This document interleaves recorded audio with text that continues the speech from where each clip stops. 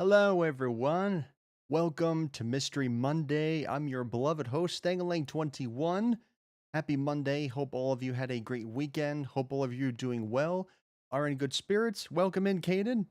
And I hope all of you are doing something to serve your community because you do matter. Happy, happy, happy.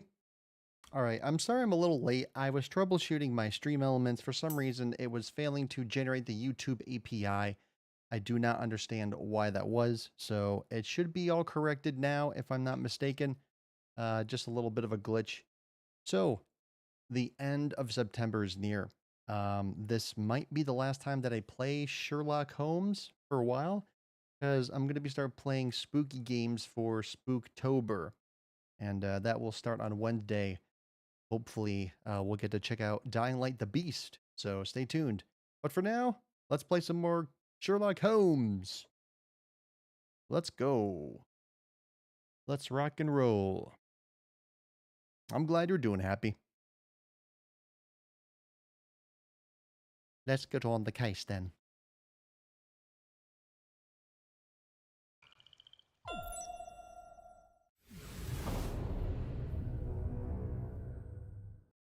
All right, we're going desktop mode.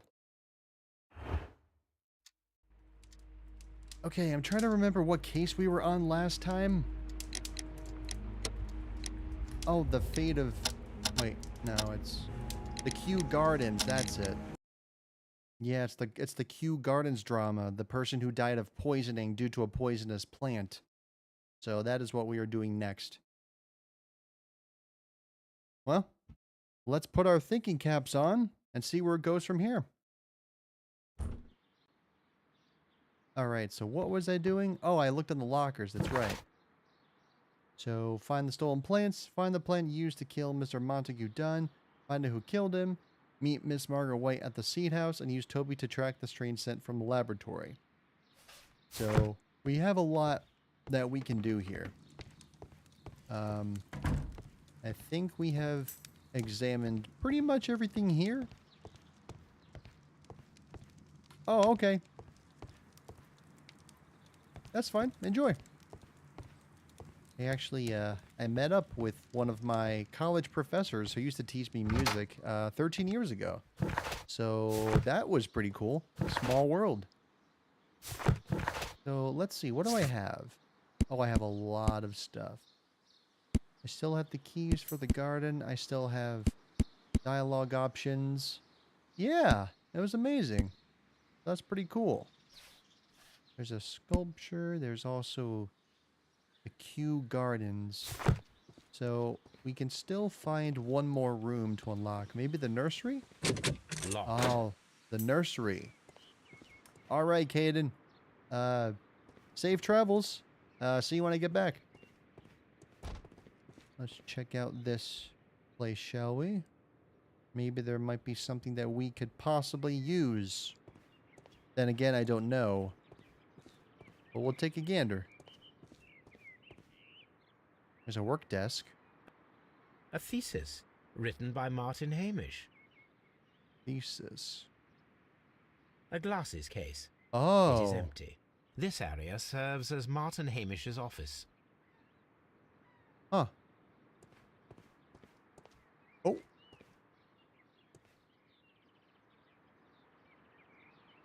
This certificate belongs to Martin Hamish. He won a horticultural competition. This poster is for an exhibition that Martin Hamish was directing. But it had nothing to do with Kew Gardens. Nothing to do with Kew Gardens. Well, that's a little suspicious, isn't it? We can see the interior of the Colonial Collection Room from this window. I see. We can see the interior of the Colonial Collection Room from this window. Well, that's good. Oh, we might as well leave that open. Oh, okay. I guess don't leave it open. That's fine.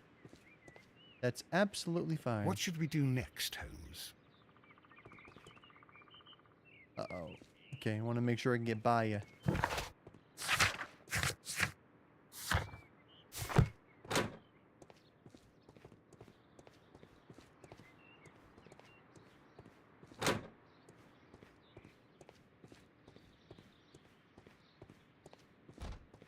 The seeds of plant species are stored here.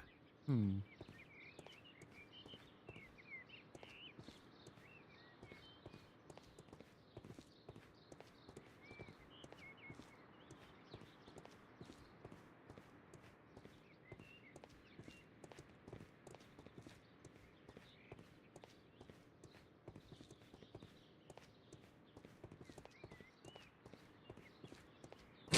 Locked.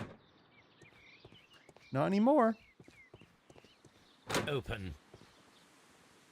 Hello.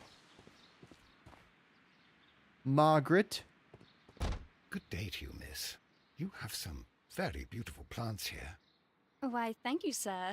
And good day to you, too. But Oh, I do beg your pardon. My name is Dr. John Watson. This is my good friend, Mr. Sherlock Holmes.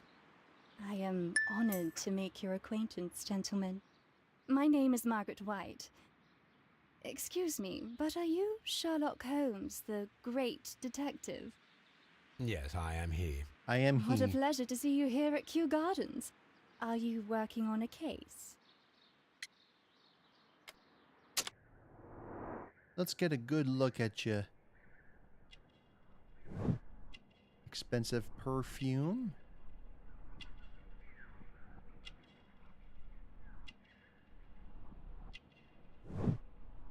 Not married. And pink mocks. Whoa.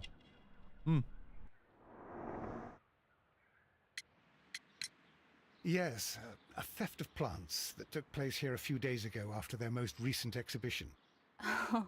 Oh, yes, of course. I quite forgot about that. Oh, it's quite understandable that you might forget about the theft of the plants, miss, after the tragedy that took place here. Yes. The director was a truly good man. It is such a terrible misfortune. Oh, here we go. Would you happen to know why part of the colonial collection was cleared? No, I have never been there. Do you work here? Part-time only. I am a biology student at the London University. I attend the same classes as the son of Mr. Montague Dunn. That is how I found my Oh. chance to work here for part of my thesis, you see. It is a great honor. How well did you know Mr. Montague Dunn? He was a master, a great leader. I saw him almost as a spiritual father. He had an exceptional nature? Oh yes, indeed. He was always so active and so optimistic and very nice to me. Although he could behave harshly towards his son. Why so? He loved his son dearly and wanted the very best for him. It made him extremely demanding. Albert, who is naturally shy, suffered because of it. The Divine Syndicate. Does that name mean anything to you, by any chance? Not at all. But it is a very pretty name. Most of the doors in Kew Gardens are locked. Do you have a key to this room? Oh, yes. Albert gave me a set of duplicate keys. Oh. He agreed I might carry out my studies without disturbing him. It is only temporary. Thank you, miss. None of the 3 people who work at Kew Gardens know why half of the colonial collection was cleared. So, someone is lying. It is obvious.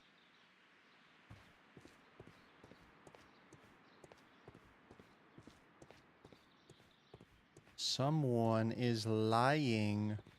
But who is lying is the question.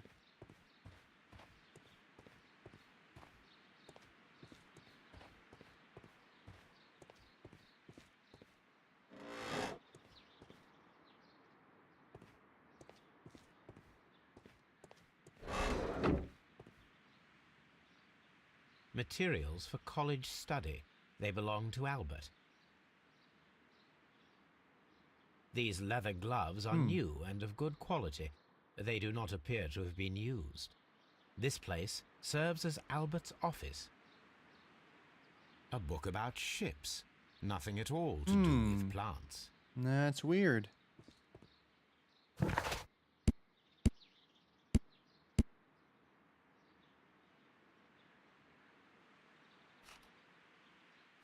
Part of a statue or sculpture. Huh. From here, we are unable to see the interior of the Colonial Collection Room. Right.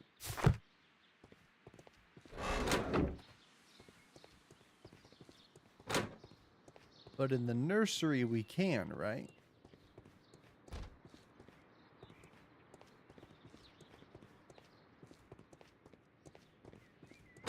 Actually, it's over here. Oh! Oh.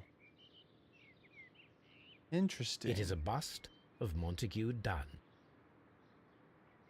A piece missing, right?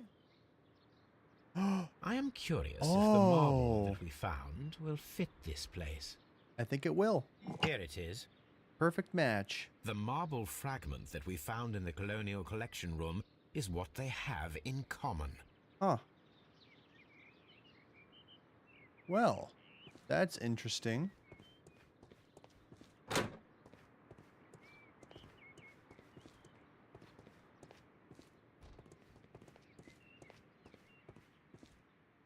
We can see the interior of the Colonial Collection Room from this window.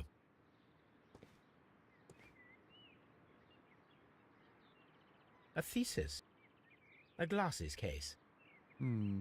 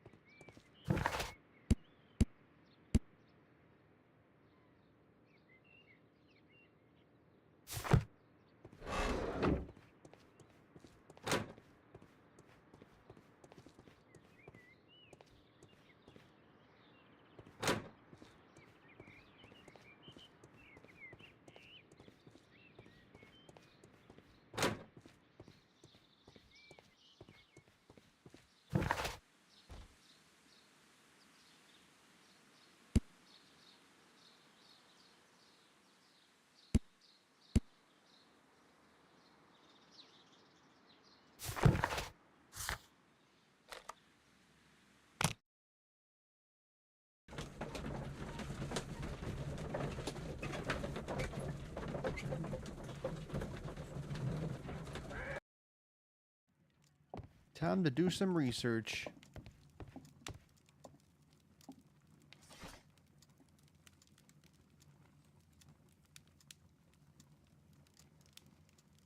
Divine Syndicate. Kew Gardens.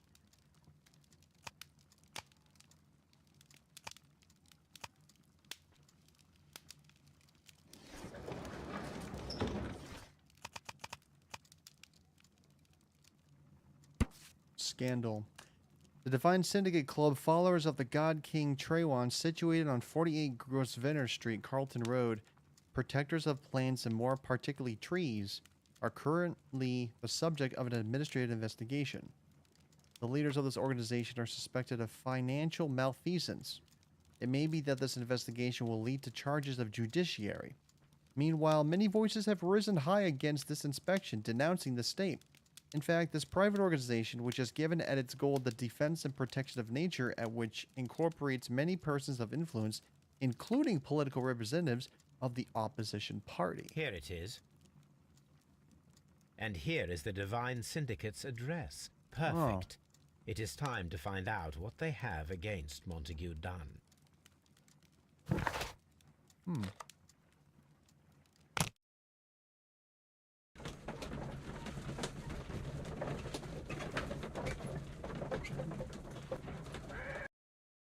This place is beautiful, Holmes. Wow. Its atmosphere is remarkably soothing. Let us find someone who could help us.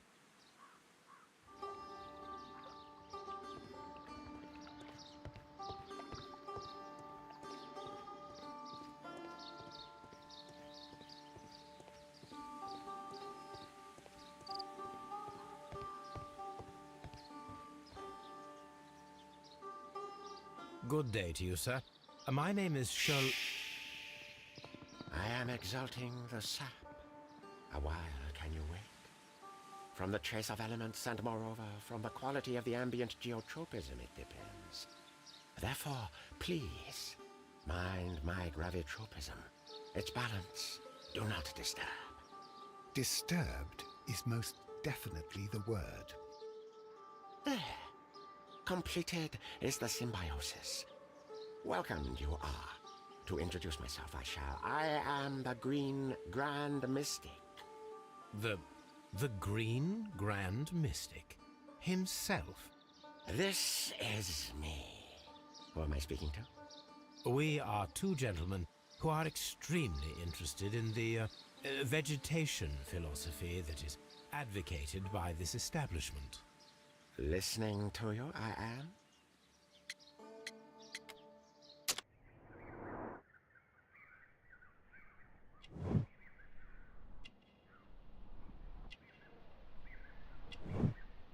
Fingertip calluses. Palm injury, acid burn, chemical practice.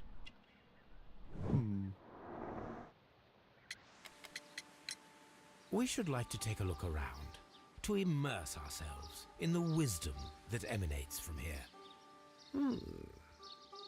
It is a school of anastomosis, the divine scholastic syndicate for vegetation veneration and meditation. You may say, the divine syndicate, glory to the eukaryotic.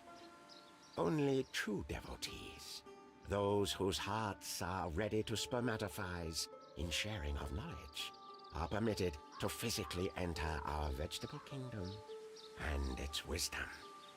And to be permitted, you must earn it, yes. Green Grand Mystic, we are ready to become devotees and gain access to your temple. What is the name of our Lord, our God King? Oh. Traywan. Our God King's name is Treewan, Green Treewan. Grand Mystic. Oh la, good, I like you. Here is the holy key to the wisdom place. Holy donation can you make whenever you so wish. Thank you so much. I pray you to taste our fertilizer substance. Hi, Ship Roman. From the burdens of life it helps to free. But of course. Raw sap, it is called. It is near the entrance. Raw sap.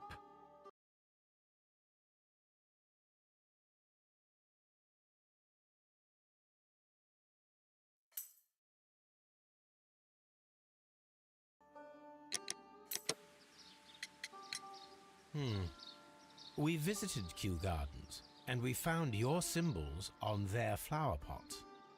Coincidence, I am thinking. They would scavenge our refuse. It would not surprise me.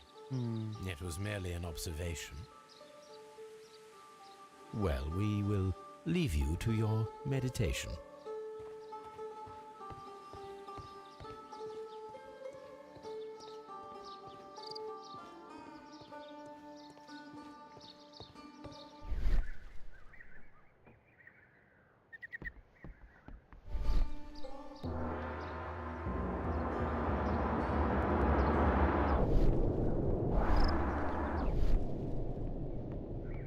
There's a pot piece right here.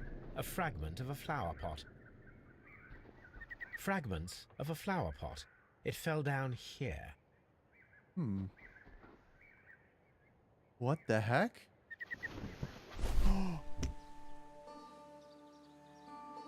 The Kew Gardens What symbol. the heck? That's weird.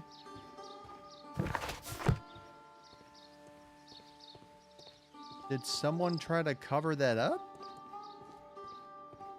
That's very interesting.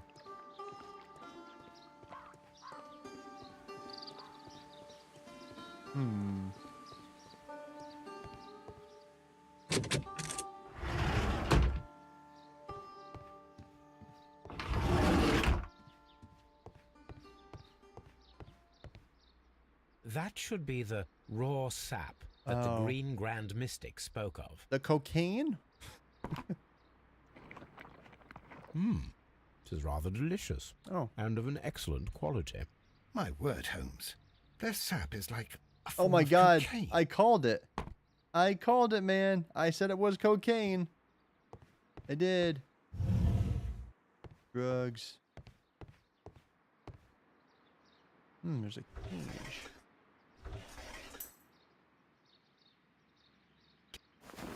Caterpillars. Why do we need caterpillars?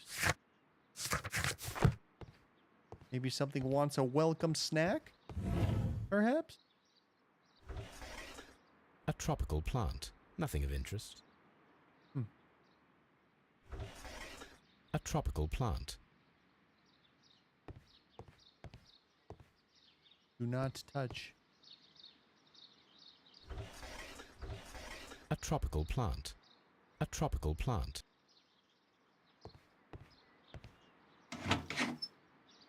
These 3 plants are identical to the ones shown at the exhibition. I shall take them. All of them? Wow. All right.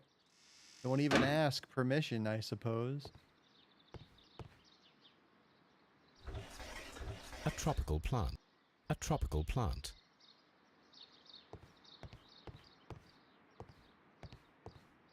Okay, then. Maybe we should talk to this gentleman? You came to make a donation? Glory to Triwan! This must be Triwan, the Divine Syndicate's god. This door is locked, but I can try to open it. Don't mind me. I'm a locksmith, you know.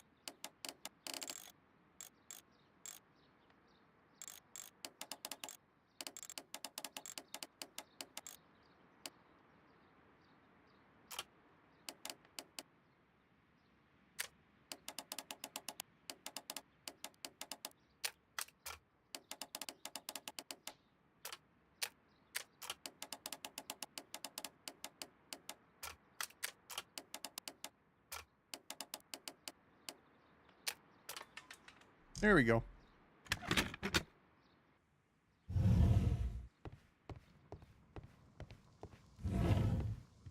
I'm a snooper. A vast amount of opium. These instruments are used for smoking opium.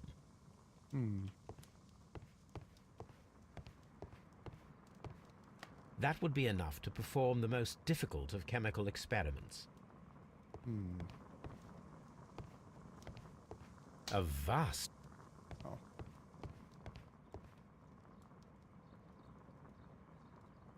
This cabinet is full of chemicals. They are the same as the ones we found in the laboratory at Kew Gardens. Interesting.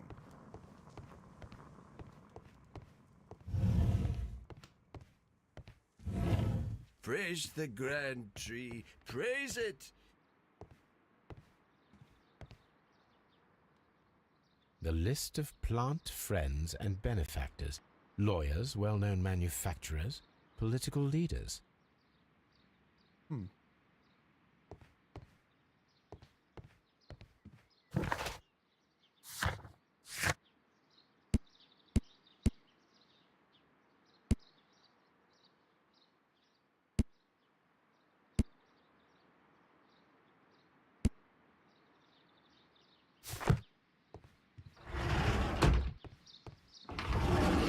Looks like we have something to talk about.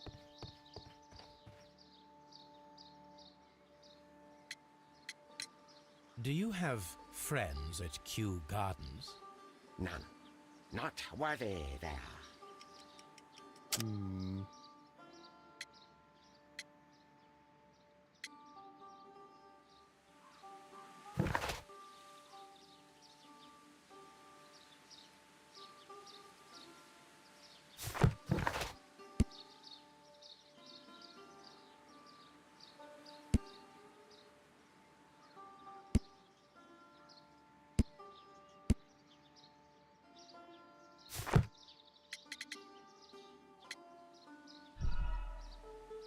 Oops. Do you have... None. Not worthy there. The branded flower pots? Nope. None. Not worthy there. Let's try that again.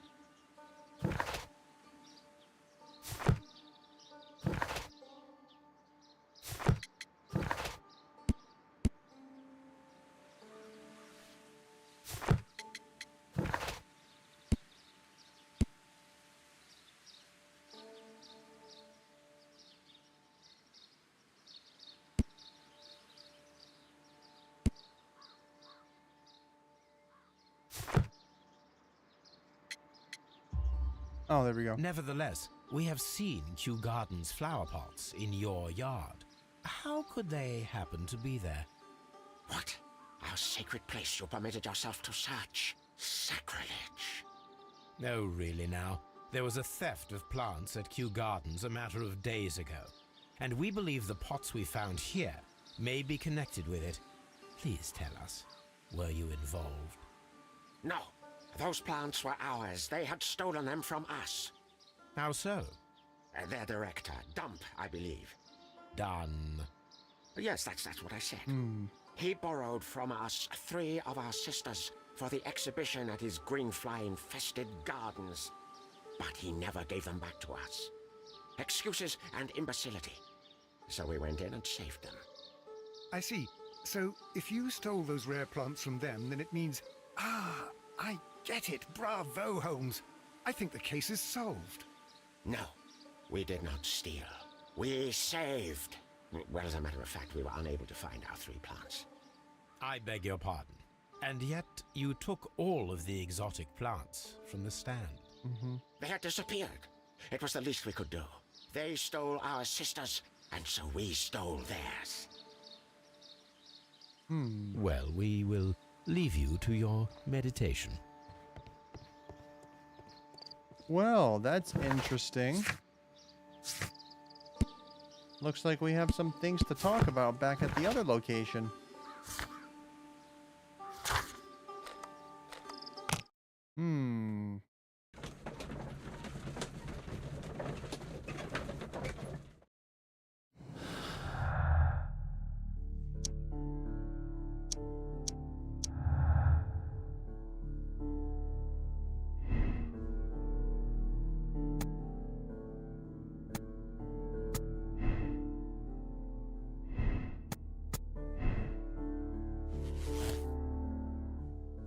Syndicate Guild done.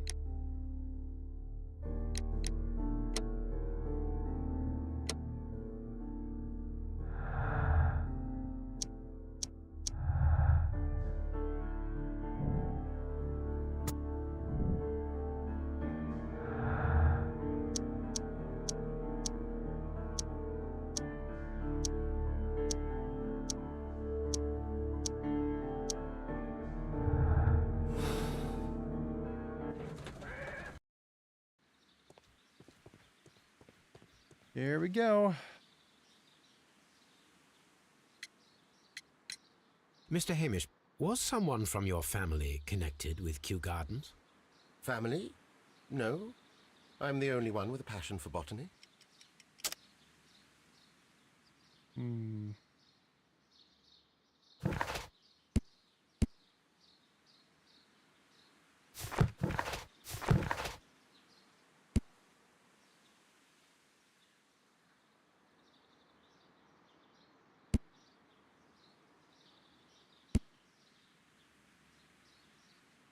Is it the photograph?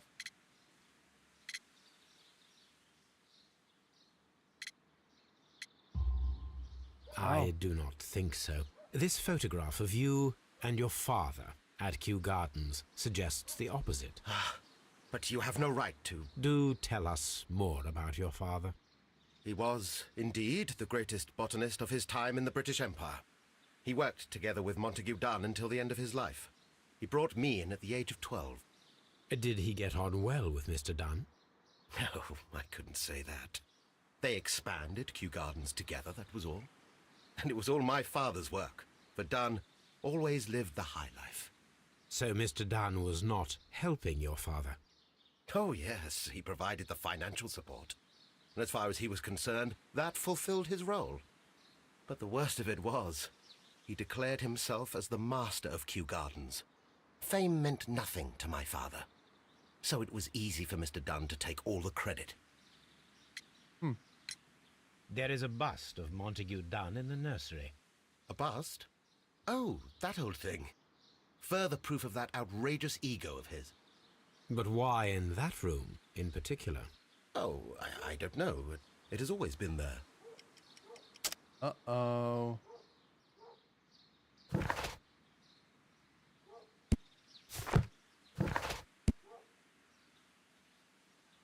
A marble fragment?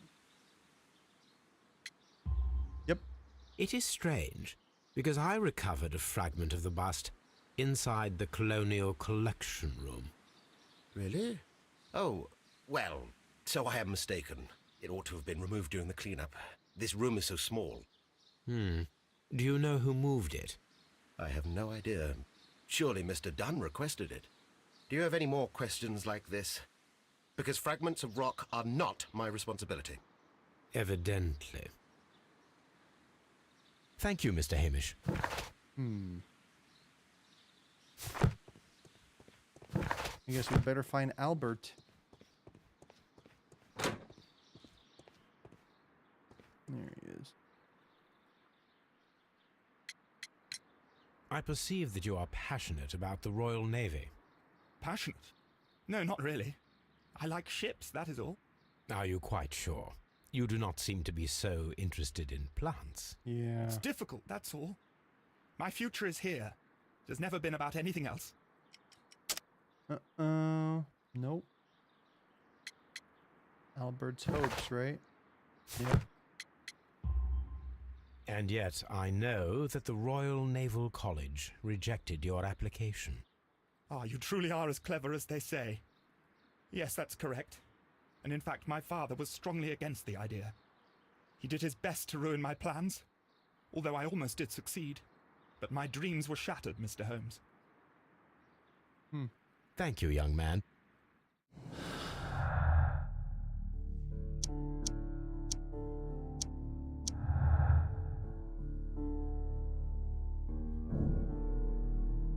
Albert had a motive to kill his father.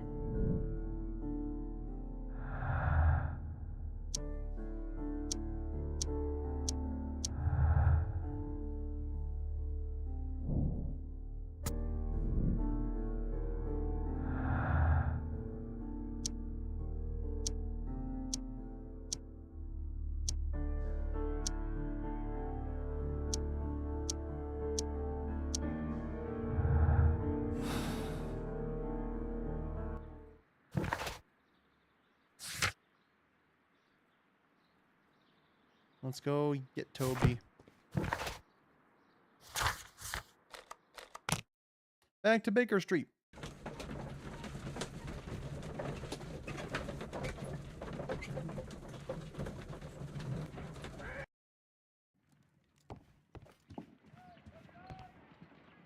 Come on, Toby. We have some work for you to do. Let us go to Kew Gardens. Is he doing yoga? Oh dear, Toby. I wasn't aware that you were Watson's new literary agent. This green grand mystic fellow seems rather suspicious, Holmes. This green grand mystic fellow seems rather suspicious, Holmes. What should we do next, Holmes?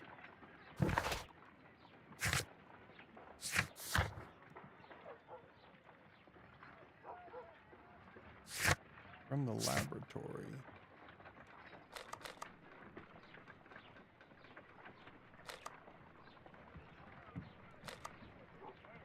If I go there, Toby will wait for me in the cab.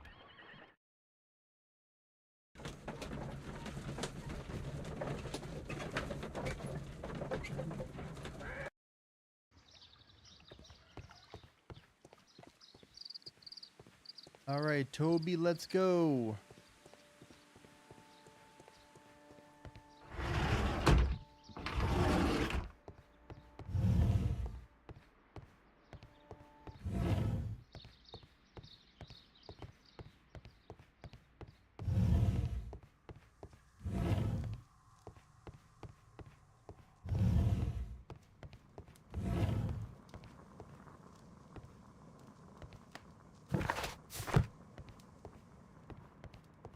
Oh wait, do I actually have to go to Toby?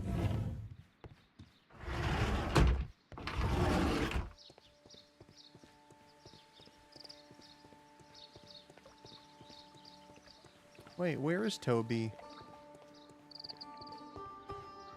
This...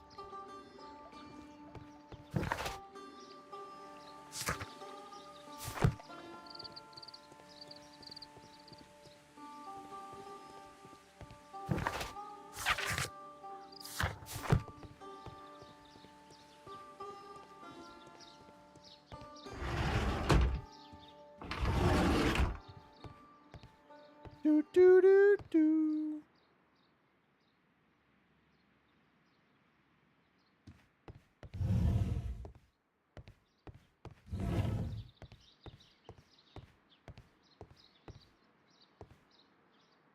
Hmm.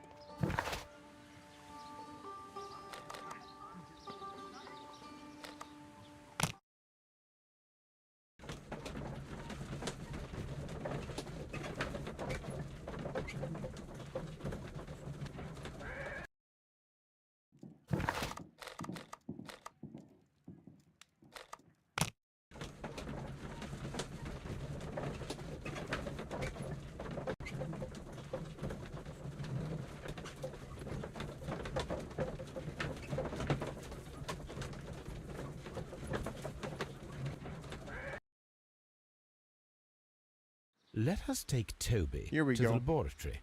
He will pick up the scent of this mysterious substance. Search, Toby. Search.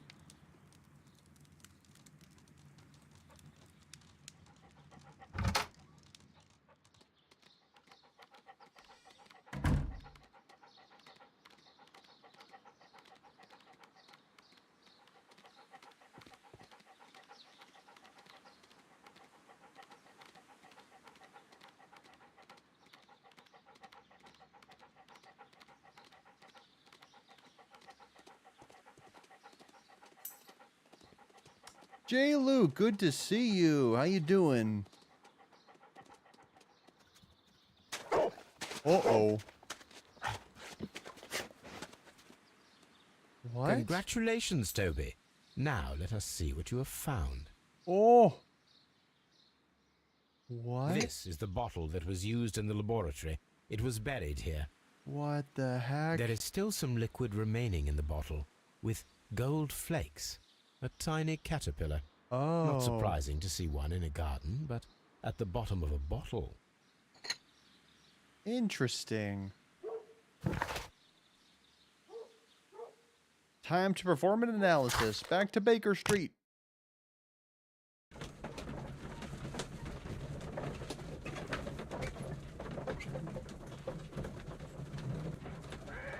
Good job, Toby.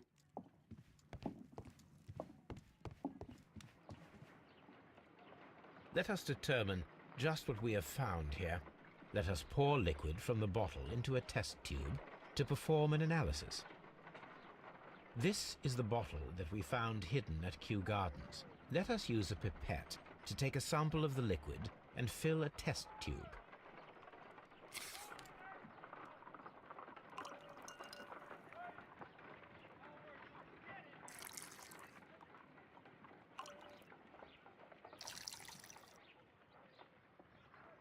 Okay.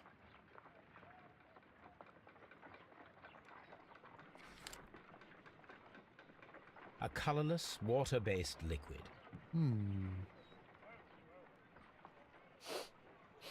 Quite a strong floral aroma. Holmes? What are you doing? It has a bitter taste. What if it's poisonous? Did you ever see poison stored in enormous jars like that? Anyway, there is a doctor nearby. So what do you think it is? It is some kind of organic compound. Let us vaporize the liquid and see what happens. Oh. Let us determine just what we have found here. Oh. Small colorless crystals. Crystals. Colorless, tiny crystals They're that are soluble in soluble in water. water, with a floral smell and a bitter taste. Watson, could you pass me that small bottle, please? Of course. Here you are. Holmes, do you know what it is? Wagner's reagent. There was a label on the bottle that you passed to me. Oh. No, Holmes, I meant the bottle that we found. Let me add the reagent and see if there is any sediment, and then I shall tell you. I need to take a pipette.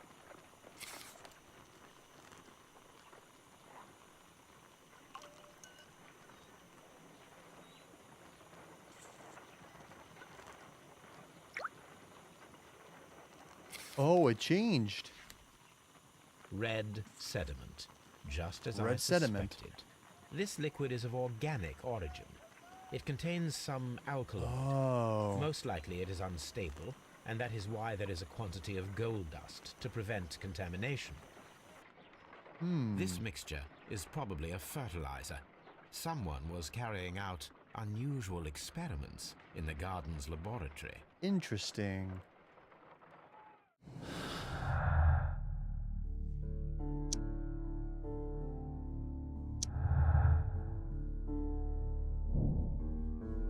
Set up the alkaloid from a chemical lab and the caterpillars and perform the experiment with the deadly plants.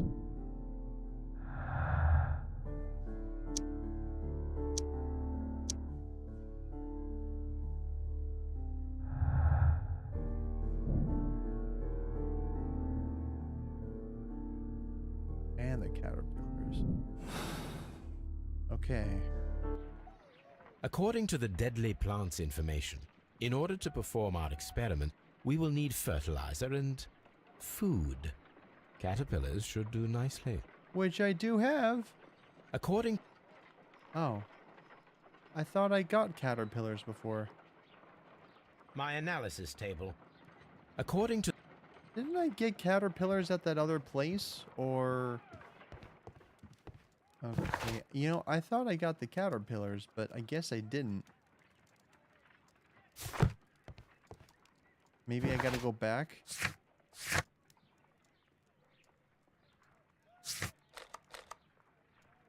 I guess I have to go back here.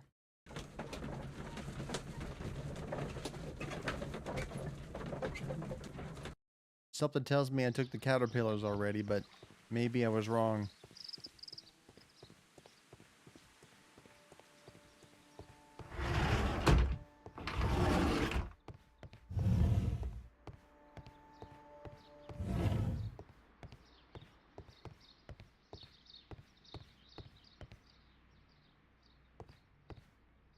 Didn't I get the caterpillars from here? Or not? I'm a little confused. Oh, here we go. This substance There is it an is. alkaloid, the same as in the bottle we found in the bushes at Kew Gardens. That's so Perfect, interesting. Watson. We can begin our experiment. Okay. That would be enough.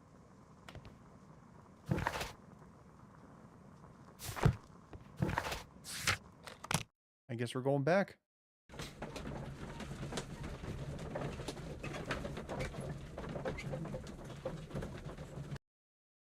Oh no, the game crashed. Oh. My game crashed. It's hanging on the window for quite some time. Yep. All right. Hold on a minute. This tends to happen all the time.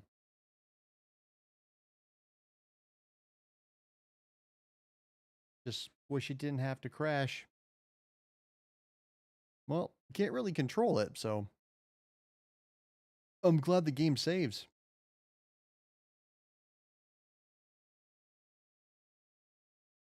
And this game is what, 7 years old? 7.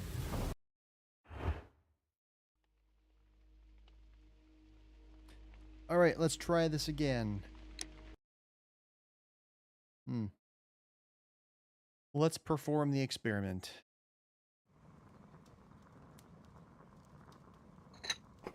Perfect.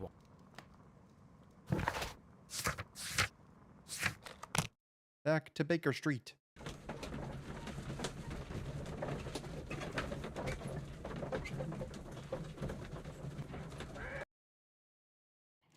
Okay. I imagine that one of these plants would be capable of releasing a toxic vapor. I need to find out exactly how it could be done. I shall begin now. Watson, if you are at all optimistic to have dinner this evening, then I'd recommend that you put on the gas mask. A carnivorous plant. This is a strange and unusual plant. A prickly plant. It might be the Florum diabolica.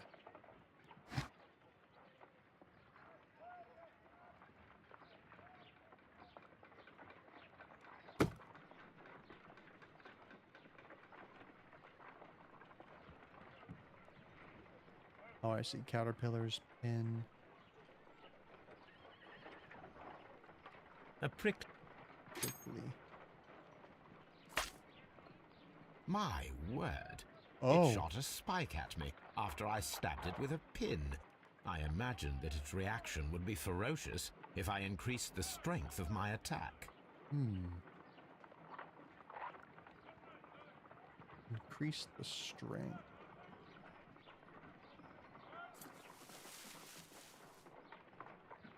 Oh. It appears to have fallen inactive after being disturbed. No reaction. Huh.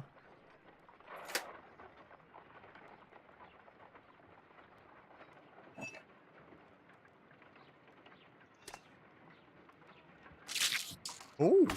How interesting. What a strong and effective defensive mechanism. Huh. I find the behavior of predators utterly fascinating.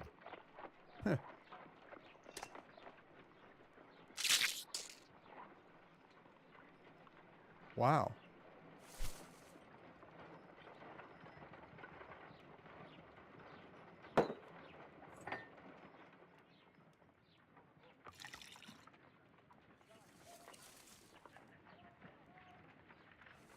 This plant becomes inactive after being drenched with alkaloid.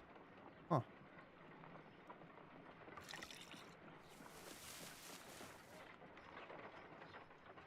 This plant becomes inactive after being drenched with alkaloid.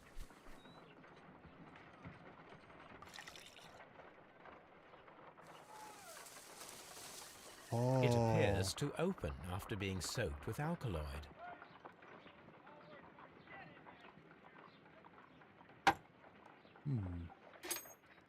What if I were to do that? Oh! It closed again.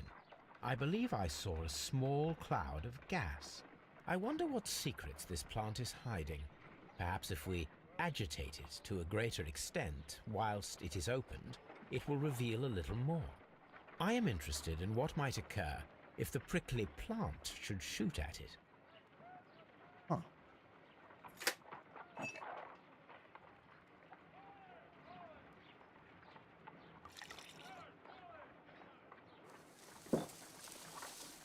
It appears to... Yeah. My word.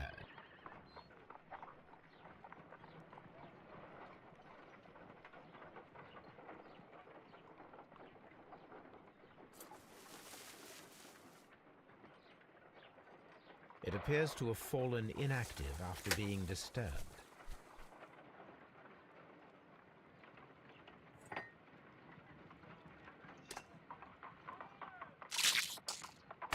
How interesting. What a strong and effective defensive mechanism. I am interested in what might occur if the prickly plant should shoot at it.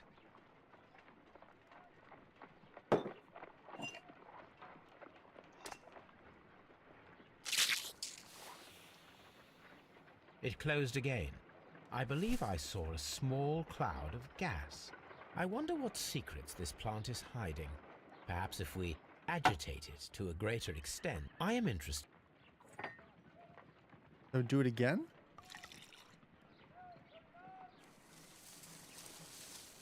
It appears to open after...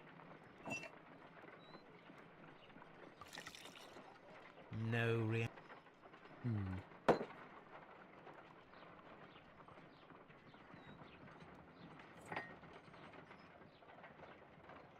What about that? It closed again. I believe I saw a small cloud of gas. I wonder what secrets this plant is hiding. I am interested in what might occur if the prickly plant shoots at it.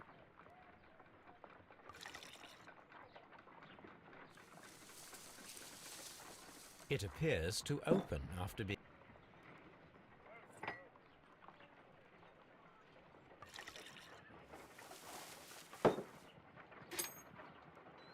This plant becomes... My word.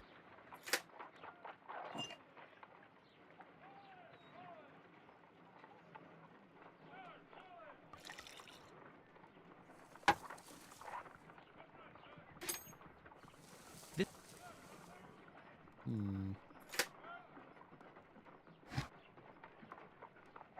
Oh. Oh, I see. I forgot to do that.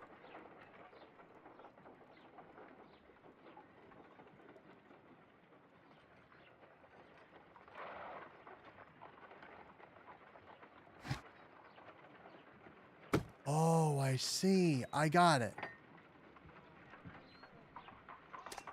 There we go. Oh. Toxic gas with spores. Extraordinary. Huh. The plants would be capable of killing only if they were directly next to the victim and stimulated at precisely the right moment. Let us take our caterpillars to the Colonial Collection Room. We may see things more clearly there. It is too early, Watson. Our suspects will be there.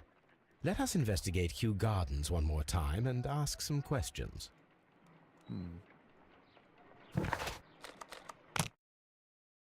Fascinating.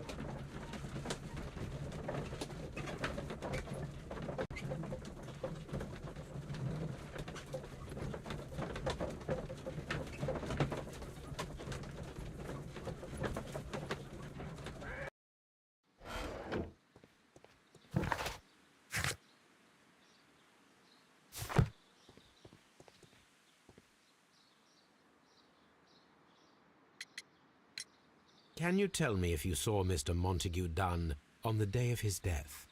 Yes, of course. I met him, and we went to see Albert, his son, at around 9:30.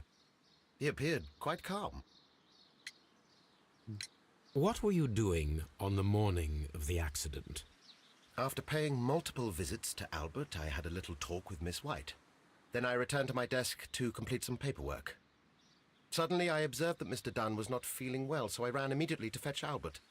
I clearly remember that it was around 10:30, for I was late that morning. Thank you, Mr. Hamish. We shall continue our investigation.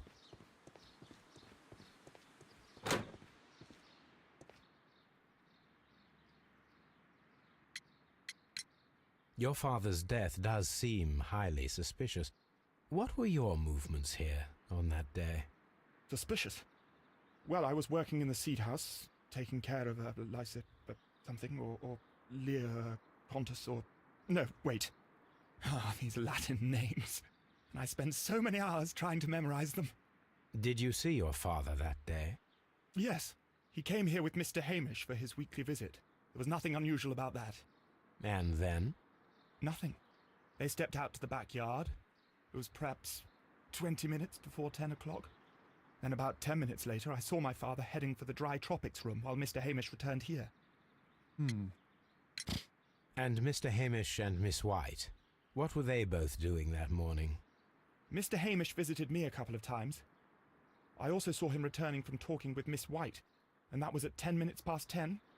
But then he ran back here to me to tell me that my father was feeling unwell. We hurried across to the water lily room, and I found my father lying dead on the floor. Oh, my God. Thank you, young man. We shall see you again.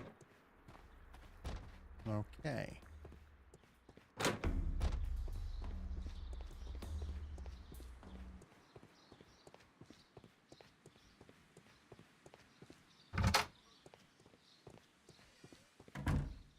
What should we do next, Holmes? Gotta talk to Margaret White next. Wherever she is.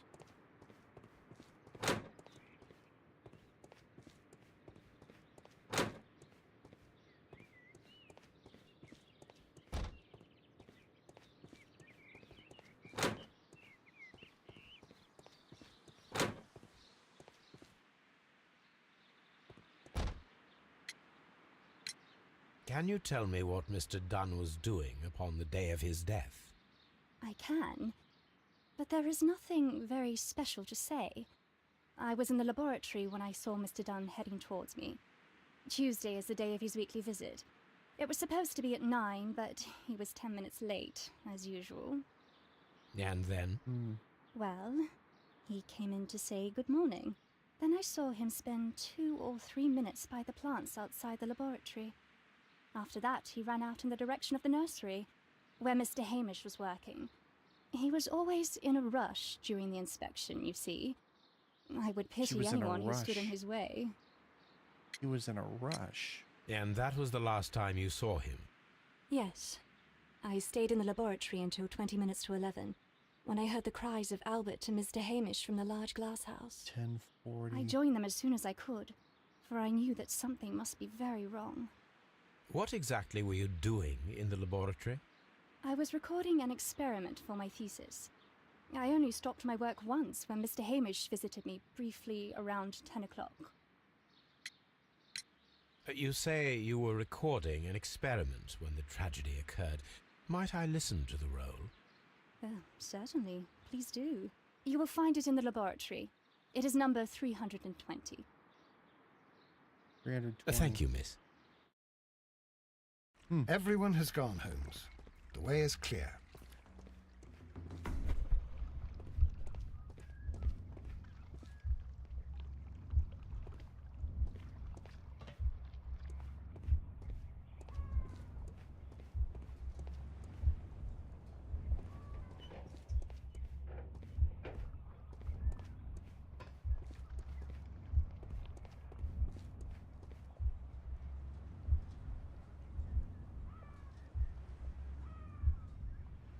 No, it wasn't like that.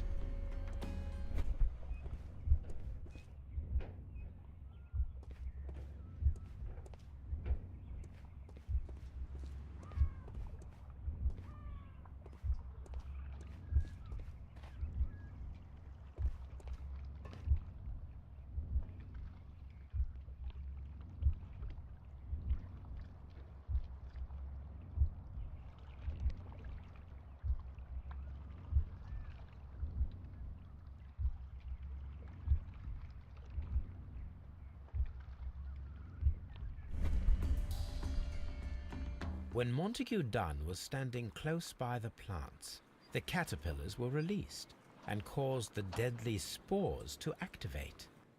Panicking, and likely already half asphyxiated, Montague Dunn started back and knocked over the bust. He rushed to the door, but it was locked. He had to force it open with his shoulder. We already know the outcome. Montague Dunn collapsed and died not far from the pool. Well, it is time to perform our experiment on the ventilation system. Sweet. The caterpillars could only fall from the ventilation duct. Our caterpillars are in place. I'll activate the ventilation system so that they fall down. Watson, stay here and observe. All right, Holmes.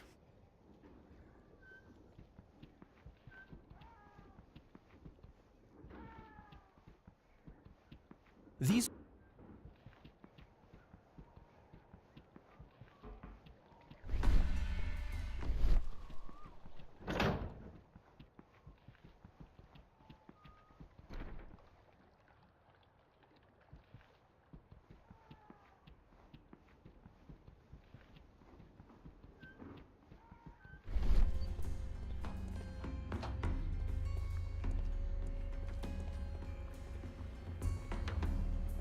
Oh, wait a minute.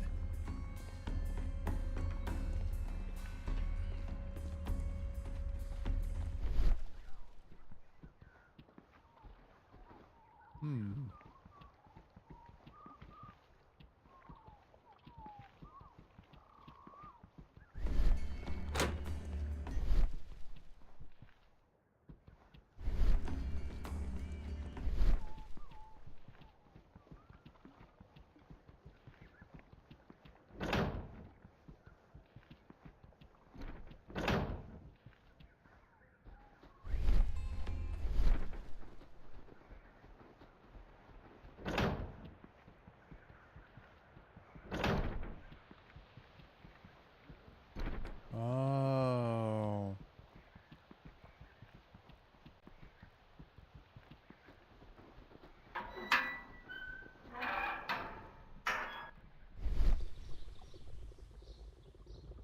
The power is on. The engine cannot be started.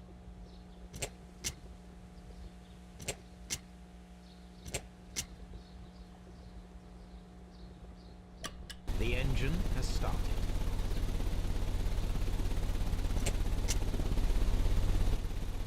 The ventilation system is working.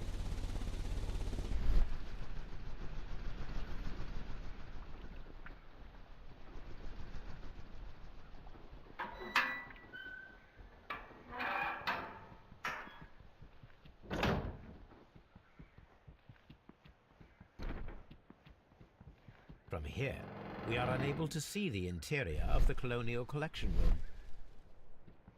Excellent. This ventilation fan is working. Let us see if I can activate the other one. Huh.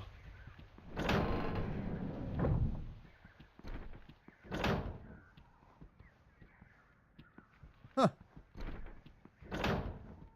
Fascinating.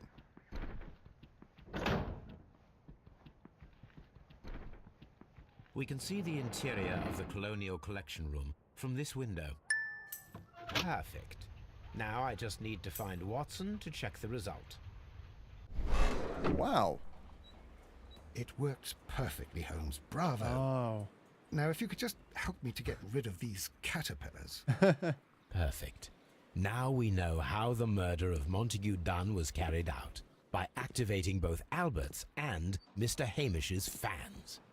But only from Mr. Hamish's workplace would it be possible to see when Montague Dunn entered the Colonial Collection Room.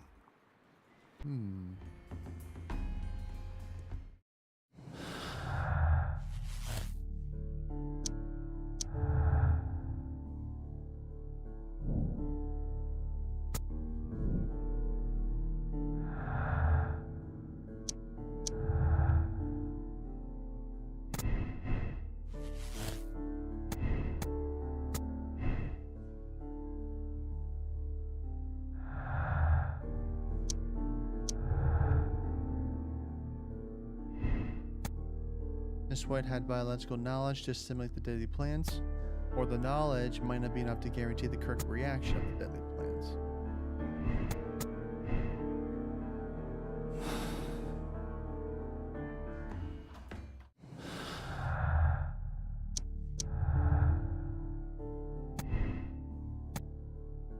Albert has lack of experience.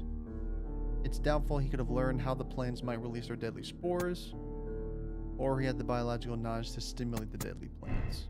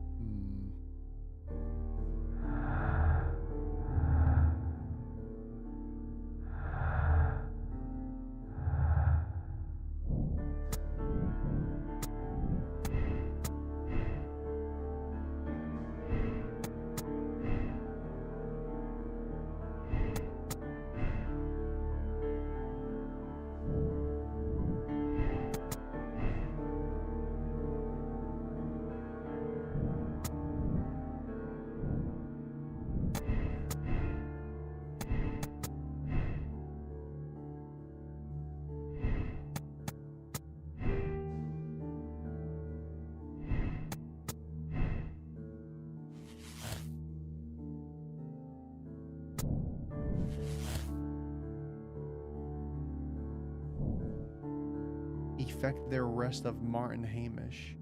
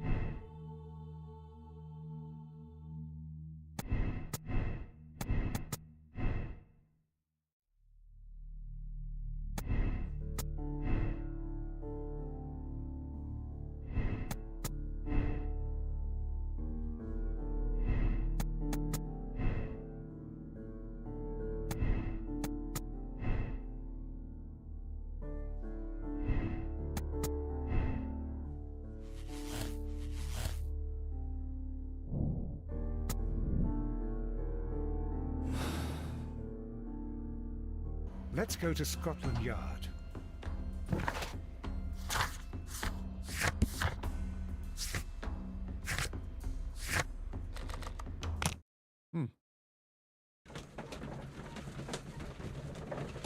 Things are getting interesting.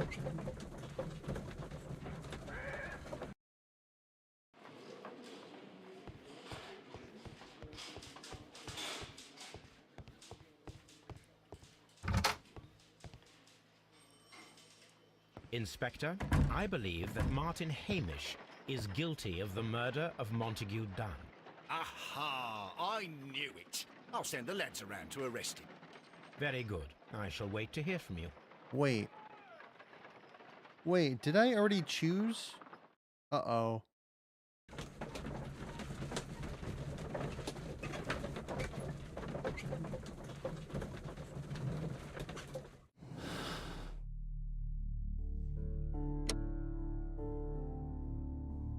Maybe not. Oh, it just says affect it. I didn't actually choose anything. Inspector, I came here as quickly as I could.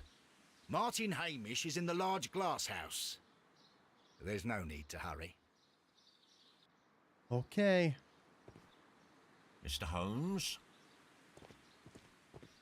What should we do next, Holmes?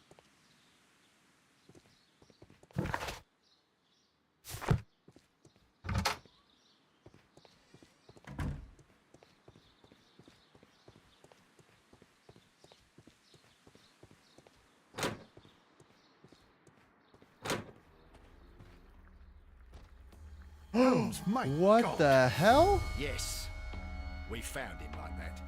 Our messing around with the ventilation system didn't go unnoticed. Mr. Hamish realized that we knew. The body, please. I should like to examine it. What the heck? That's crazy. Oh my goodness. I did not expect that. Well.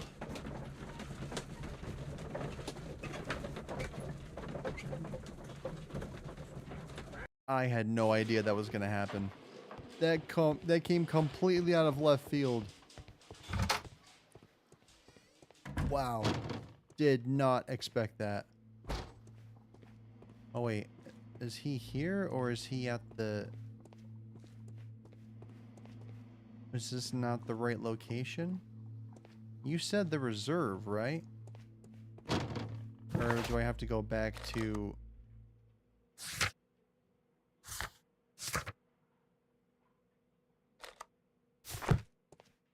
I didn't do it right, did I?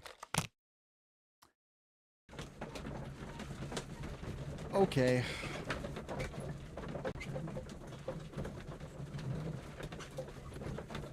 Greetings. Nay, Dizzle! Greetings to you as well. Welcome in. Been a long time. I haven't seen you in a while. Long since March of 2024. Hey, hey! Long time no see.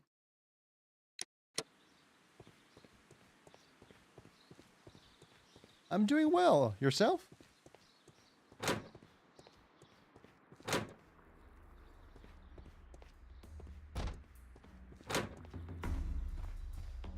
can't believe that. Wait, where is reserve? Where am I going again? Where is reserve? I don't even know.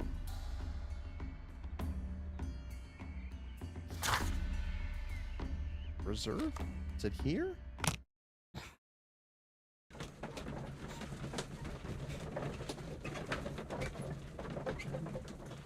I'll figure it out. I thought it would be here. I must admit, it would be rather unusual to use a poisonous plant as a murder weapon. Yeah, that's pretty crazy, isn't it? A very good day to you, my friend. Is Inspector Lestrade in? I'm sorry, That's sir, good. but the inspector's absent at the moment. Hmm. He's absent. But why? Why?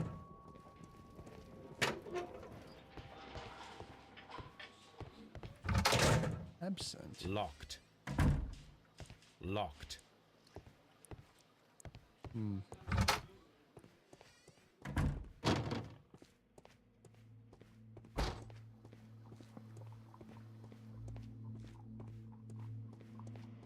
So, where am I supposed to go?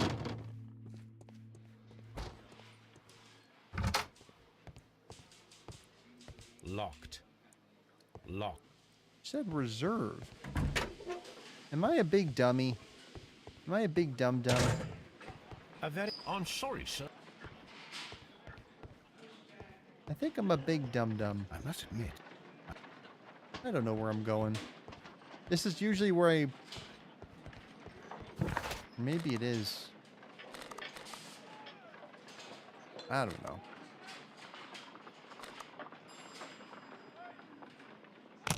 I'm not sure where reserve is. Unless it's back at the... Is it back at the gardens?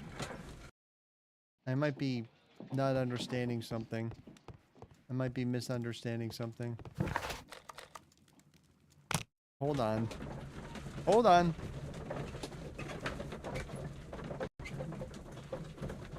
Let's try this again.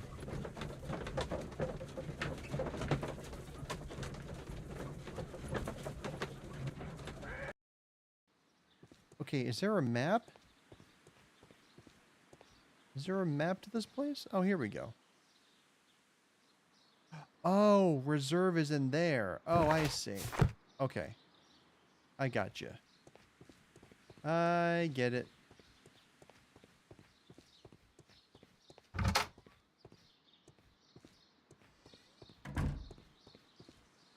That's the nursery.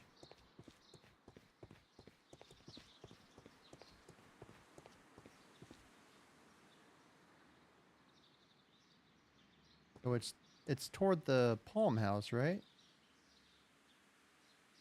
Yeah, it's toward the Palm House. Okay.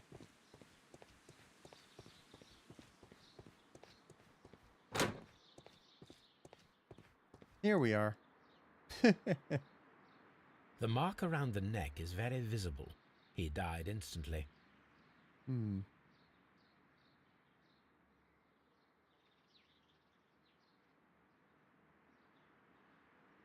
Holmes, his left shoe is unique. This anomaly is often a characteristic of... A club foot. Oh. Bravo, Watson. That is the key element of this case. Huh. There's a letter. What?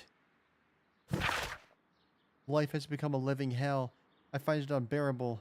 Dunn deserved to die, but I cannot forgive myself for having his blood upon my hands. We Hamishes seem to have always fallen victim to our circumstance, and I find myself to be no exception. I must atone, and I shall do so here and now. Farewell.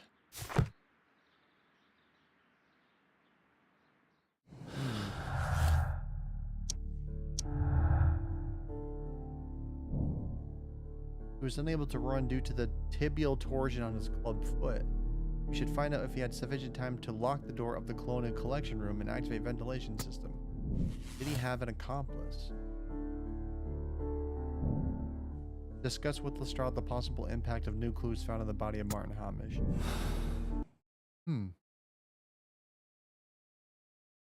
Oh, did the game crash again? Oh no.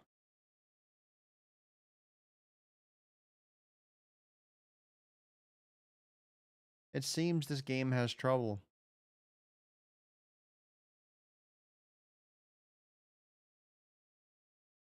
Okay. Well.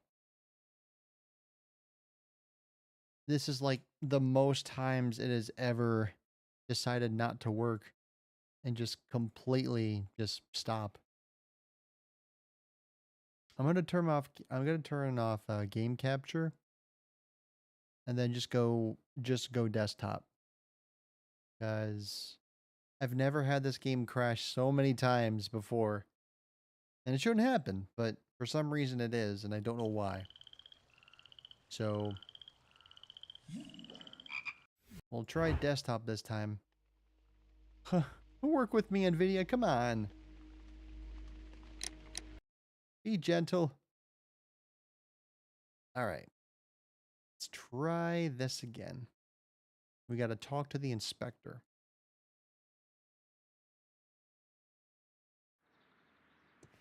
Okay.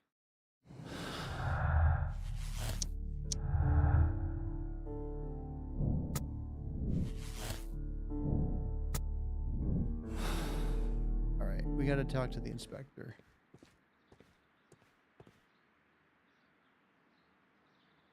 Something about this rings very oddly. Why do you say that, Mr. Holmes? Why? Because of Mr. Hamish's club foot. Oh, I deserve to be kicked from here to Charing Cross. I should have noticed it. But, Mr. Holmes, I can't see why. No, I don't suppose you do. You must recall that Mr. Dunn was locked inside the Colonial Collection Room by the murderer. If it was Mr. Hamish, he would have had to run up to his workplace to trigger the fan situated above it, taking into consideration the condition of his foot. Well, it is still possible. Perhaps, but it is rather strange that such a person as Mr. Hamish decided to base his plan on the speed of his gait. Yeah. You mean to say that somebody helped him? So the suicide is questionable? Correct. Mr. Hamish accuses only himself in his letter, and so the investigation stops. Possibly an accomplice, then? That idea had not occurred to me, Mr. Holmes. I have another idea, Inspector. Thanks to the testimony that we have collected, we are able to rebuild the events as they took place that day. With a timeline, such as we did in the Jack the Ripper case. Precisely. The map at the entrance of Kew Gardens should help us with our timeline. Let's go there. Oh, we're already there. Let us analyze the facts and statements Whoa. so that we may recreate the events of that morning. Okay. Oh, that's right. Oh.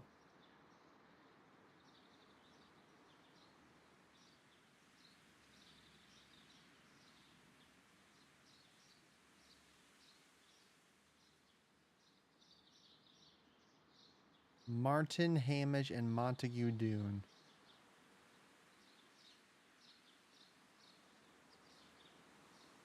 Right.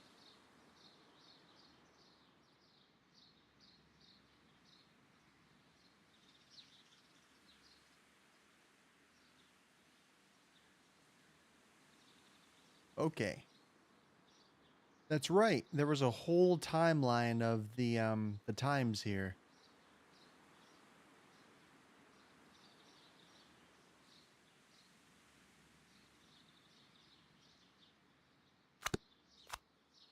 I see.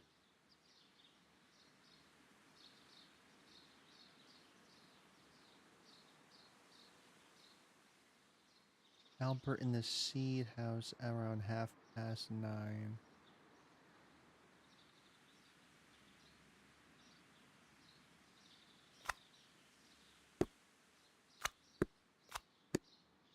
What? Oh. Oh.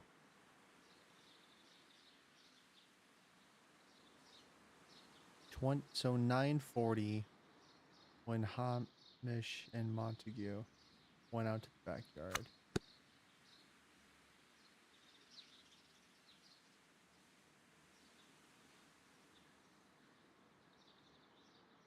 Albert was in the seed house the entire morning.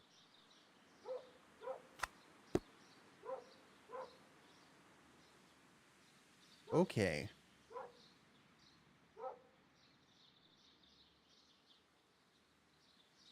Right. Okay.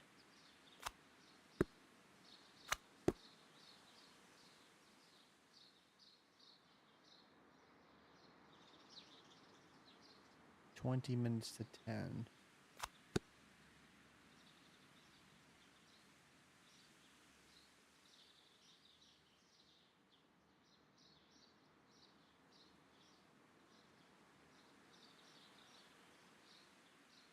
I see.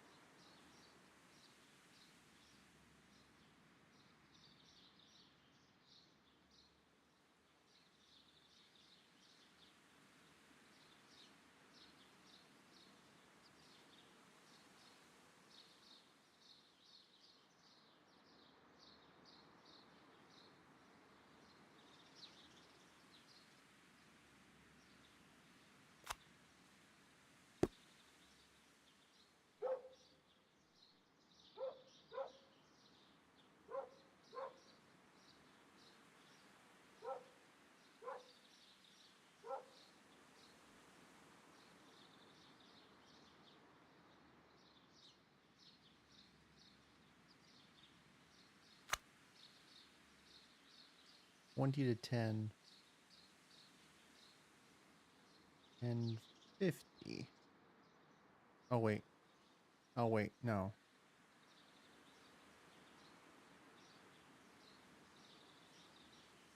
So 9:40, 9:50.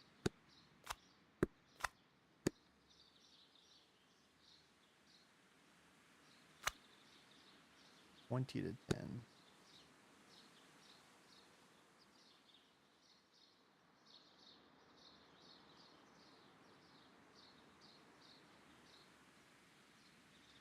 Albert meets Montague Dunn and Martin Hamish at the seed house.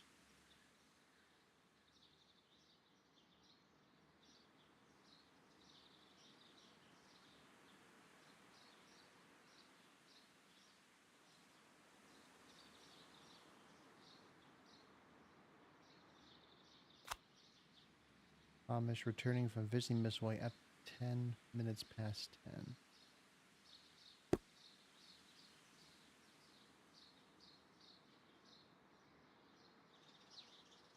Okay.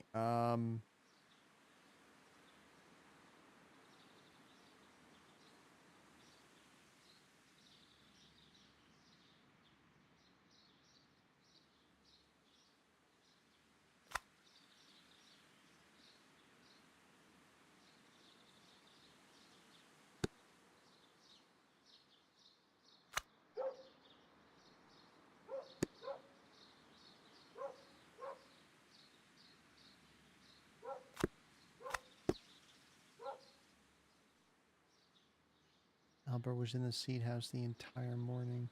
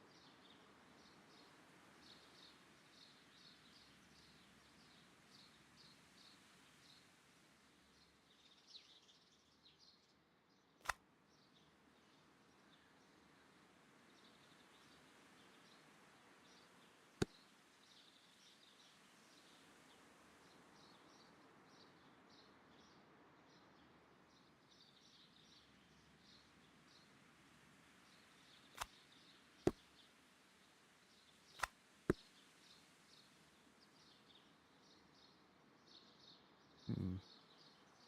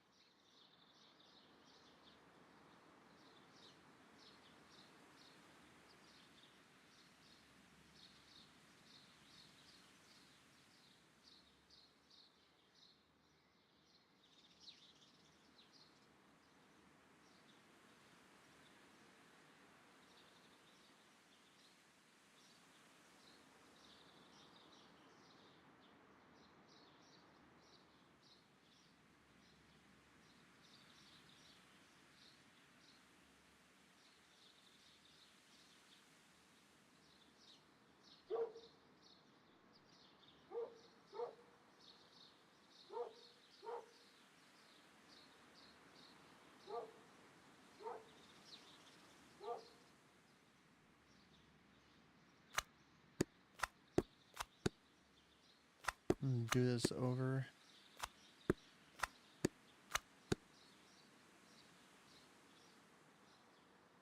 Martin and Montague. Oh. 9:30. Okay.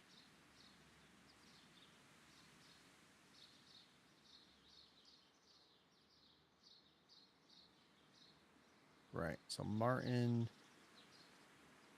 Montague, Albert.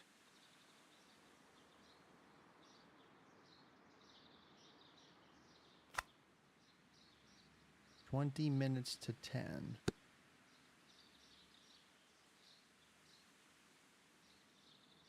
After 10 minutes.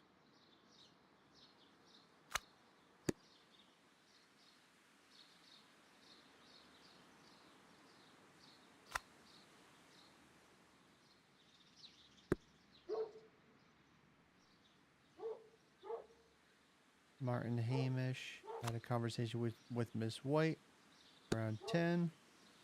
Miss White was in the lab until 10:40 when she saw Hamish and Albert in the water lily greenhouse and join them there.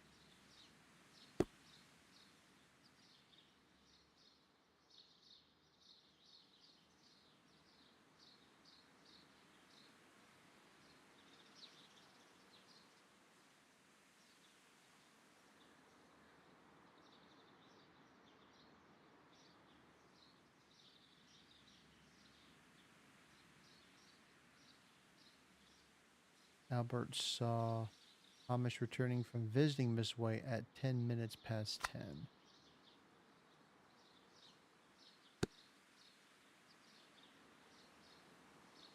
Martin Hamish returns after talking with Miss White.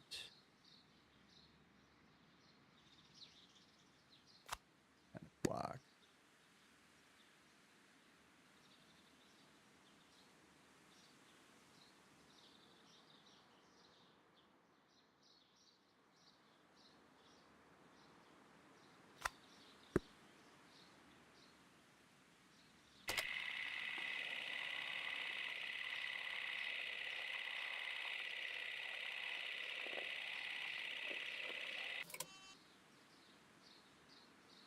No, got it wrong? Oh.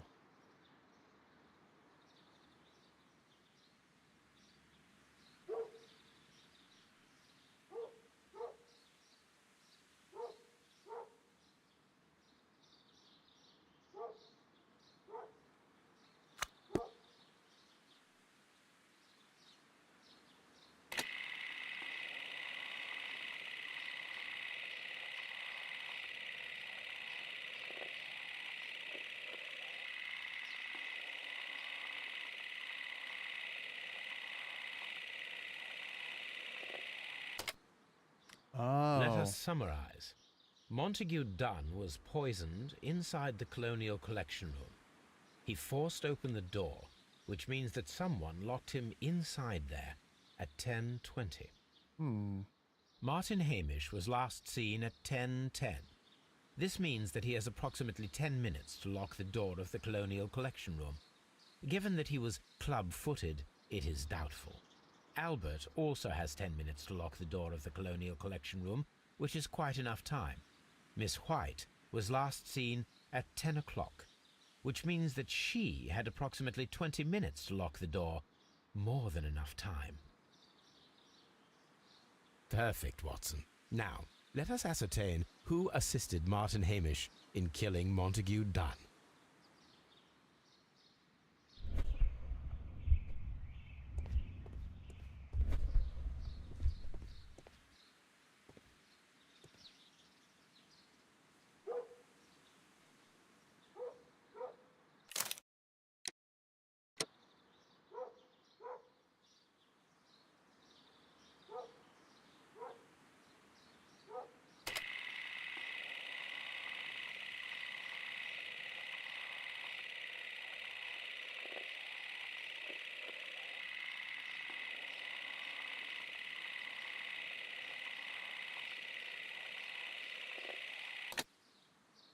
Let us summarize.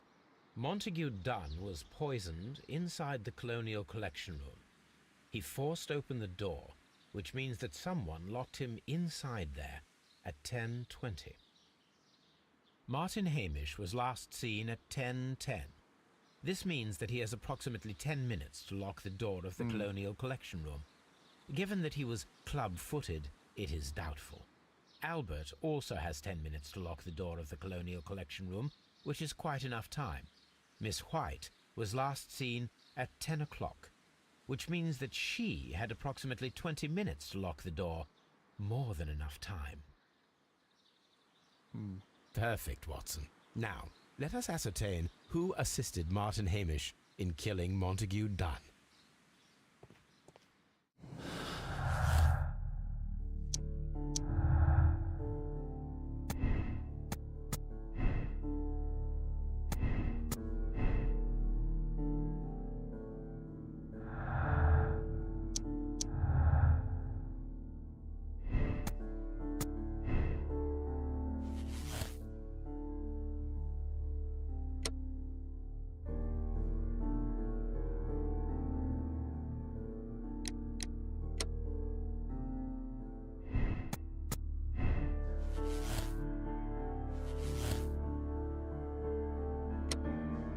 Albert is an accomplice.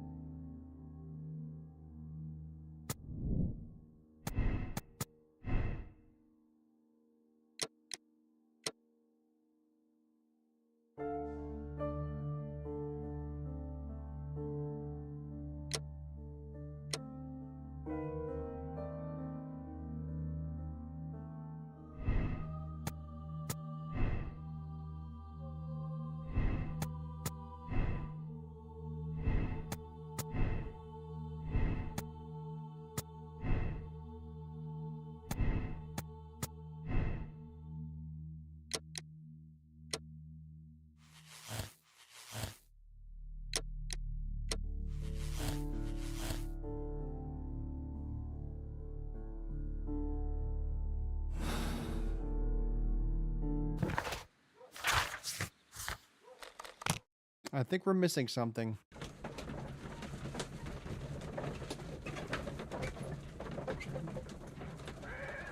We gotta talk to this man up here, if we can. Follow my path, and better you will fear. I guess not. A fragment of a flower pot. Fragments of a flower pot. It fell down here.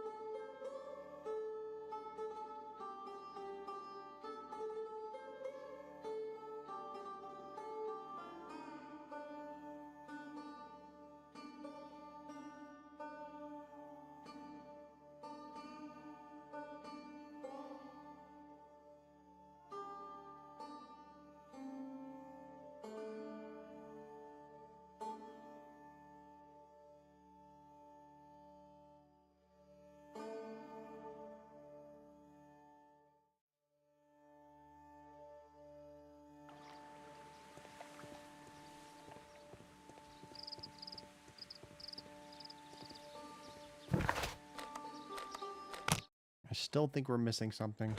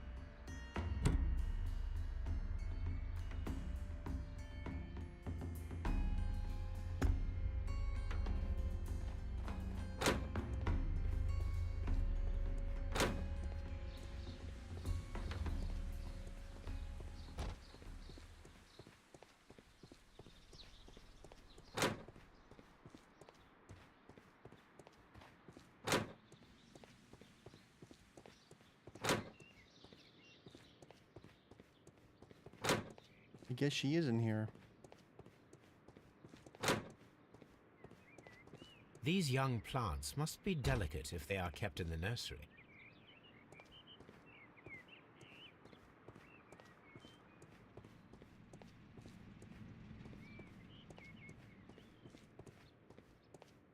Hmm.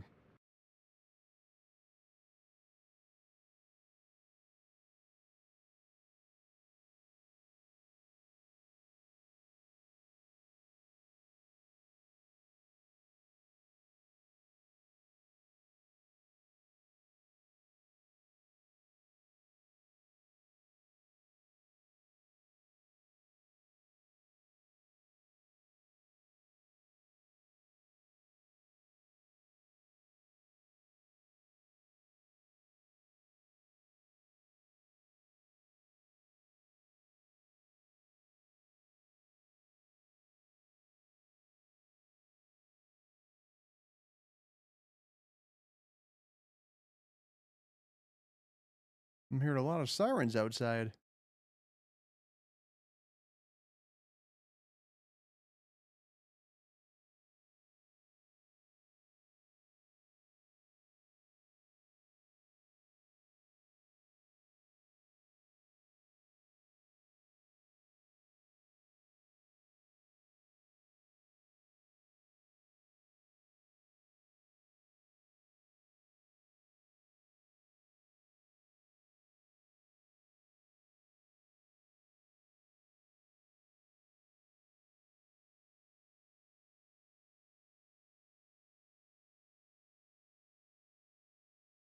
Hmm.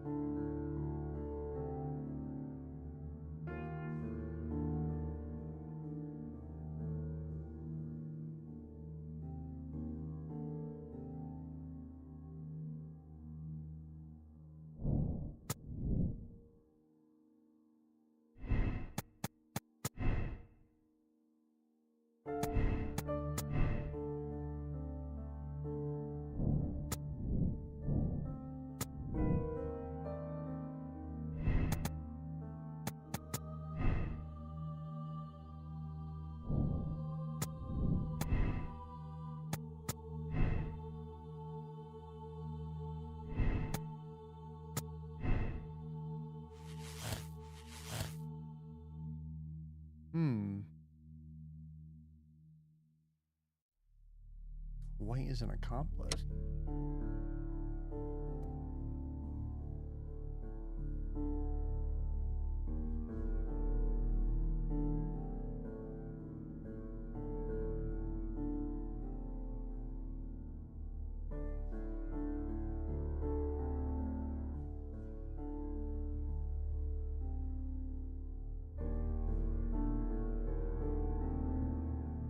Miss White is a desperate woman in debt, resigned to consorting with wealthy gentlemen.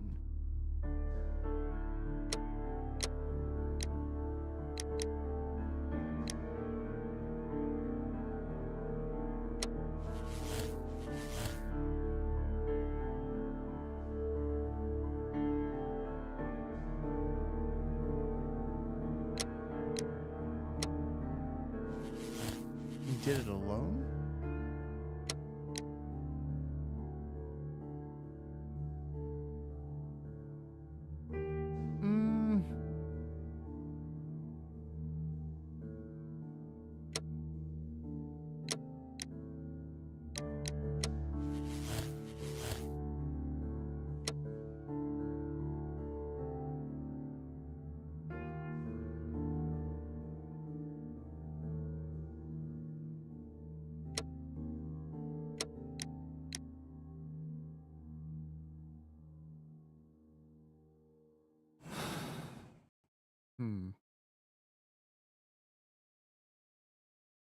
Did it crash again? Oh my goodness. Why is it crashing all the time now? What is going on? Why is my game crashing all of a sudden? Goodness. Dang it. Oh, is it 32-bit? Is that why? I think that's why it's messing up. It's because it's 32-bit. No problems. Game not launching. Fault executive path crash. Crash.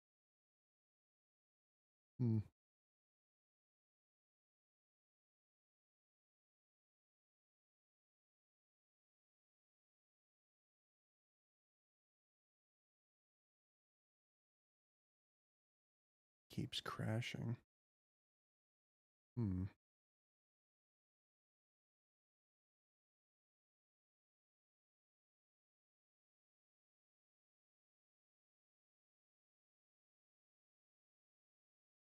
It's weird.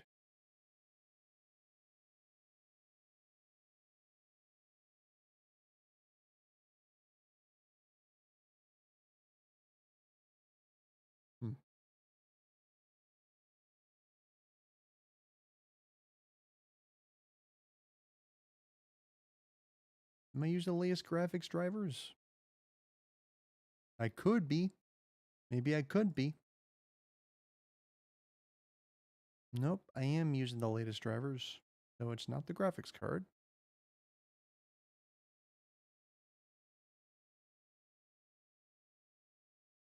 Okay. Let's try one more time. I don't know why it keeps crashing. I think it's because it's like a 32-bit system or something. Maybe it's the executable. I'm not sure. But let's hope it doesn't happen again. That is the strangest thing.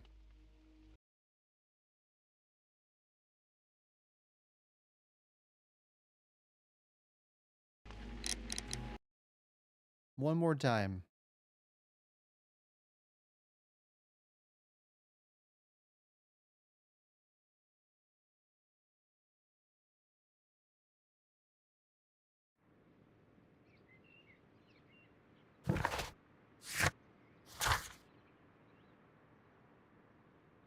Caterpillars.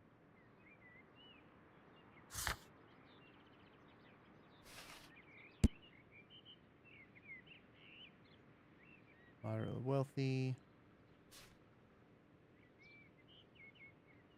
Period of malnutrition. Her childhood was poor and unhappy. Wealth clearly indicates a significant change in her life.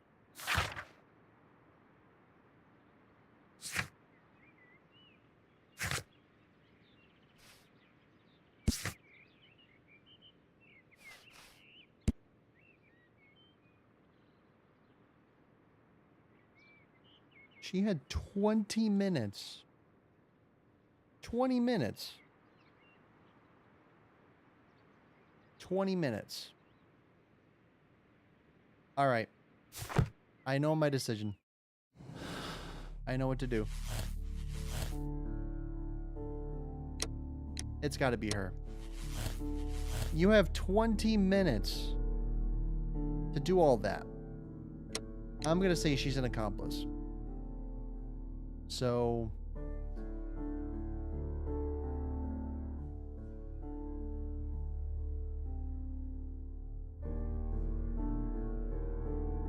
Alright, I'm going to absolve Miss White and see what happens.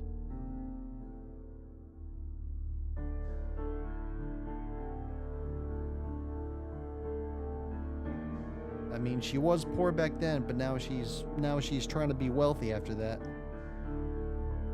Alright, let's go absolve Miss White. Let's see what happens.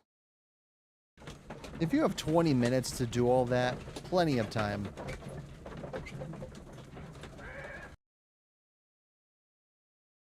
But Holmes, how can you be certain that we'll find Miss White here? It is obvious, Watson. Just use your brain.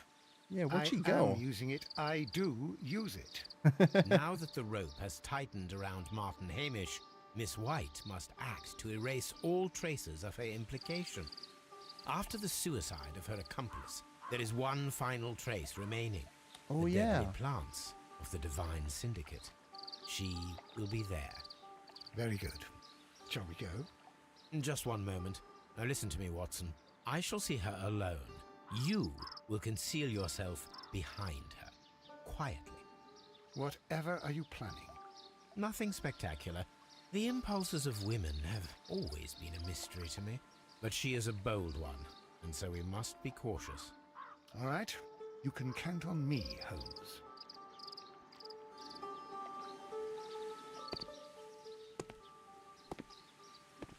Mr. Holmes, Hi. good day to you. You do not seem surprised, Miss White. Well, I was expecting you.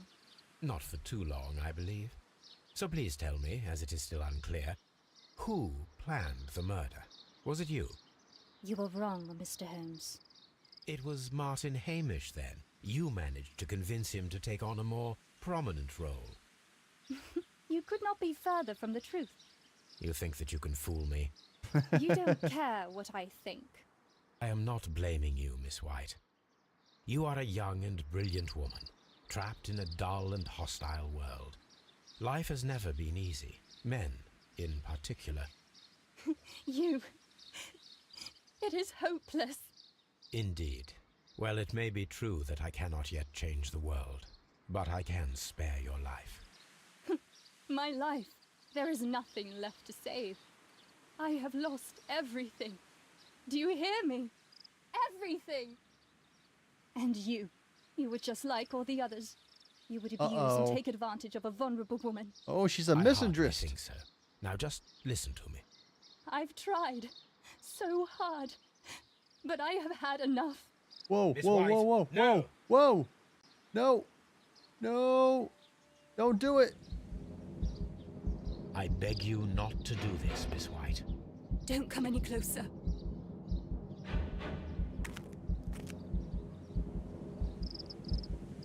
Please remain calm. We can help you. Not one step further. Don't try to stop me. Stop this foolishness. You cannot truly want to die. No, it's too late.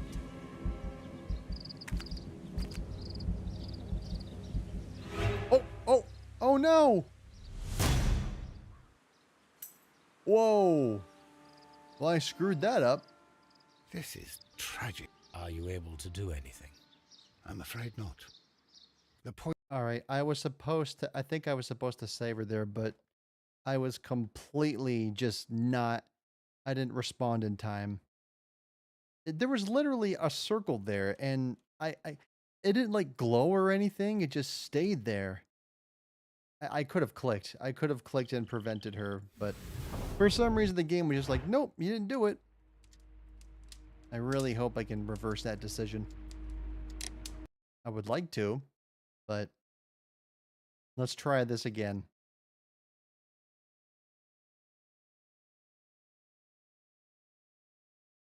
Was I supposed to do that? Oh, it worked. Okay. I quit just in time.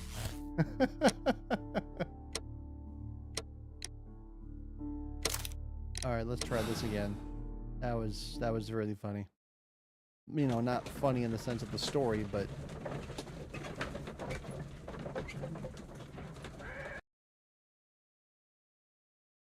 But Holmes, very. What? No. we'll try this again.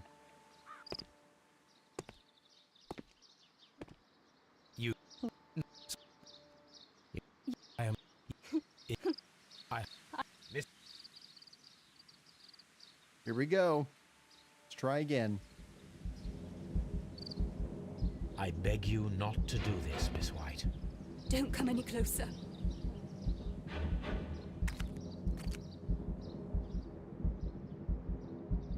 Please remain calm.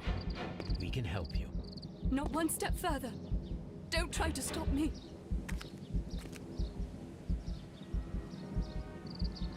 Stop this foolishness. You cannot truly want to die. No, it's too late. Go for her hand. Yeah, there we go. Yeah, there we go. That was better.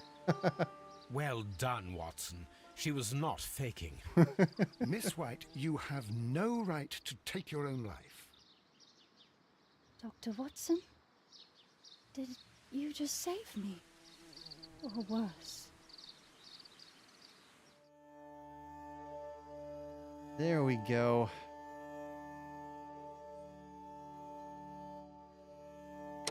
Hey, there we go. I'll accept the decision.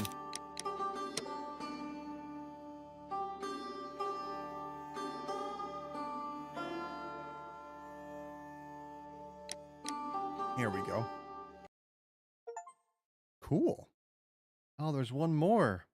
All right, so it's not the end. Where are you going, Holmes? Have you been invited somewhere? We have been invited, Watson. We have. Where to? To the Baker Street Irregulars' annual dinner. Oh. They sent us an invitation. It is on the table. A dinner? How could those street urchins afford anything like that? I can't understand your interest in them, Holmes. They're dirty. They wouldn't hesitate to steal your wallet. Watson, you should be excited. It is a secret dinner. Its location changes every year. Read the menu. Sounds mouth-watering. All right. We, the secret police of Baker Street, invite you, Sherlock Holmes, and Dr. Watson to our annual dinner.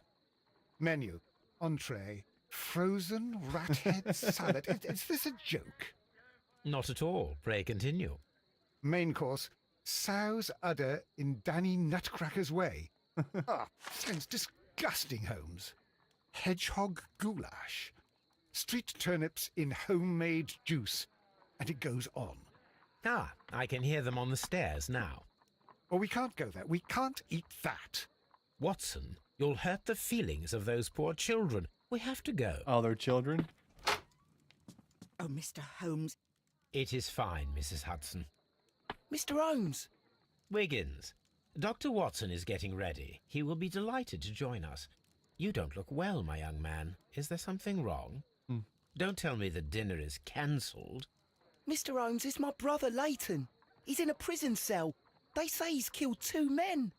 You have to help us, Mr. Holmes, because I know he didn't do it. Where is he now? From what I've heard, they took him to the yard, and they gave him a good beating already. Dang. You know what they're like. They'll hang him. They won't look any further. Holmes, we 2 have men? to help him. Really? And forget about the dinner? Wiggins, I'll take the case. You're fantastic, Mr. Holmes. I'll be waiting for you at the crime scene. You'll be there, right? It's on Half Moon Street in Whitechapel. Very well. I don't think he killed somebody on purpose. There's no way. That would not be possible. Oh, we got the deadly plane from the Kew Gardens. cool. Any letters? There is. What does this one say?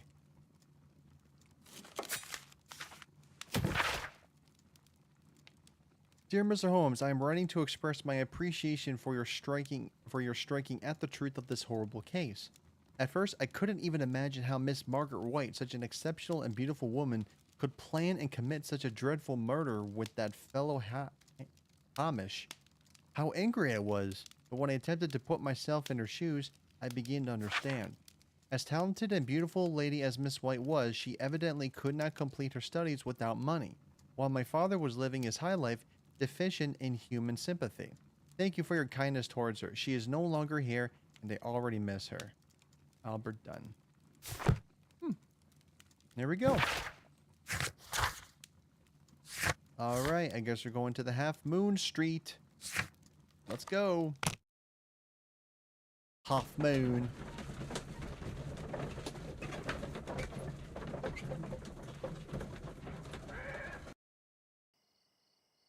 Here we are. Locked. Locked. Holmes, poor little Wiggins needs our help. Hey, what's going on, pal? Oh, I can't talk to you? Okay. Locked. Are all the places locked? Hey, who are you? Some guy?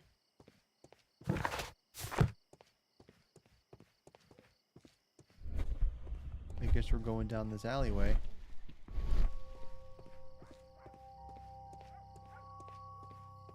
Oh. Shoot. Please, gentlemen, leave the scene now. Oh, Mr. Holmes, is that you? Good evening, Constable... Constable Marrow. I was here with Inspector Aberline during the Ripper case, Mr. Hey, Holmes, welcome back, in Hayden. 88. But then this is nothing like that case. With this one, we've got the murderer, the weapon.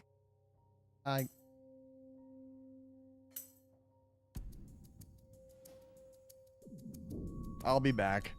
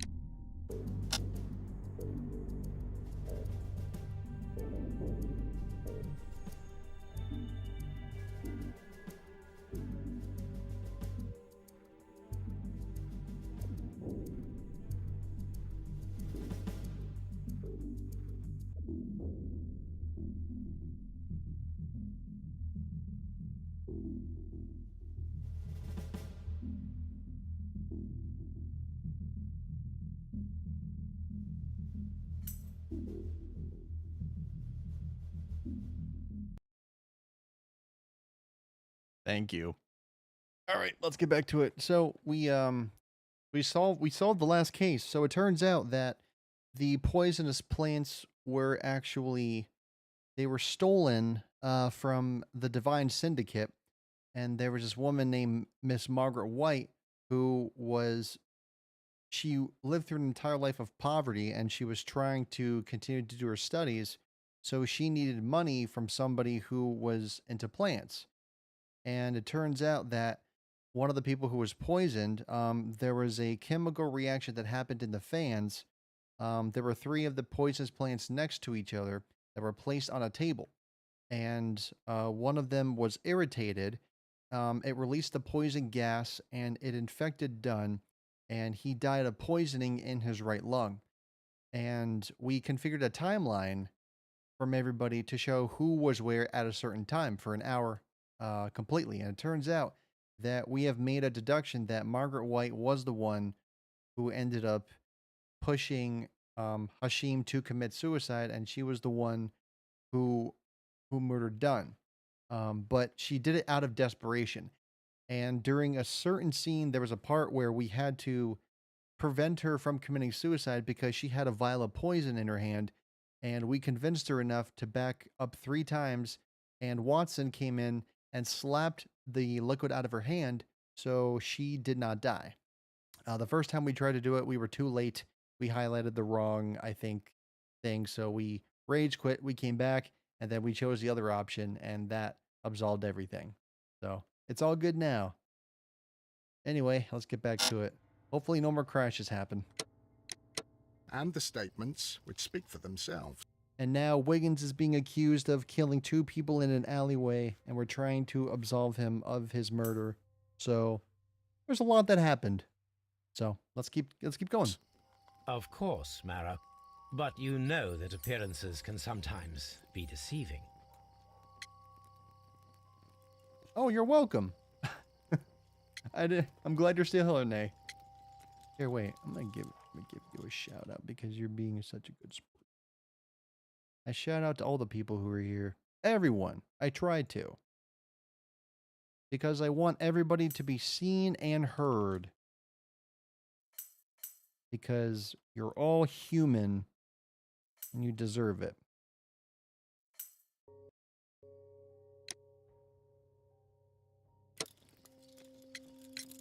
Who were the victims? The 2 men here, both shot. The stab fellow was Brian Vacotti, a well-known ruffian. The other, Kenneth Butler, a ruffian jeweler and a jeweler. by trade. A ruffian and a jeweler. You spoke of statements. You have witnesses? Well, I was there, so I gave my own statement. And then there were 2 other witnesses who said they saw the killer Chapman. Mr. Turner, a gentleman who lives in that flat over there. And Polly Powell, a flower seller, who was over at the far side of the street. The far side of the street? Really? So, Constable Marrow, I should be delighted to hear your testimony. I was standing at the north side of Half Moon Street. That was the side that you came from. But you would have been unable to observe this part of the street, where we are standing now. That is correct. But I saw the 2 victims slowly enter Half Moon Street, and then shortly after, the fireworks started.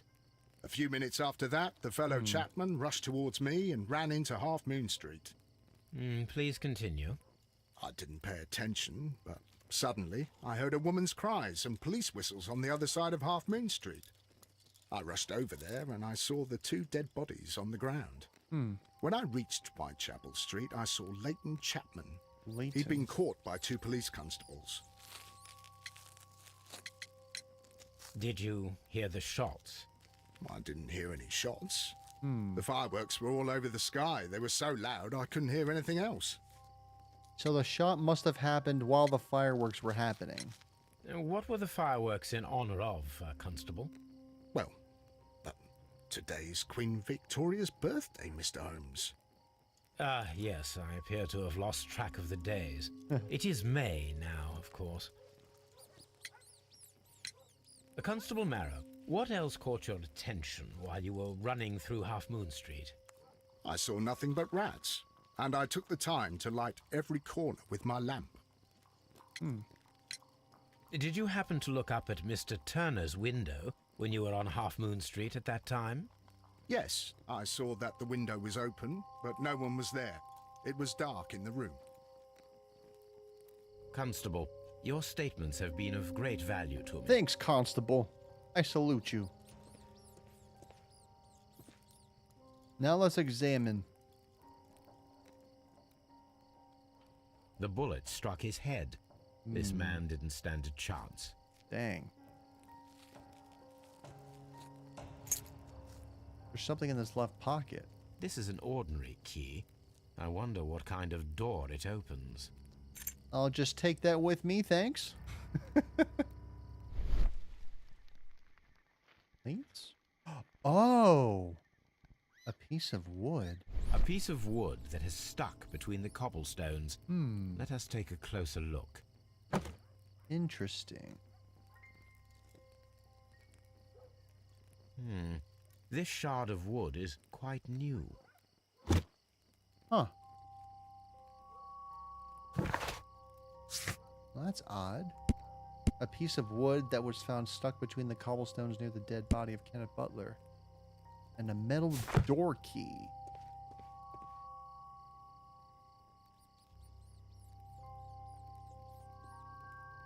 Brian Vercotti suffered greatly. What a terrible way to die.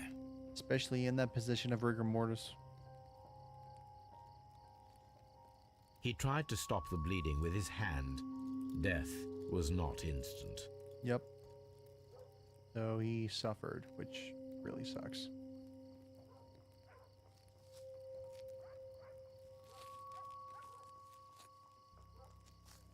The bullet penetrated his stomach, a dreadful wound. Very dreadful. A tattoo from Westgate Prison. Vercotti must have done some time there. Westgate Prison. It would be my pleasure to assist you with your investigation, Mr. Holmes. All right, let's talk to some more people then. What's up, Ryan? Good evening, Mr. Turner. I heard Constable Varro reply to you as Mr. Holmes. Are you that detective gentleman? I've heard of you. And well, I know things about this evening. Excellent. Might we hear your story? But first, let me take a good look at you. It's time to profile. Middle class balaclava, Crimean War. He was a war veteran.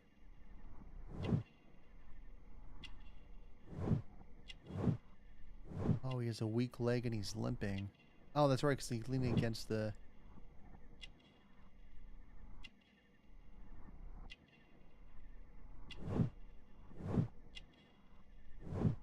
Missing buttons. Huh. Could you tell us everything that you may have seen or heard? I was already in bed when the fireworks started. A few moments after, I clearly heard 2 gunshots from outside. Please continue. So he heard the gunshots. I quickly got up and I grabbed the lamp from my nightstand and I rushed towards the window. I looked down and I saw 2 bodies. And there was a man with a gun who was standing nearby. Where exactly? Well, near this body. Did he notice you? I don't think so. He rushed towards Whitechapel Street without looking around. Mr. Turner, did you see anyone else in the street? No, I saw no one but that man, the murderer, the fellow they caught. Were the 2 shots you heard consecutive? Yes, there was a very short pause between them. There was a short pause between the gunshots. Okay. And they sounded different somehow. It They seemed to sounded me that different. the second shot was louder than the first. That is an interesting comment. Mr. Turner, what were your actions after you stepped up to the window? I was afraid that the man with a gun might return, so I stayed close to the window till I saw the policeman coming in the Half Moon from Whitechapel. Then I walked out to tell them everything I saw. You have helped us a great deal, Mr. Turner.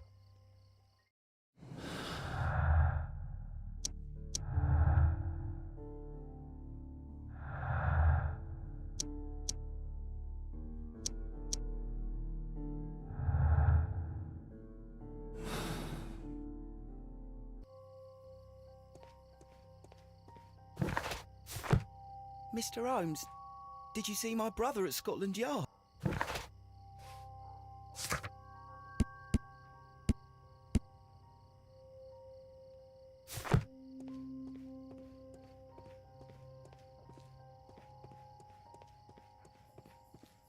Strange. This mirror is turned towards Half Moon Street. Huh. Locked. Wonder why that is. Holly Powell. Mrs. Powell? What do you want? My name is Sherlock Holmes. Okay. I'm assisting the police with their investigation of the crime that took place this evening. Well, I've already gave my testimony, but very well. Could you tell us everything that you may have seen or heard? Yes. I was selling my flowers as usual, and then the fireworks began, in honour of Queen Victoria. I enjoyed those. But then, all of a sudden, a young lad ran out of Half Moon Street and stopped just by me. He had a gun in his hand. He was like a ghost, and all covered in blood. It was dark, but I could see him, because of the flashes from the fireworks. And then? I screamed as loud as I could. I knew that a policeman should be on duty in the vicinity. He had no time to escape. 2 constables got him. Escape? And another constable came out from the very same street, and I heard him talking of a horrible murder. Mrs. Powell, did you hear the gunshots? I'm not sure. You know, what with the fireworks? Interesting. Did you see anyone else leaving Half Moon Street, prior to or at the time of the crime? No, sir, I did not. Even with all the fireworks, I was very attentive, as I'm always on the lookout for customers. My thanks to you, Mrs. Powell.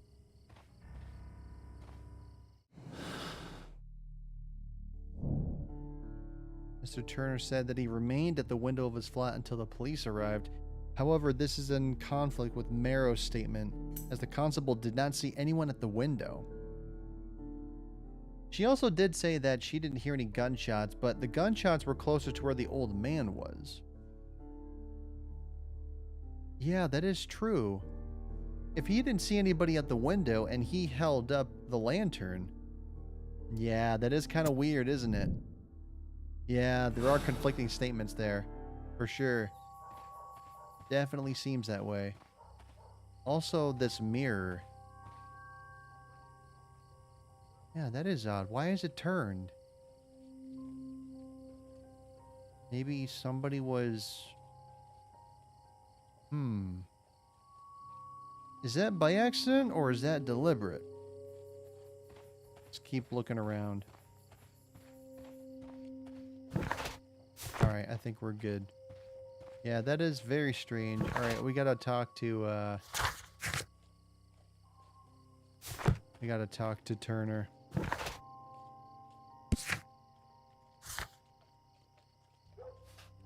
The window was dark.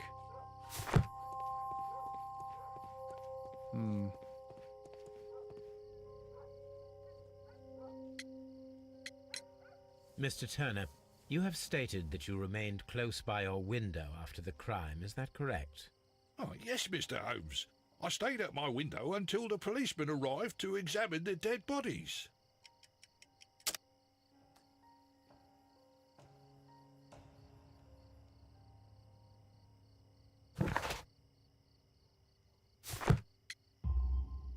That is very interesting, Mr. Turner. Constable Marrow stated that he did not see anyone at the window when he was running through Half Moon Street. Well, I think Constable Marrow and me, we might have been distracted by the whistles and shouts coming from Whitechapel. We could have missed each other somehow. You understand what I mean? It was a bit of a stressful moment, to tell you the truth, sir. Allow me to form my own theories, Mr. Turner. Would you mind showing me the view that you had from your window? Not at all, Mr. Holmes. Please, follow me. We also got to keep in Mr. mind Turner, that when he heard the gunshots, he said there was one that was further away and then another really close by. The constable didn't hear the gunshots, and the floor woman didn't really hear the gunshots either. appears to live very modestly. Do you think he's hiding the perpetrator? Like he has him sheltered in somewhere? I mean, it seems like a very silly theory, but... He's also walking with a limp, so... And there was a piece of wood. Where did the wood come from? Maybe there was some kind of a struggle? Maybe we might find something in here. Oh. This fire is dying out. It was last tended to over an hour ago. Maybe the wood came from this.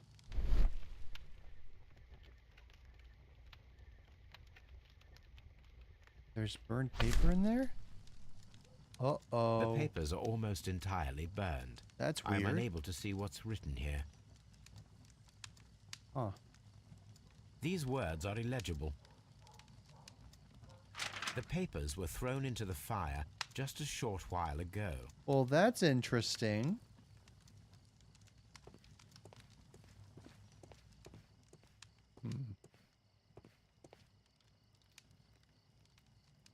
This kitchen knife is quite sharp.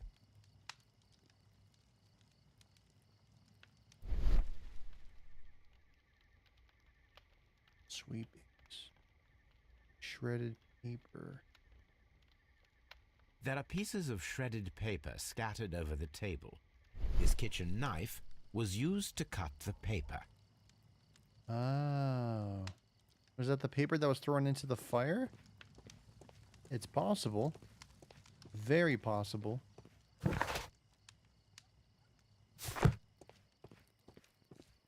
You have to keep observing. Let's keep looking.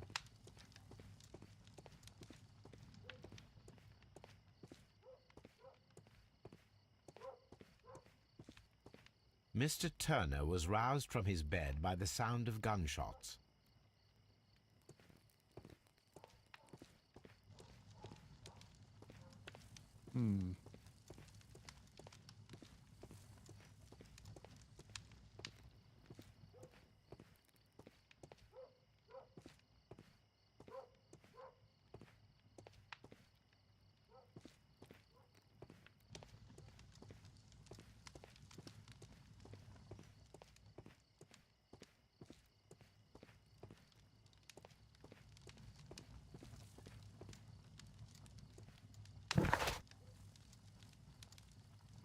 Piece of between the cobblestones.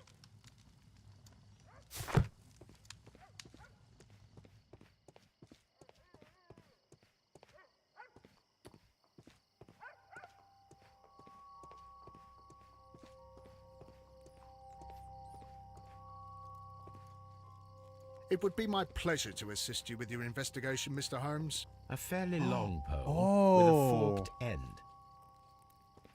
A fairly long pole. It's an object of interest. I'm always wondering what's on your mind, Holmes.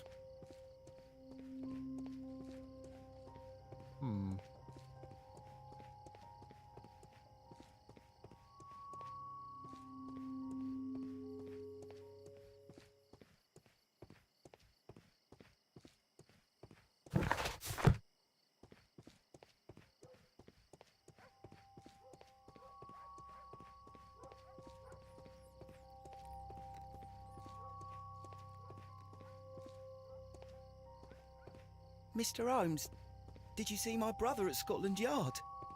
Is he all right?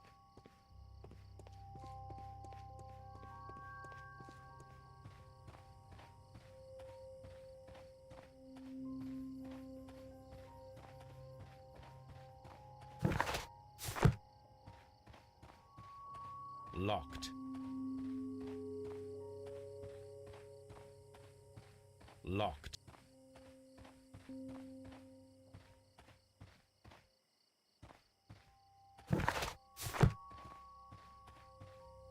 Such a young man, and already a murderer.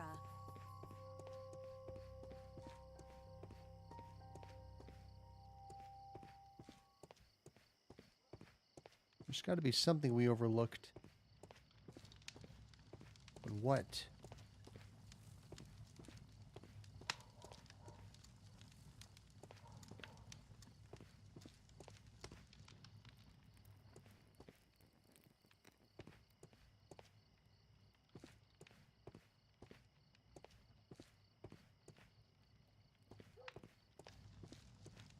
Oh, bookshelves. Hello. This walking stick is broken. It was placed here quite recently. Well, that's interesting. A perfect match. So, Mr. Turner broke his stick when it became stuck between the cobblestones. he did not mention that he was so near to the victims. Oh. The books on this shelf are in a mess. It looks as though Mr. Turner was trying to find something in a hurry here a short while ago. Well, well, well.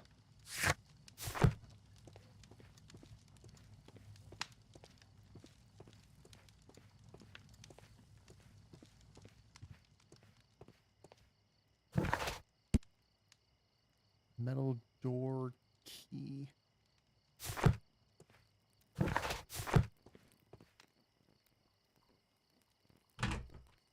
So, that's the view Mr. Turner had when he opened the window. The dead body of Kenneth Butler. Brian Vercotti's contorted corpse. Mr. Turner had a perfect view of the crime scene. He saw the bodies clearly, and Leighton Chapman standing over them.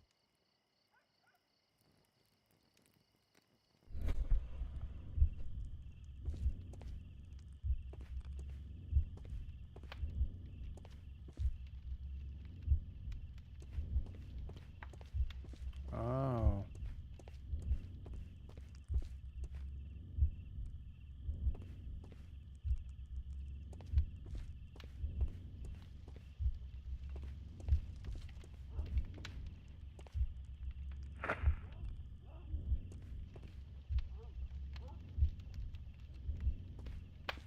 Hmm.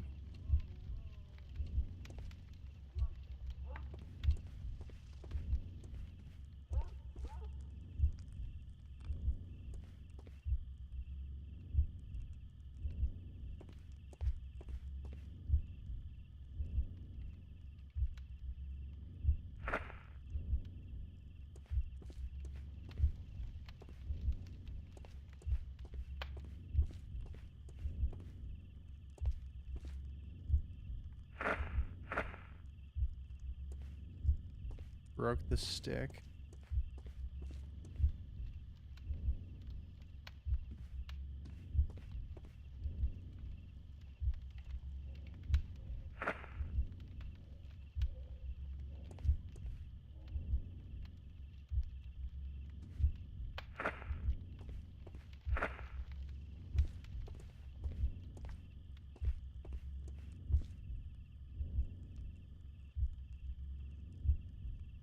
So he said it was dark.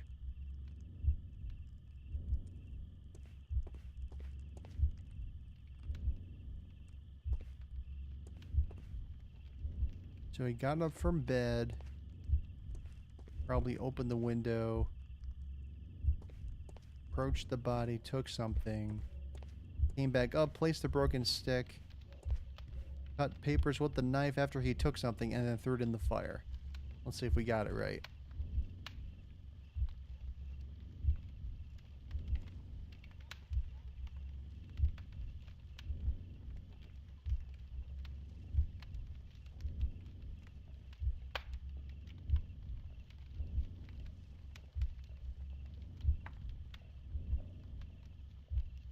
Not even using the stick.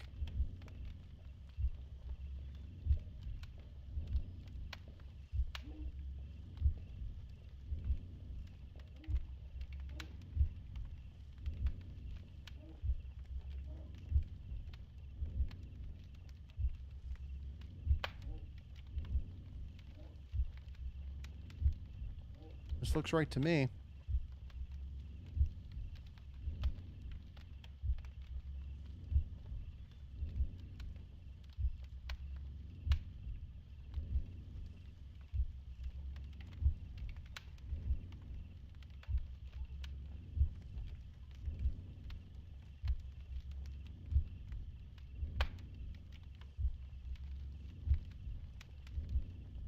So he picks something up.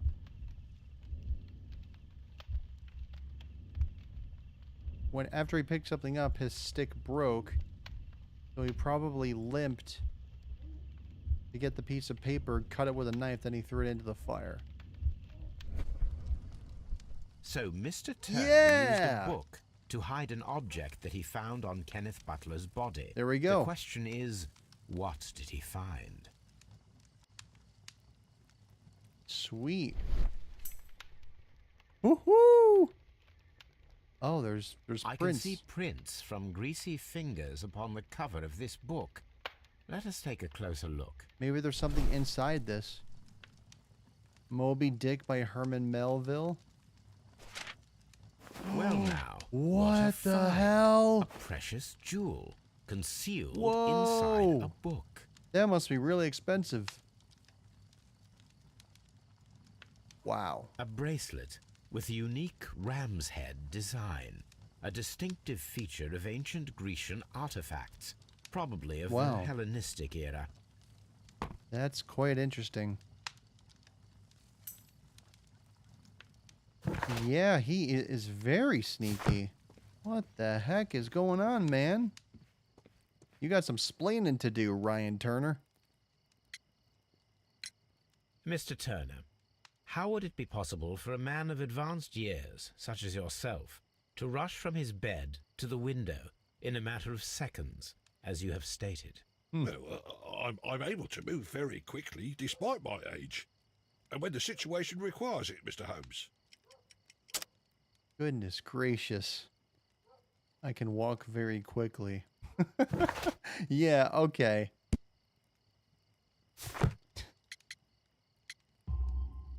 I highly doubt that, Mr. Turner. I observe that you suffer a severe limp due to your injured right leg. It would have taken at least 10 seconds for you to approach the window. That means you could have easily missed something or someone in Half Moon Street during that time. You're right, Mr. Holmes. I could have missed something. But it did seem to me that everything happened so quickly. Oh, time can pull tricks on you. And what of everything else that you told us? Mr. Turner, it is vital that we have your complete and true statement. Mr. Holmes, I do assure you that the other things I said were most sincere. Doubt.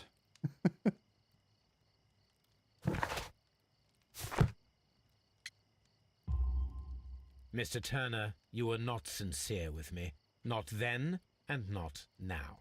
But Mr. Holmes... This, Mr. Turner, does not look like anything that a poor man might possess. Yeah. It is worth more than the home that you live in. I can explain. That's crazy. No, merely correct me if I am wrong. You saw Leighton Chapman through the window, but you also noticed a glittering object on the ground, this precious jewel. Which was being illuminated possibly by maybe the fireworks and the mirror. You know how light kind of bends around corners when you have a mirror? I think he ended up seeing that object from that mirror. It's possible. You walked down and took the bracelet from the body of Kenneth Butler, and when you heard the whistles, you hurried away.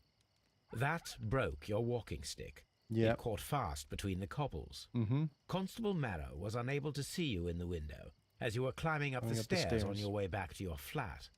Upon returning home, you hid the precious jewel inside a book. Mr. Holmes, please don't send me to prison. I didn't do anything bad. I'm just a poor man. When I chanced upon the bracelet, I saw it as an opportunity to make a little money. I was desperate. I only took the bracelet, that's all, I swear. You made a mistake by lying to me. But you are not a criminal. I believe that.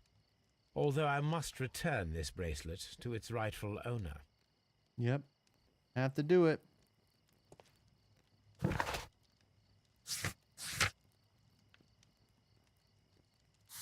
Let's go back to Baker Street and we can analyze the bracelet.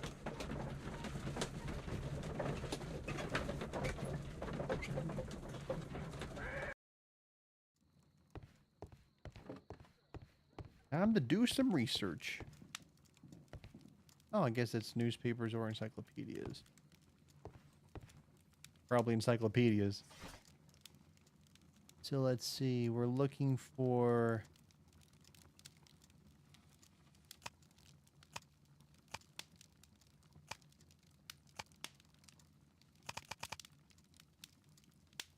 not architecture.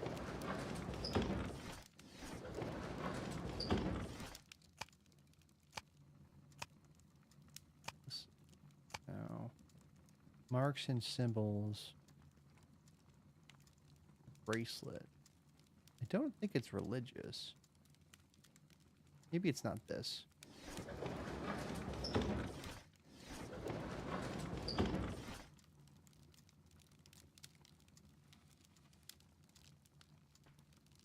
Ram heads.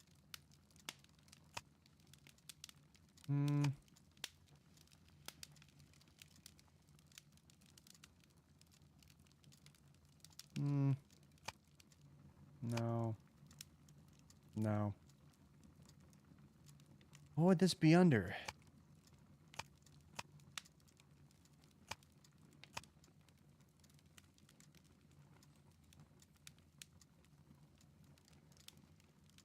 Is history?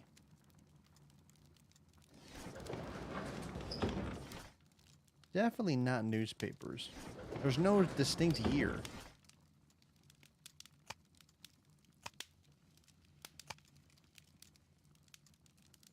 No.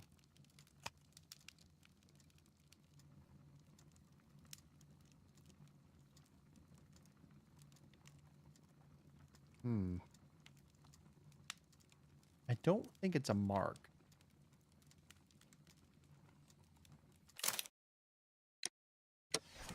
Hold on.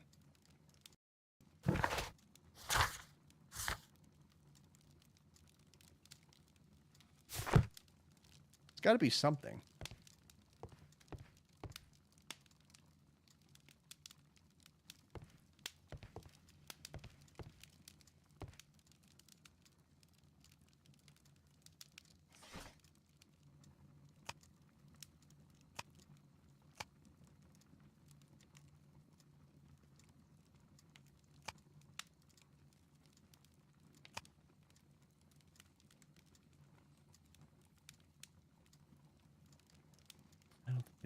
I don't think it's research.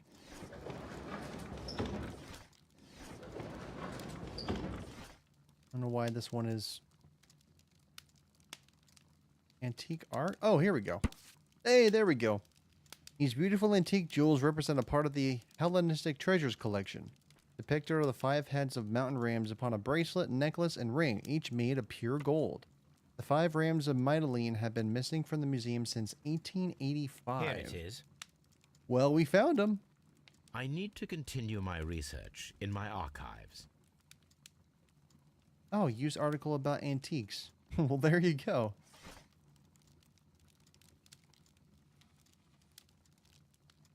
$1885. Here it is. The Hellenistic treasures were stolen yesterday evening while being transported by cab on their way from the British Museum to the Glassford Fine Art Exhibition. Pawn shop owner Kenneth Butler contacted Scotland Yard that night and provided information regarding a gentleman who had attempted to sell him a collection of historical art at his pawn shop in Church Street. The police have since captured the described man, a professional thief by the name of Vincent Foley, who had been in the process of escaping London via the port. He was recognized by the surviving driver of the cab that had transported the collection of Hellenistic treasures. Vincent Foley refused to confess as to where the remainder of the treasures were hidden. He was eventually imprisoned, and the lost treasures are still to be found. Here it is. One of the victims, Kenneth Butler, was involved in the story of the stolen Hellenistic treasures. A visit to his pawn shop should tell me more. All right, pawn shop, here we come.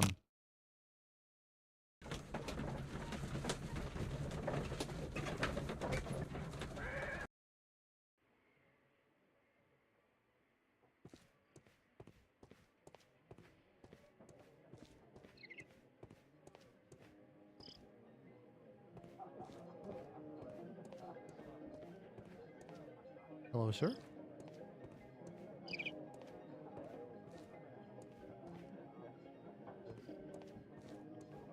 Sounds like quite a party in there. Wish I can join, but I can't.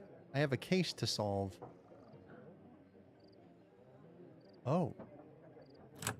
Mr. Butler's key matches the lock perfectly. That was the key I found on the dead man. Interesting. Crampons and a sharp ice axe would only be brought here by a mountaineer. A mountaineer.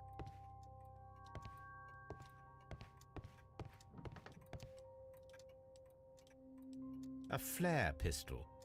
Perhaps it was pawned by a destitute sailor.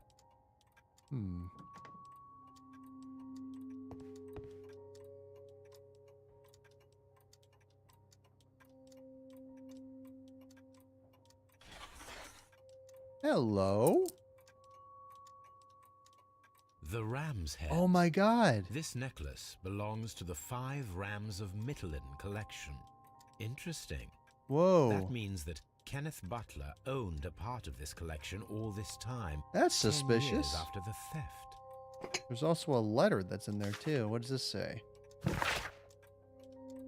Hello, Kenneth. I remember you once told me about 3 pieces of golden jewelry with ram heads from ancient Greece. You still got them, right?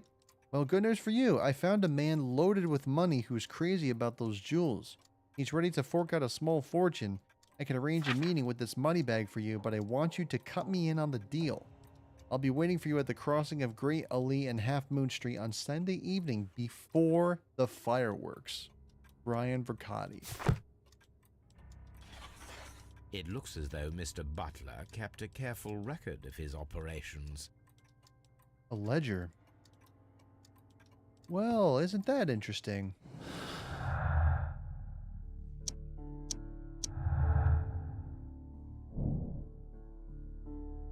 Would be the motive for the crime that was committed in Half Moon Street. Mr. Turner picked up the bracelet directly after the murder, but the ring is still missing.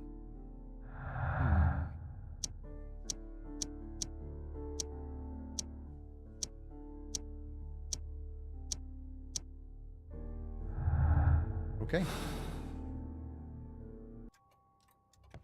Isn't that fascinating?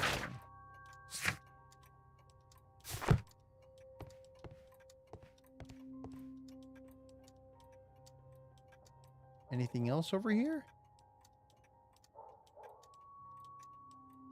A flare. Nope. I guess there's nothing else over here. Alright. Let's keep... Whoa! The big bear head. Let's keep looking around.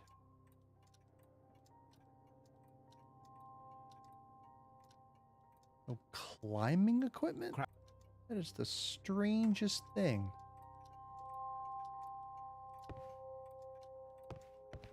So there was possibly a mountaineer and a sailor that helped retrieve those items.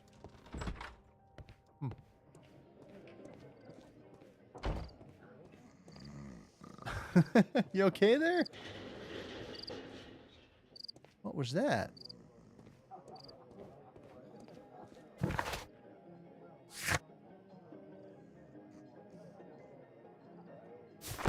All right, well, let's go back to Scotland Yard and interrogate him.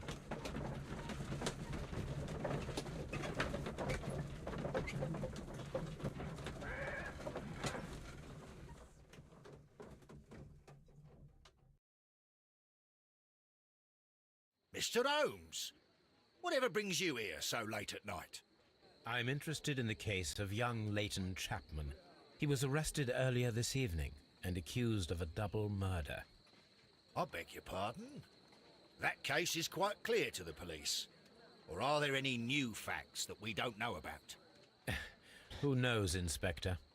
Look, you are free to investigate, of course, Mr. Holmes. Chapman was arrested with a revolver in his possession, which you can find in the evidence room.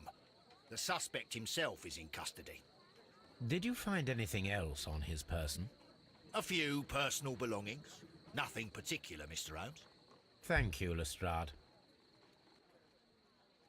Lestrade. I'm always wondering what's on your mind, Holmes. Shapes of noses? How do you have that on your board? Let's check the evidence first. Oh, here we go. Ah. Leighton's So gun. this is the gun that Leighton was holding when he was caught by the police. It is a Webley revolver, a reliable weapon. It seems as though the shells were not removed from the cylinder. Oh, so he must have done it in a hurry, right? Didn't have time to eject all the shells.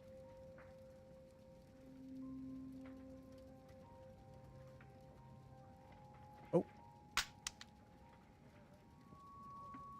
Two Two out of the shells. 6 shells have been fired. There were 2 shots. That makes sense. So, looks like that, A cheap watch, bought with his own money, no doubt. These cigarettes are filled with cheap tobacco. Nothing interesting. Okay. Alright, let's talk to him. Alright, Leighton. Please escort this suspect for interrogation. Good evening, Mr. Chapman.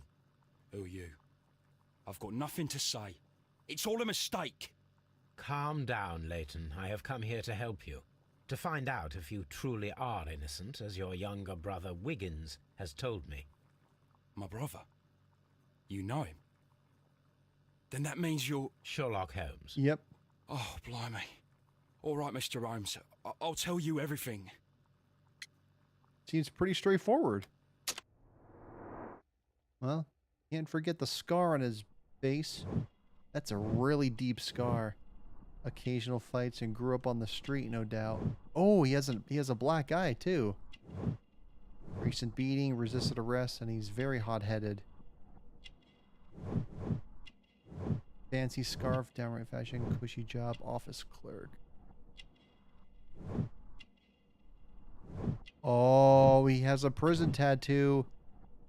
One of the other guys had a prison tattoo as well, so maybe they did a secret handshake or something. I don't know. Good. Tell me your account of what happened.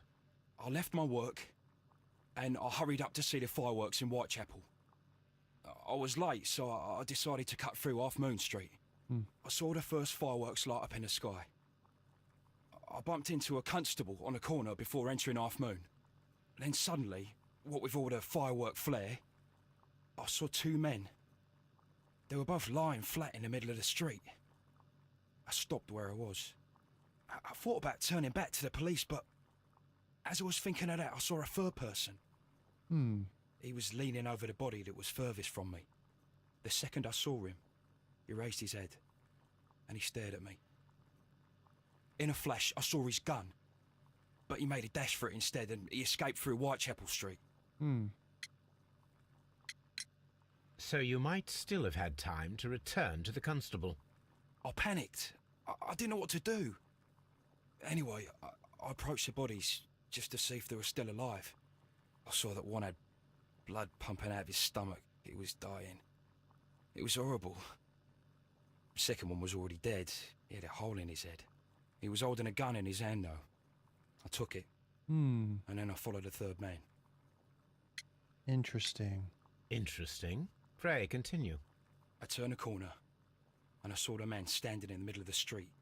He seemed to be in some sort of panic. And then, Mr. Holmes, something strange happened. I told the police and they laughed at what I said, but I swear to you, my words are true. I started running towards him. But then I was blinded by a flash. It was so bright that I hardly saw anything for a good dozen seconds. But I kept running forward. As I arrived in Whitechapel, I heard a woman screaming. And then I was caught by the police. But there wasn't a trace of that man. Of course, then they found a gun and all that blood. I couldn't see the murderer escaping and all that mess. Perhaps I was still half-blinded at that moment. A thrilling account, my young man. Leighton, are you able to describe the person whom you saw standing in Half Moon Street? Well, I wasn't able to see his face at all. It was too dark, and he was too far away. I could see his silhouette. And what about that? Nothing so special. He was wearing a jacket. He was quite average in size and his weight. I see. Was there anything else that struck you at the time? No. But perhaps it's strange, but I can't remember the sound of his footsteps as he was running away. Perhaps it was because of the fireworks or the surprise of me seeing him. Leighton, I confess I am puzzled. Why should a young lad like you take a gun from the hands of a dead man and set off in pursuit of a probable killer? Doesn't make any sense. I know. I keep wondering that, but at the time it was like a reflex. A criminal ought to be arrested, and he was armed. You were willing to risk your life. That was a little foolish, unless you wanted revenge. No, Mr. Holmes. I was just being brave and stupid. Gonna have to say that no. I was being brave.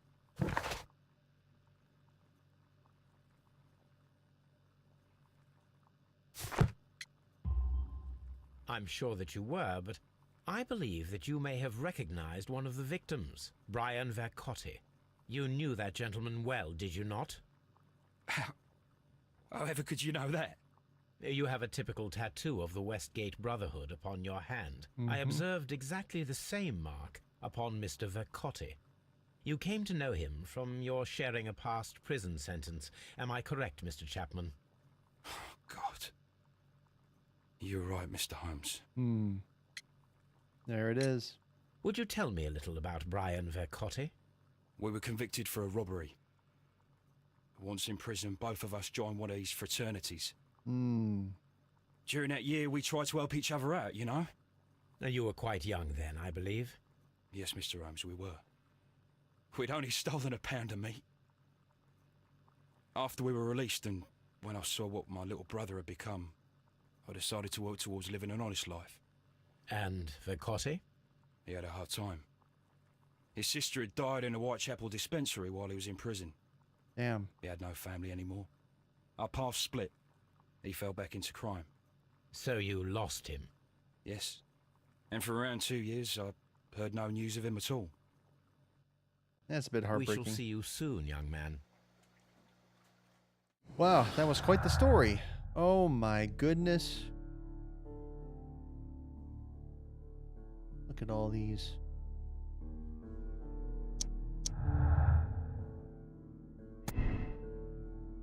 Turner can hear the contrast between 2 fired shots, as in fact 3 shots were made.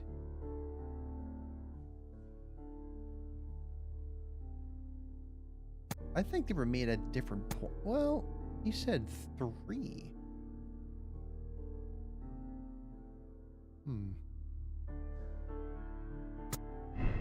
But there were only 2 shots from the revolver, so... Huh.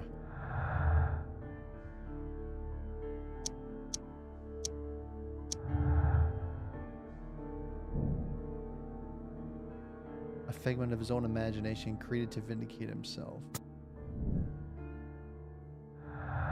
He said he saw a third man, but there was a mirror that was angled down the hallway where those 2 gentlemen were, so I don't know if he actually really saw anything, but when he said he was blinded by a certain light, maybe that was the firework going off and it was reflecting into his face. I mean, I'm not sure if that plays into this whole situation, but I guess we'll find out.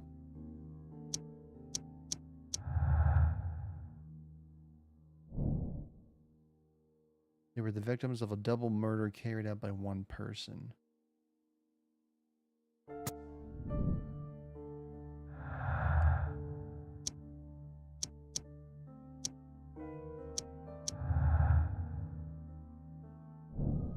The witness testimonies on the crime would have been clearly point to the one possible culprit, Leighton Chapman. The one conclusion is it was a robbery. So he was a theft. He was the theft of an ancient and valuable treasure, the last piece of the 5 rams.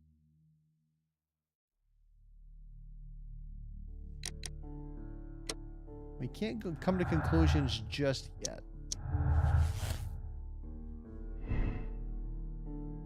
Search for the missing treasure could be the motive for the crime that was committed. Turner picked up the bracelet directly after the murder, but the ring is still missing.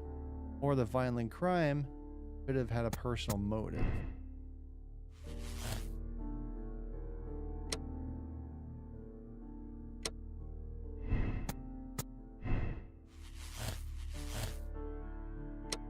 Double murder.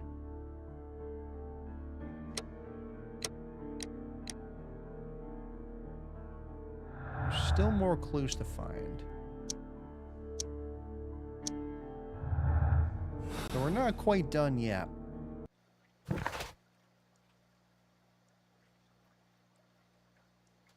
Examine the dead bodies and perform a reenactment. Alright.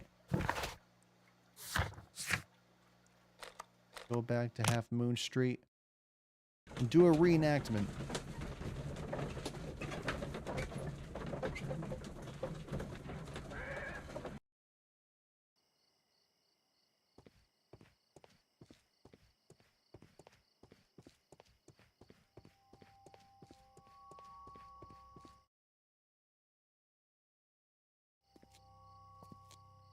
What's up with you, lad? What are you waiting for? I'm waiting for my brother to be released. Your brother? The one that you caught, beat up and imprisoned. Ah, the murderer. He ain't killed no one, copper. Watch your mouth, lad, else you'll be joining that worthless brother of yours. Yikes.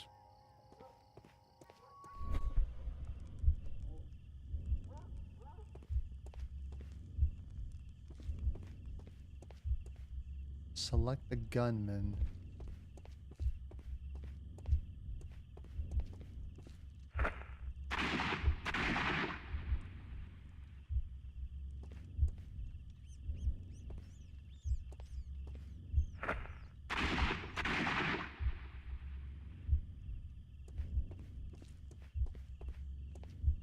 I am unable to see any higher. I need to find something to lift my lamp.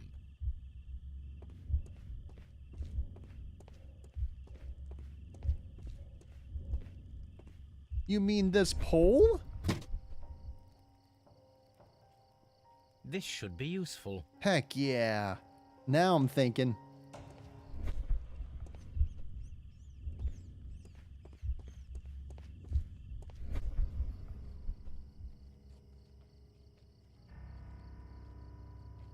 Nothing interesting here.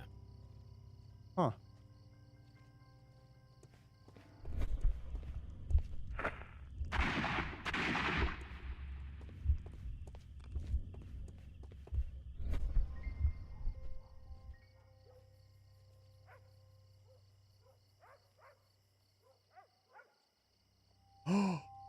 We have a bullet impact. Watson, there was a third shot fired in this street. Oh.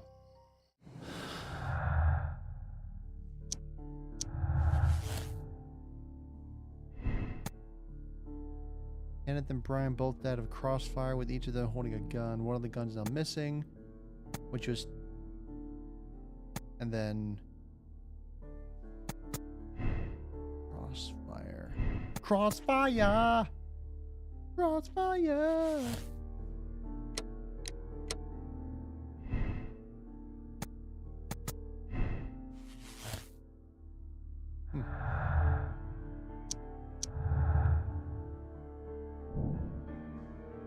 Leighton Chapman's statement regarding the jacketed man who disappeared at Half Moon Street now seems reasonable, as the 3 shots at the crime scene prove the presence of a second gun that is now missing.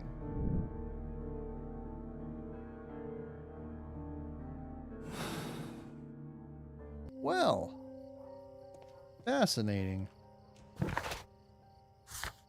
Well, let's go talk to the constable.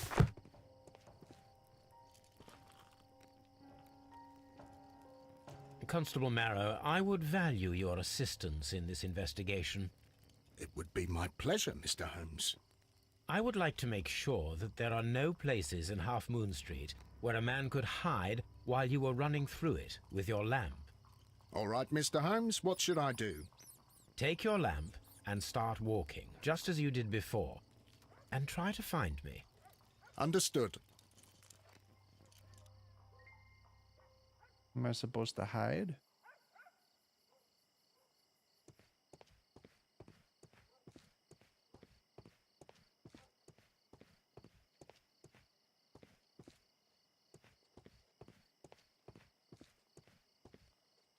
I can see you very well, Mr. Holmes.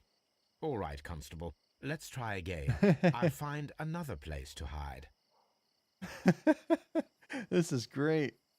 I get to play as him. That's cool. I shouldn't look for Mr. Holmes here.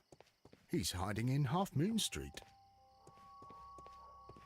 So it's possible that he could have hid there.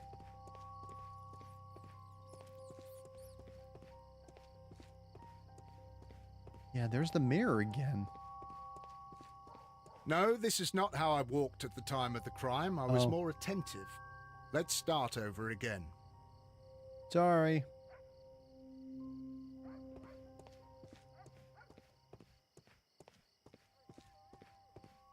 Here you are, Mr. Holmes. Oh. All right, Constable. Let's try again. I'll find another place to hide.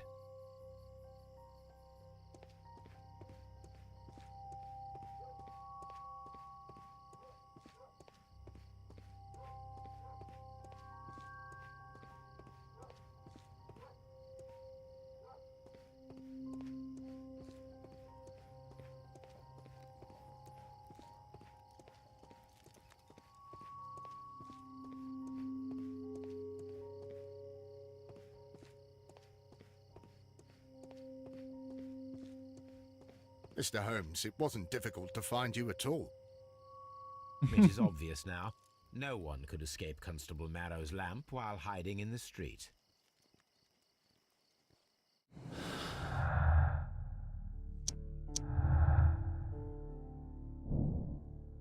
We could assume that there was one more person in Half Moon Street at the time of the crime, then there was no way forward or back for his escape, only up. Let us reenact the action, recreate the fireworks described by Layton, and attempt to climb the wall.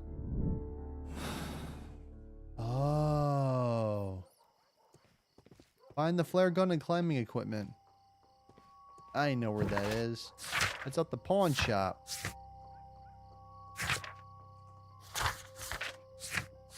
Alright, we're going back to the pawn shop. Back to the pawn shop. I know where I'm going. Climb the wall. That's interesting. Okay.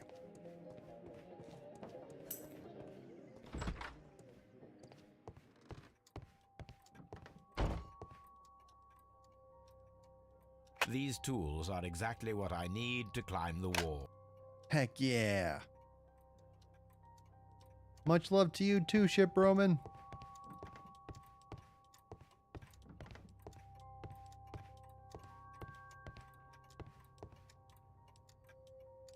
This is exactly what we need in order to imitate the flash of the fireworks. I swear to God, if that mirror is the cause of that bright flash, I am going to be impressed with myself.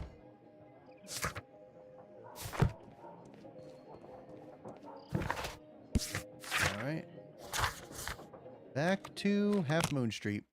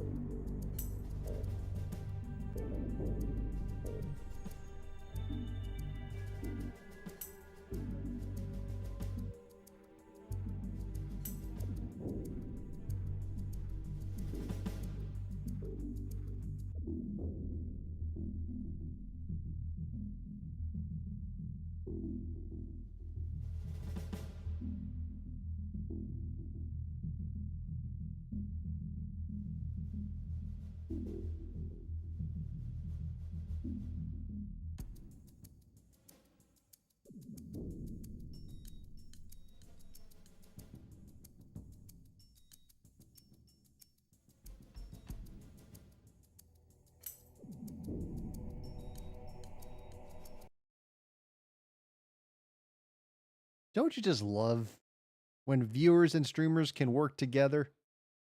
Know when the ads are gone so you can watch another sweet hour. You guys are awesome. All right, let's get back to it. We're going to reenact a scene, but we have to climb a wall. So, how are we supposed to climb a wall? Where are we climbing a wall? Oh. Why are you looking at me all the time like that? I'm just watching you, lad. I never know what to expect from people like you. People like me? Yes, street beggars and thieves. I ain't a thief. Oh, no? Then where did you get whatever it is that you're gnawing on? I very much doubt that you bought it. What ain't seen can't hardly be stolen. What is with this constable? I'm starting to get suspicious about him. He's really profiling people.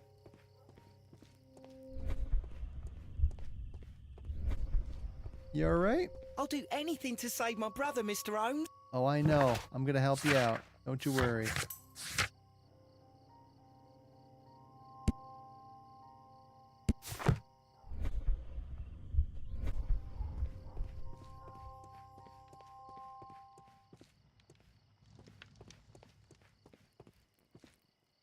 I wish this...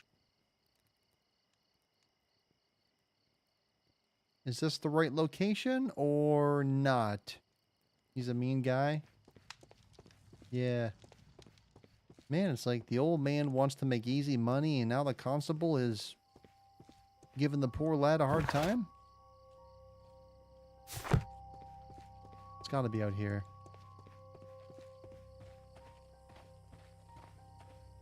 Such a young man, and already a murderer.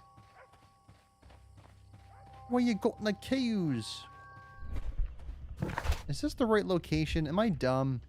Am I being dumb right now?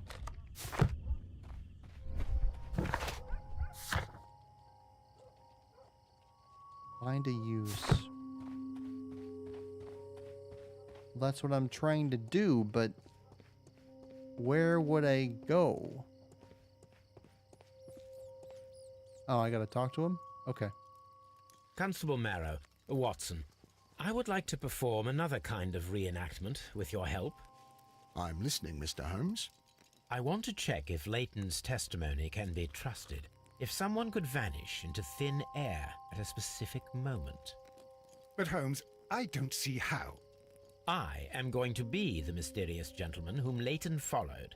I will stand exactly where he saw him before he was blinded by the flash. Right. Watson, you will be Leighton. When I fire the signal flare, you should start to chase me. I understand, Holmes. You, Constable Marrow, just play your part and do exactly as you did. Just, please, wait 5 seconds after the signal flare. I doubt that Polly Powell would have screamed any earlier. That's true. As you say, Mr. Holmes. Let us begin then. Catch me if you can.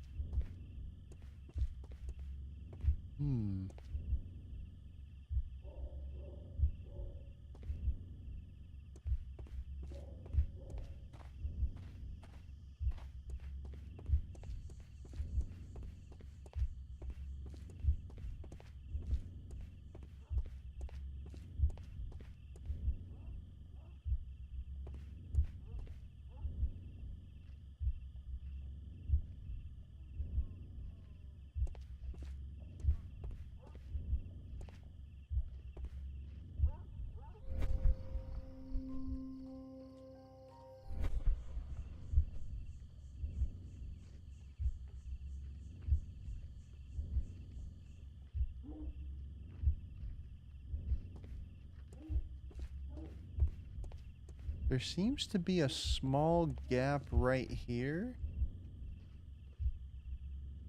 Let's try this. The moon illuminates this wall. Anyone trying to climb it would be easily spotted by Constable Marrow. This wall is cast in shadow. It would be difficult to see anyone scaling it. Okay. We got it.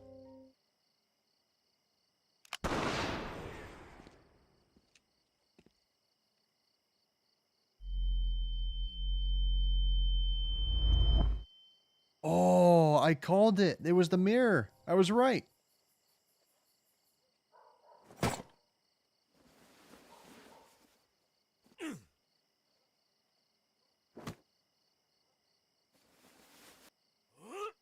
I can barely see anything.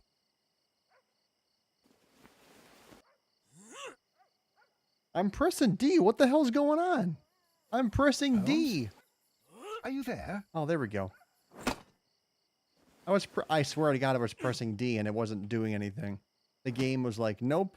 I should try climbing faster. Okay. Let's try again.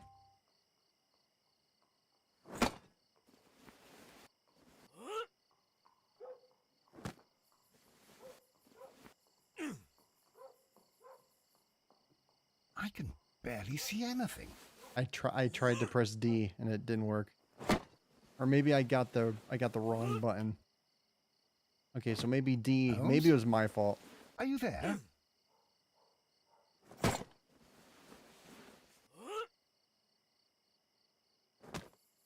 I should try climbing faster. Oh my God, I'm pressing A and D. I don't know why. I don't know what's going on. I have no idea what's happening. Hold on. Can I control? Can I change the controls so I just hold it down? No, I guess not. All right, I gotta click like crazy then.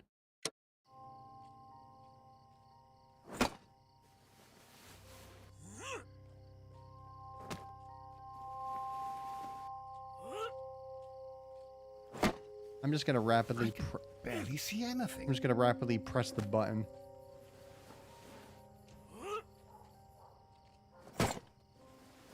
What?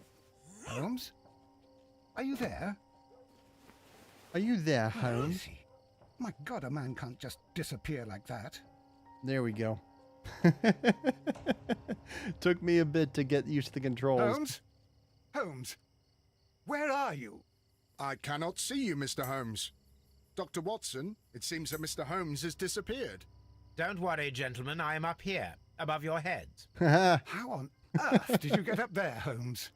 I am using crampons and a climbing axe, although the person we are looking for did not leave any traces of such tools. Constable, is there any way to get to the top of this building? Yes, Mr. Holmes, I can show you. The door to the building can be found from Whitechapel Street. Whitechapel Street. Gentlemen, I am on my way down. I can't show it though because our budget's too small. Okay, all right. Awesome. All right, now we get to inspect the attic. Let's go. All right, we did it. Huh. I like this music. It really fits the Mystery Monday of it all. Oh, you know what I forgot to do? I forgot to enable my other overlay. Hold on. I'm gonna do a scene select real quick. Hold on.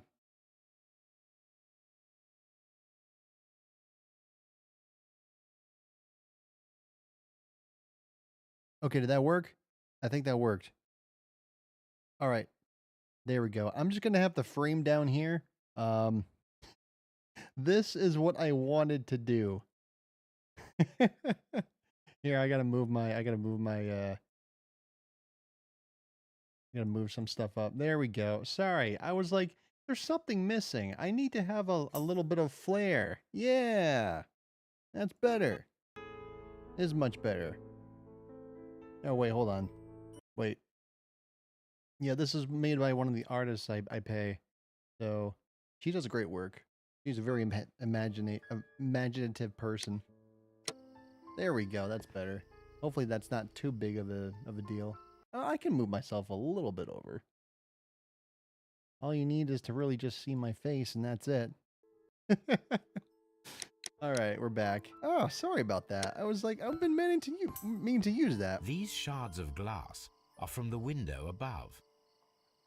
Ah, there's a broken window. There's a jacket. Ooh. We can probably scan it for DNA. A cluster of thick black threads. They're unusually strong. I should examine them under the microscope. Oh, I will definitely do that for sure. It's empty. There's nothing in the pockets either. Someone broke through the window to get inside the attic, but in his haste he ripped his jacket. Strange. We can conclude that the person whom Leighton saw climbed up the wall, broke into the attic window, and escaped through the hatch. I didn't even see the hatch at first. So thanks for pointing that out, Sherlock Holmes.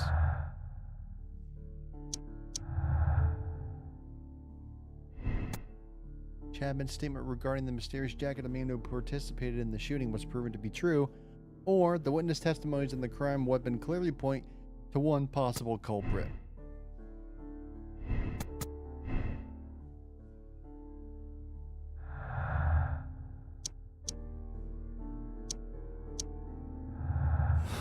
Fascinating.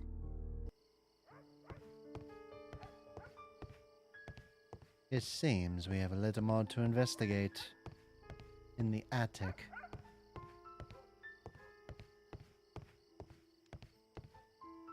Very spooky, is it not?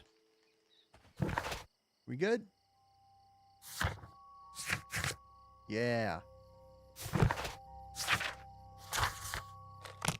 I believe some investigation and experimenting table is in order.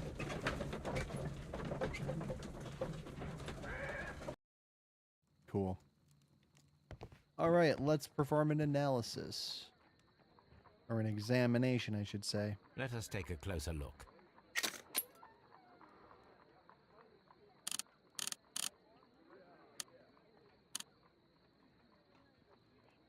It is not a thread. Oh, but it's a hair. I very much doubt that it is human. I need to compare this sample with a human hair and a horse hair. A shaving brush is usually made from horsehair. Watson, could you please pass me your shaving brush? Here you are. Watson, look, what's outside the window? Well, I don't see anything. Ouch! Holmes! Oh, don't make such a fuss. One little hair. The horsehair is thinner than the hair that we found. It's thinner. Human hair is significantly thinner than the black sample. So, this black hair belongs to an animal, and it is larger than a horse. A hair from a large and exotic animal. That is interesting.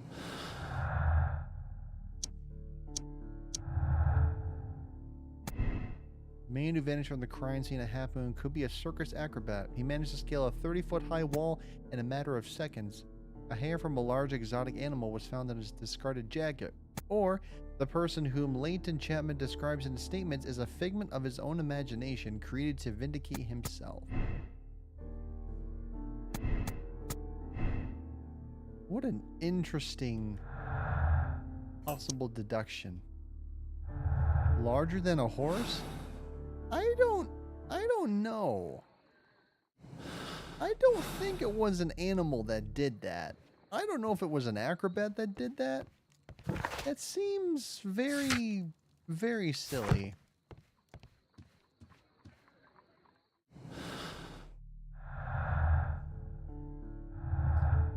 We're still missing some things.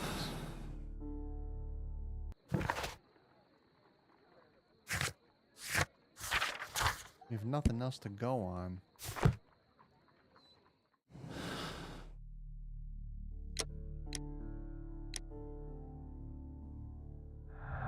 We still have a clue.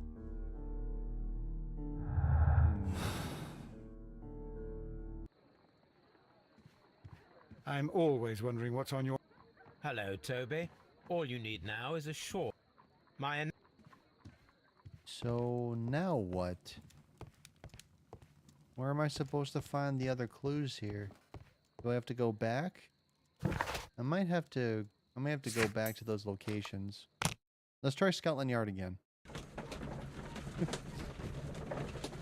Yeah, Toby. Toby's my partner in crime. Mr. Holmes. Mr. Holmes? I love that. That's done already. Can we talk to this guy? Can I talk to him? Mr. Holmes. Hold on. Oh, I can't talk to him anymore. Mr. Holmes? So if I can't talk to him, then what's the... I don't think I have all the clues yet. I don't have all the clues.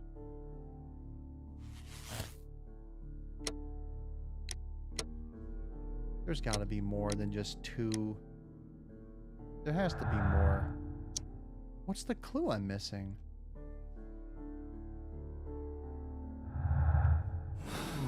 I'm missing something. What the heck am I missing then? Did I miss something?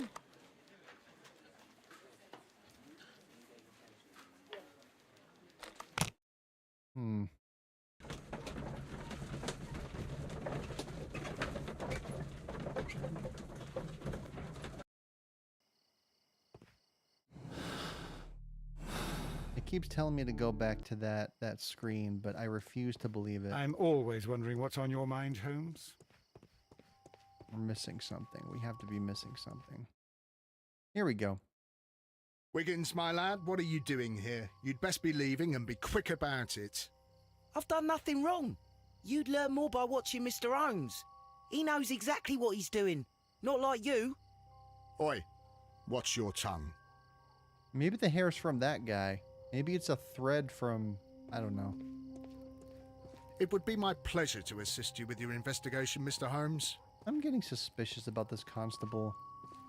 Maybe he's the one that did it. Mr. Holmes. There's gotta be something else. What am I missing? Is there something in the attic? It's just...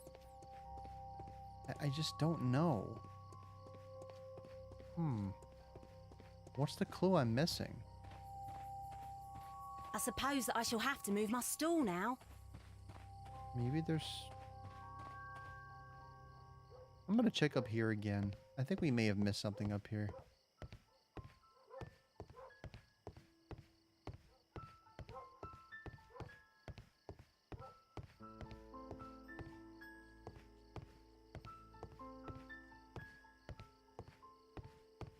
I don't see anything else.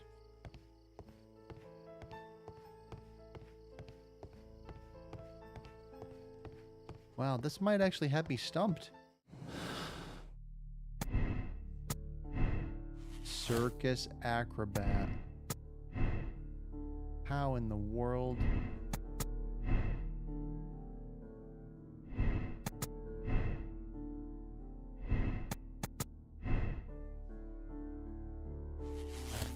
Oh, hello. Person who was seen only by Leighton Chapman escaped the crime scene by climbing the wall.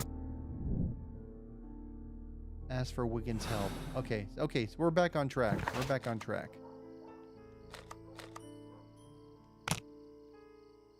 I'm already there. Okay. We need Wiggins' help. All right, Wiggins.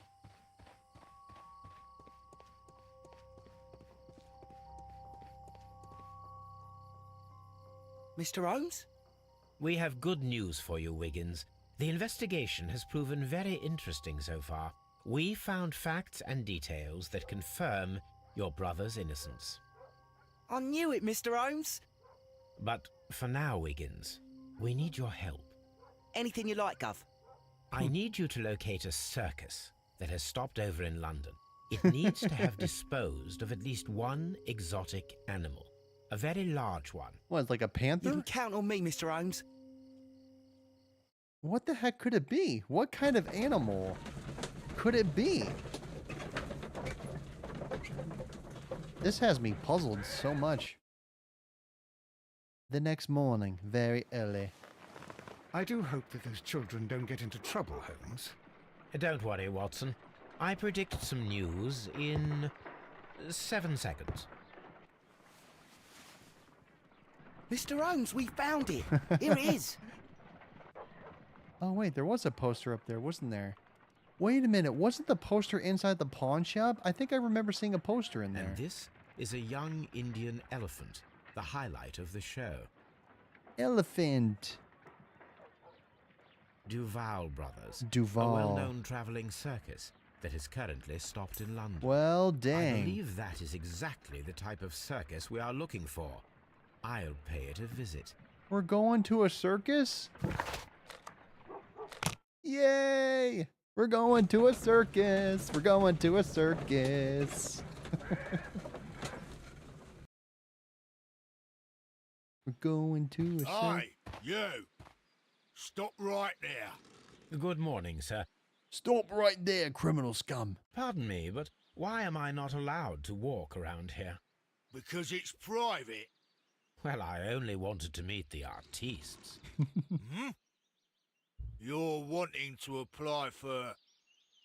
Nah, you don't look like the type of artistic lockpicker that we're looking for. You might be surprised. What? Nah, I don't think so. Clear off. I don't like this guy already. Oh, he's a guard? You're a bit slow to catch on, eh? Get lost. Jeez, so hostile.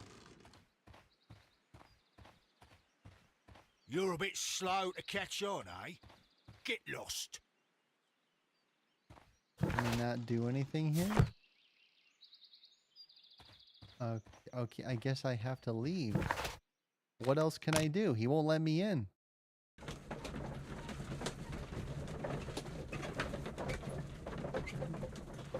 Unless I'm missing something. It's all right, Watson. I think that... Holmes, I won't be able to join you. It's all right, Watson. Hello, Toby. Okay, so Toby can't help me either. Ensure that your makeup disguise is suitable for entering the circus. Oh, I have to go to my wardrobe. That's why. Is this the right... No, this is not the right room. Over here.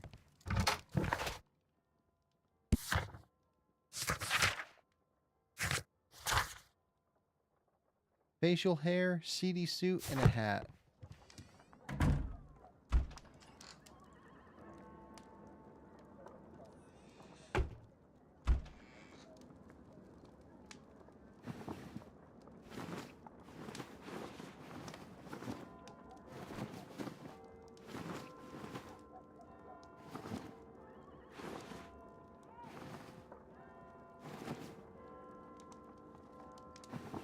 I'm going all black.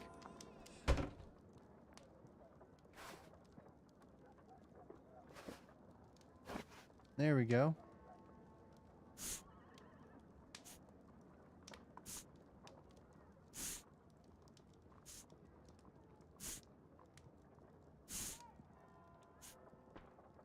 Ding dong, ding dong.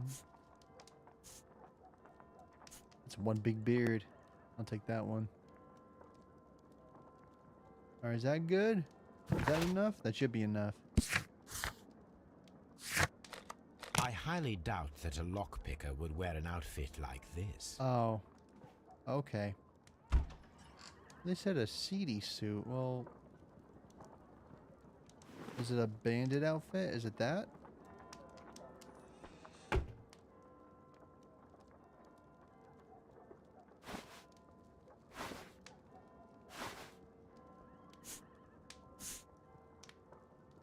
How about that? I'd better wear a shabby hat. Oh, a shabby hat? Okay. Shabby hat it is.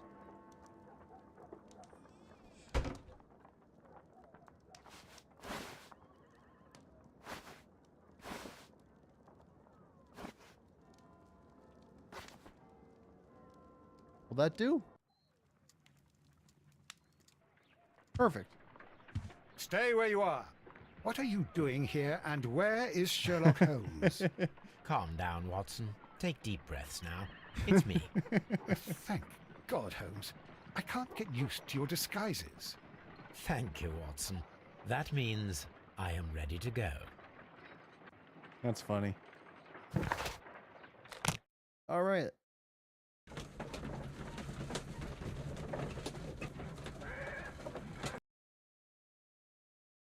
Who are you? What's your name? My name is Nigel. I'm here to open the locks. Talented, eh? Let's see. Go inside the marquee and show yourself to Charles Foley. Oh, it's Charles And Foley. I'd highly advise you not to trick him. Got that? I've got it.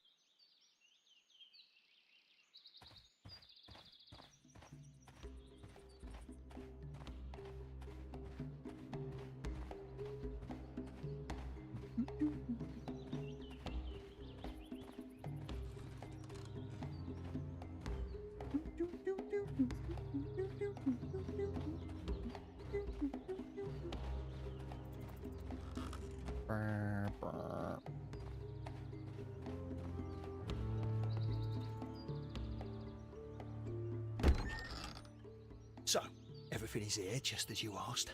Now what about the money? Some of the barrels are wet. Transportation issues, it couldn't be helped. Whatever. We'll be here after midnight to pick up the supplies. I want to be paid first. No. You'll be paid after we make the transfer, as I said. Caution hand. Right? I hope that no one saw you. The police are on the lookout. Of course not. I'm a professional. Glad to hear it. Be ready for tonight, then. Interesting.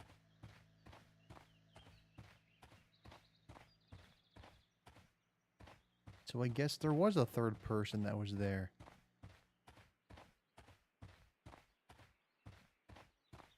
Oh, can I not? Oh.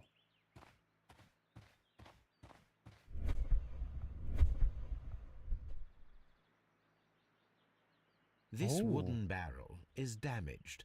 It is difficult to say what is inside.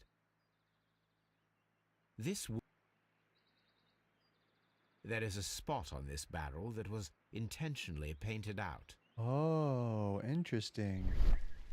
The crest of the Honorable Artillery Company.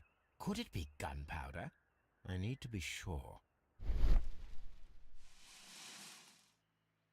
Judging by the fractions and the scent, I can confirm that it is, in fact, gunpowder.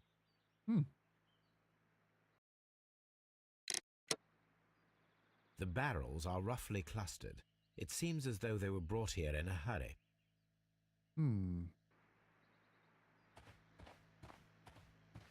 Interesting.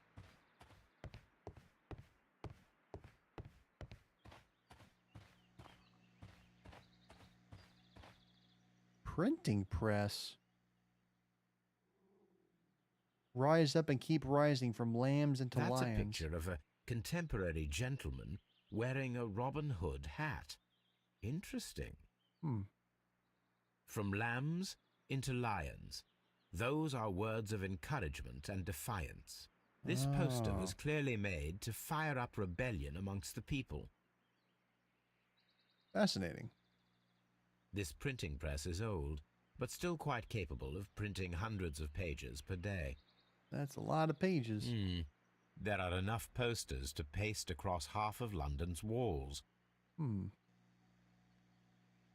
Powder kegs, a printing press, and a great many blank papers. All of this was stolen by the Merry Men quite recently. The Merry Men. And these poster samples.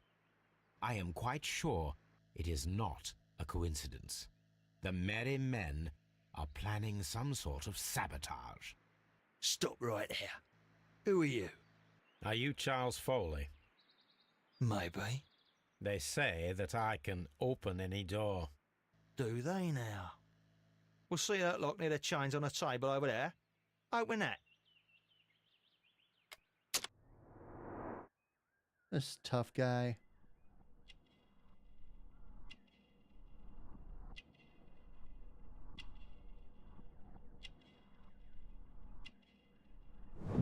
Oh, he has a complex key. Uh-oh. Ooh, bloody bandages. Interesting. Recent trauma. He's also armed with a bulldog revolver, which could be the revolver from the missing from the missing, the ramhead ring. Yeah, from the window.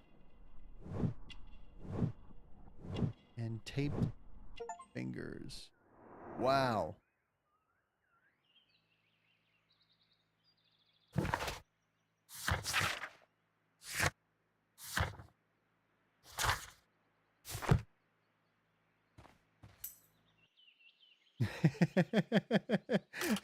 It does sure seem that way, doesn't it?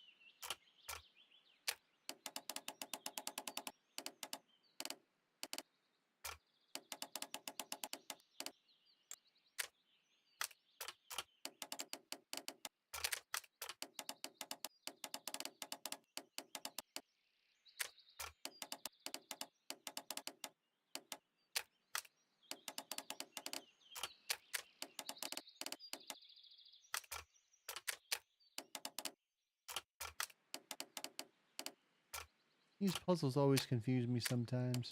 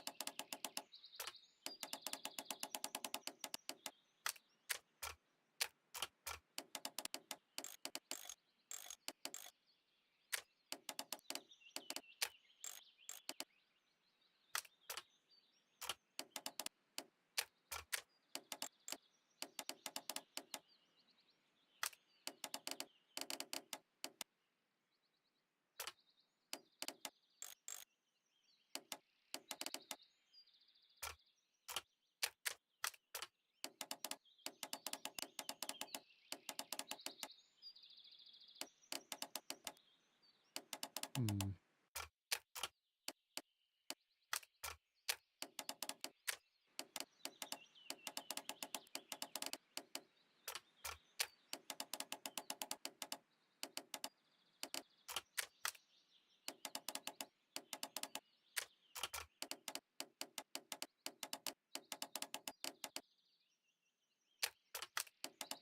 The only path is there.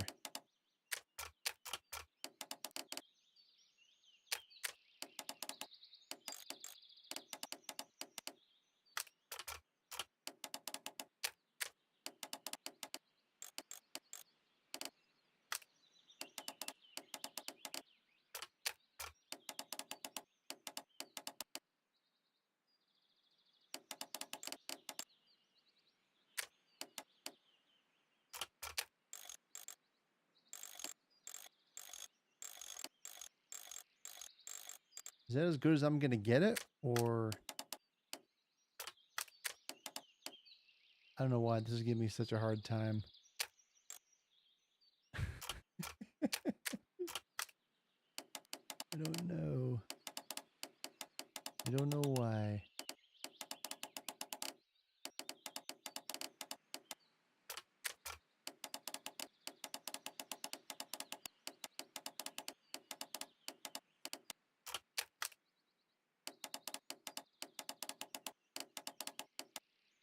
I guess it's attached to that one. Probably. Yeah, this always gives me a tough time. I'm not used to doing puzzles like this. A little tricky.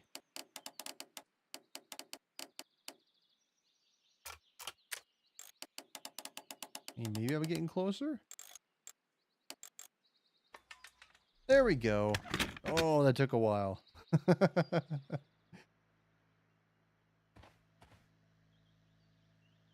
Alright, well, there you go. I need to find out what's behind this Charles Foley.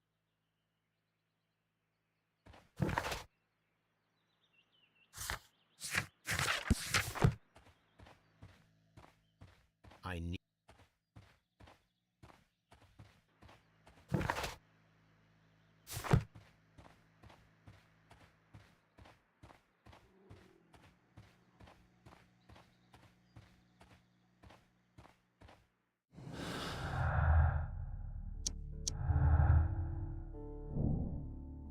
Charles Foley wears an antique ring, last missing piece, and also a revolver.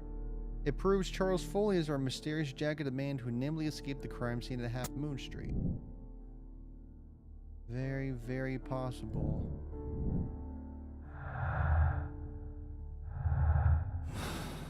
We're still missing a long-lost art piece. Ah, well, they're right. What's your name? Nigel Shirley, from York. Ah, Nigel from York. Never heard anything about you. How'd you hear about me? Jailed thief dialogue. It's a long story. I met your brother, Vincent the Butcher Foley, in prison. He told me all about his betrayal and all about you. Before I was released, he told me that you might find a job for me one day and pay me some money for me craft. Well, he died. 7 days ago. Uh-oh. In prison. I'm sorry to hear that. That's all right. The traitor has paid the blood price for it. And you'll do the job anyway, because I need a talented lockpicker. I know just where to search for his legacy. It's all about the Hellenistic treasures, isn't it? Osh, you fool. Now, listen up. You'll come with us tonight, and you better mind yourself. Us? Wait, who's coming then? Billy, Jack and me. And what will I get for that? We'll share the loot. The one you seem to know about. Right. Wait for us at the abandoned manor house on a corner of Ladbroke Grove and Kensington Park Road at midnight. Deal. Wow. Things are really picking up on this case. I don't want to end it yet. Here I am at the manor. Somewhere inside it are the Hellenistic treasures.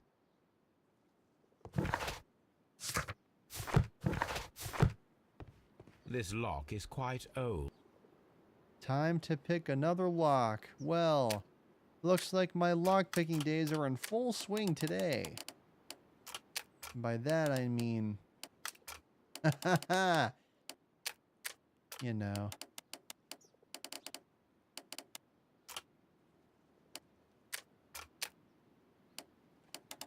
Not quite aligned. Nothing like picking another lock. Yay.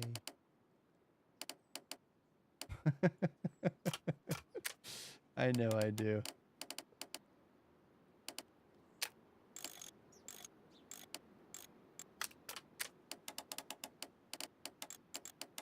That'll work.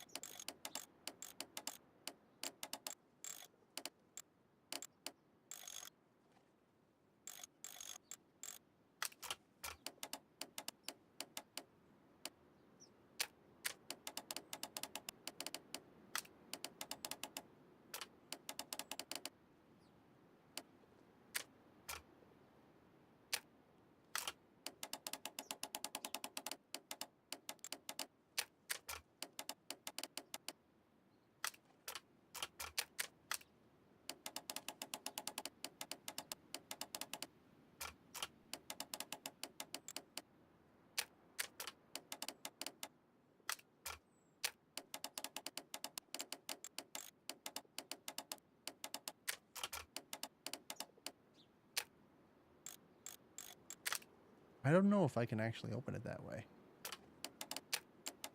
What if...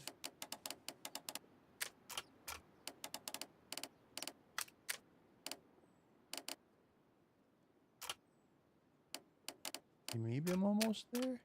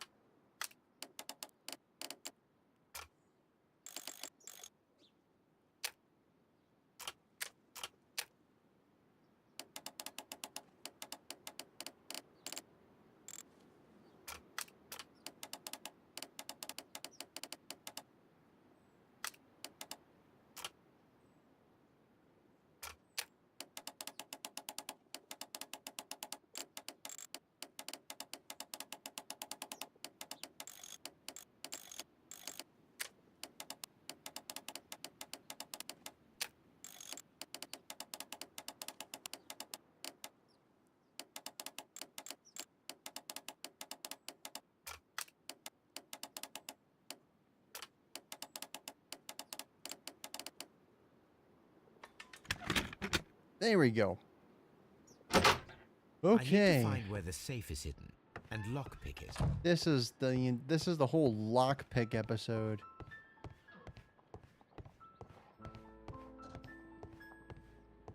This is all about lockpicking in this case.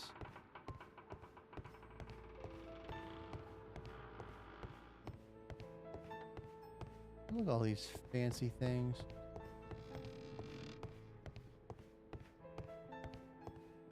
Ooh.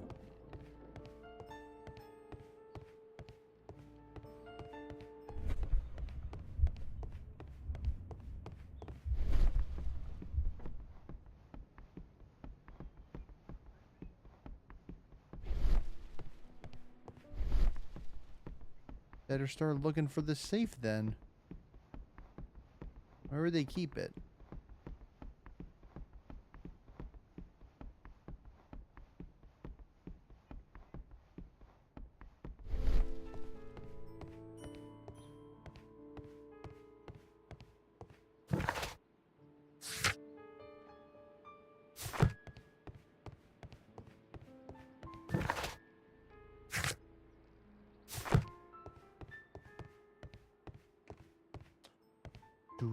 Do.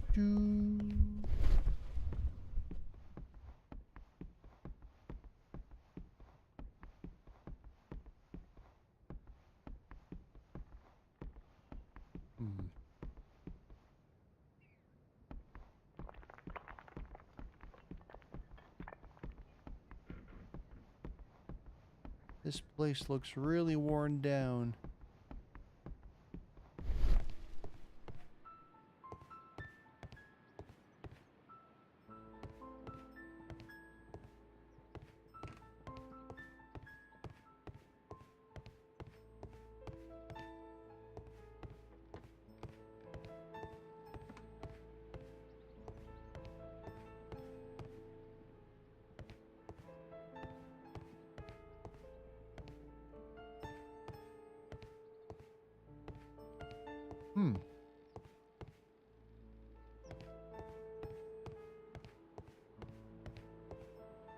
Well, I feel like a moron.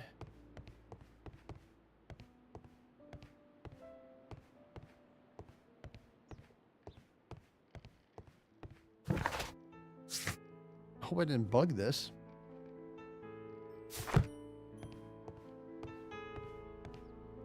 That's one big sledgehammer.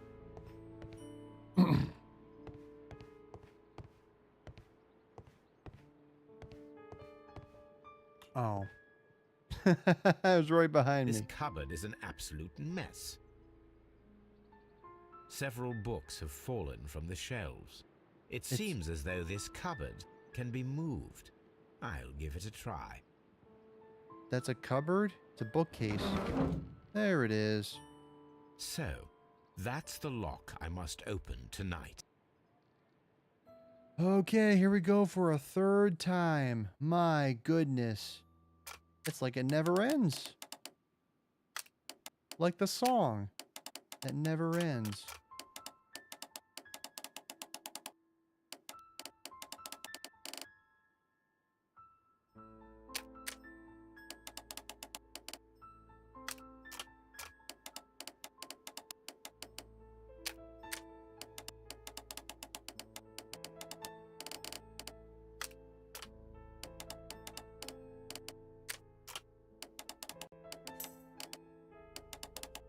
Pretty much, yeah.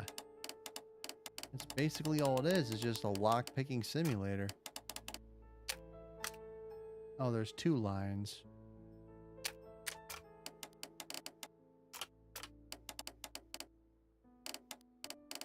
It seems to line up with that one.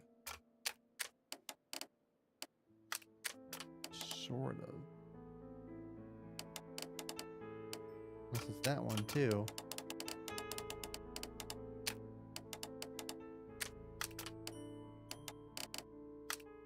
Ding, ding.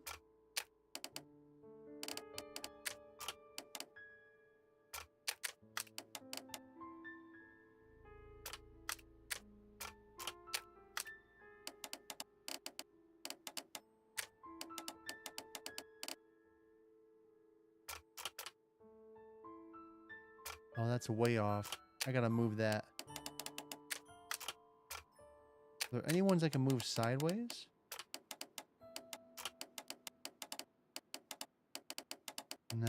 No, I can't. It looks like those 2 can fit right together, but I don't think that's going to be possible.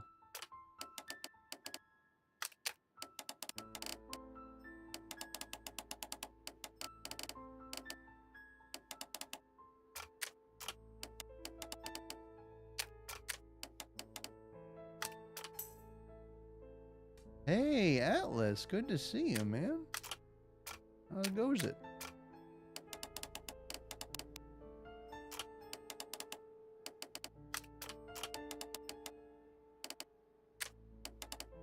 Just line that up. Maybe I can't do it that way.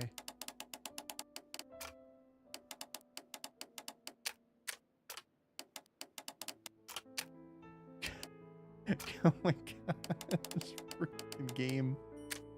You know, it's like... if there's one thing that I have a little gripe about this game, it's the lock-picking thing, because I still don't understand it. I really still don't understand this mechanic at all.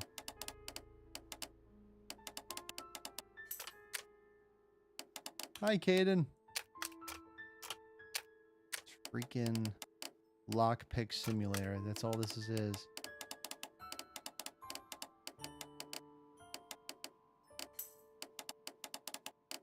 Oh, man. And this is the last case, too. But also moves that one as well. Oh.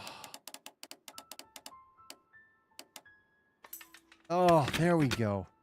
Am I going to finish it tonight? Probably. Yeah.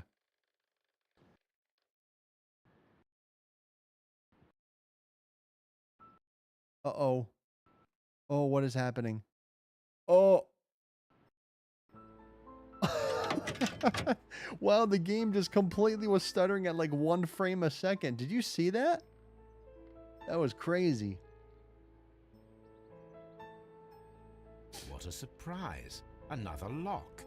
I recall that precious key around Foley's neck. It might prove a decent fit. I suppose they hired me to only open the first lock.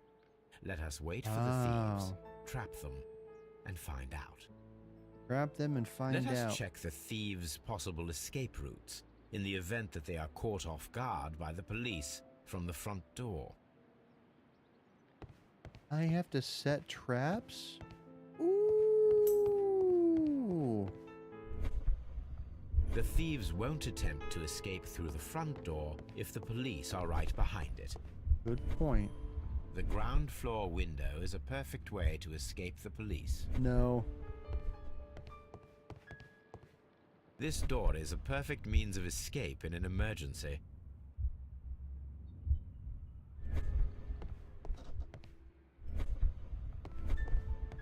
I have to analyze every possible thing. Oh! I wonder what this old chandelier is doing on the floor. It looks as though it was poorly attached. I suppose that the thieves already tried to open the lock with this formidable hammer, but they were unsuccessful.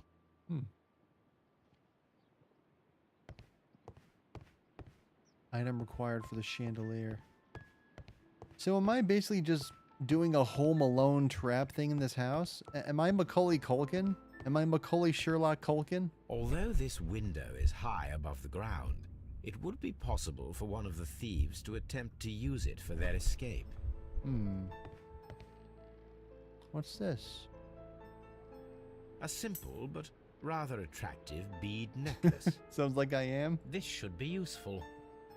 Oh, good. What am I going to use it for? I have no idea. Alright, I think I have analyzed every single possible location. Oh my god, am I really? What? Wait, what am I doing here? Oh, wait. What was that? I just saw something. What? What? Wait, where? Where do I... Where am I clicking? Oh god. Let's try again. Can you show me a... Oh. This is the perfect place to set a trap. Oh my god. I am doing Home Alone on One these guys. step on these beads, and our thief Nope. will go flying. Nope, I nope, should walk that- carefully, nope. else my plan will be ruined. No, no, no. I call bullshit. That is not how you set a trap. They're just gonna crush it. There's no way that they're gonna slip over that. It's like gumballs. It's impossible. I can't. I'm too smart. I'm too smart to fall. I'm too smart to fall, baby. The thieves won't attempt to escape through the front door if the police are right behind it. Hello, there's a hatch. This hatch leads to a cellar. Oh my god, this is Home Alone. This is Home Alone for sure. Oh, I need an item for that? This hatch... Okay. Alright, I can't get the item yet. Oh, examine what? Chair? This should be useful. What? Where am I putting that? Oh, okay. I guess I just have it in my hands. Kitchen door. Block with chair. The door is now blocked. Oh my god, this is freaking The Home door Alone. is now... Yeah, I know. The door is now blocked. Ooh, a stove. This should be useful. A stove is a stove, no matter where you go. A patty is a patty, that's what I say. This works very well. Oh my gosh, this is great. A grill is a grill, this is surely so. And fries should be fried either way. Oh, cool. Now, if anyone takes the hammer, the rope will uncoil and make the chandelier fall. It will also kill them, theoretically.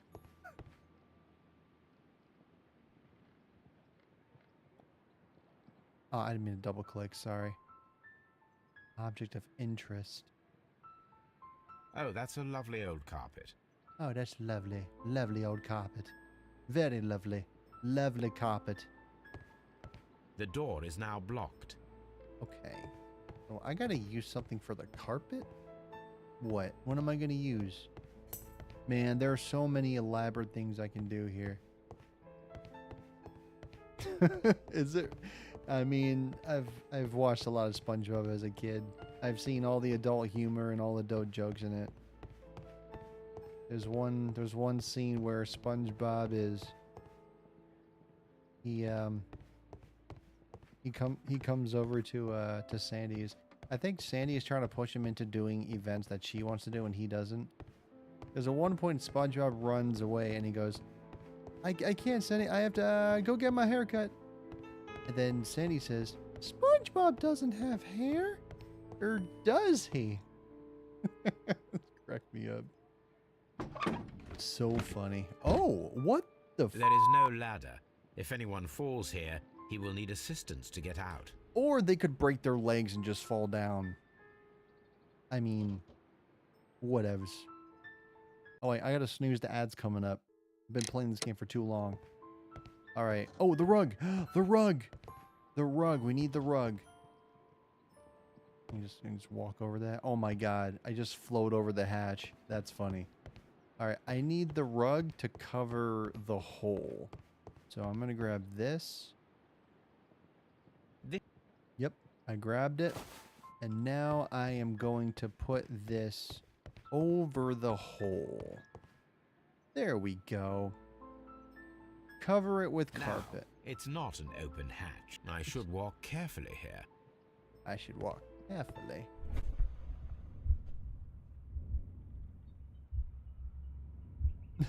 Any thief who finds his way upstairs will roll down very quickly.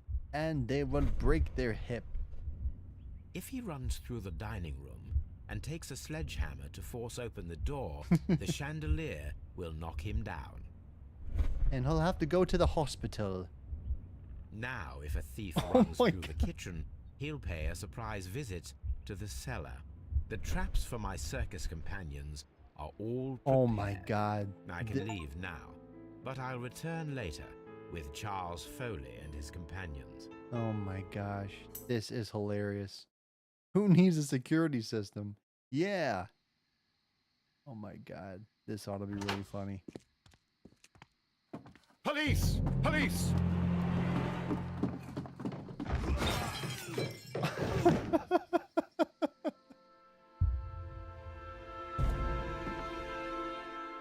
Stop where you are! Where are they? Trapped, Watson, with your assistance. How so? You sounded just like a real Bobby, my dear fellow. You startled them into the traps. I did? I assure you, Watson, it was quite an entertaining show. They will not escape the house now. Oh, they're dead. You scum! Mm-hmm. And this No, is the they're pistol used for the murder in Half Moon Street. There it is. How'd you know about that?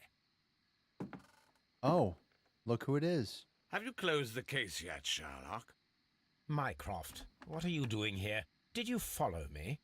Sherlock, it may seem that I used you, but you should be pleased to know that you have served our queen well. In this instance. I used So you. now, let us catch the big fish. But this man is not one of the merry men. No. Then why exactly are we here, Sherlock? This gentleman, Charles Foley, has been involved in a double murder and the hunter of a set of valuable antiques, the Hellenistic treasures, which disappeared in a theft many years ago. Yep. You're no better than the coppers. Now it's time to open up the safe. What do we got in here? Holmes, that is incredible. Well. The Hellenistic treasures. Indeed. Nothing but trifles. Where are the merry men? I don't know why you are asking me, Mycroft. They are yours to find. Minecraft. I'll see you soon, dear brother.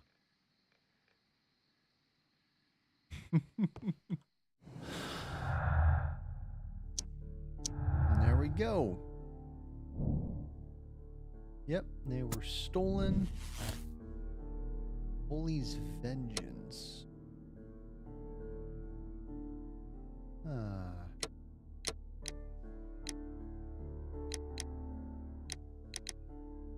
There's still one more possible solution, I think. Don't move, you flim-flammer. Flim-flammer? The trap with the chandelier worked perfectly. Charles Foley has been knocked down. Take that. Holmes, I had no doubt that you would catch the thieves. One of Foley's companions.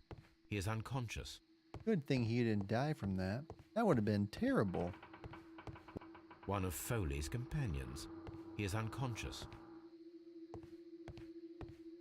Alright, is that... Do I have all the evidence? Okay, so now we need to make a choice here.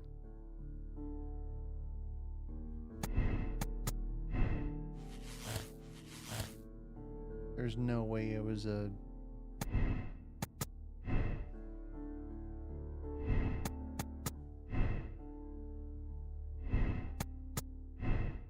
What other...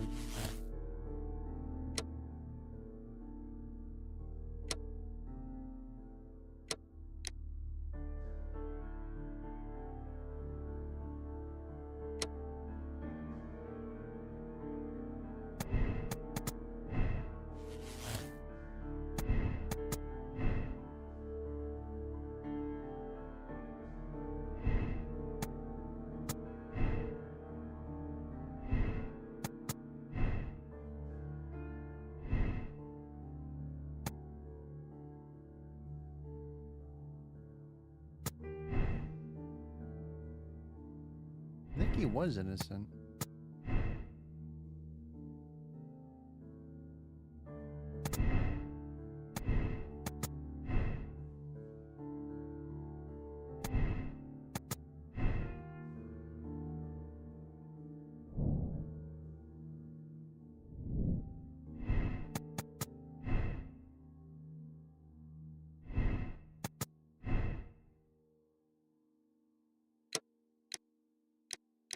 There's still another one we're not seeing.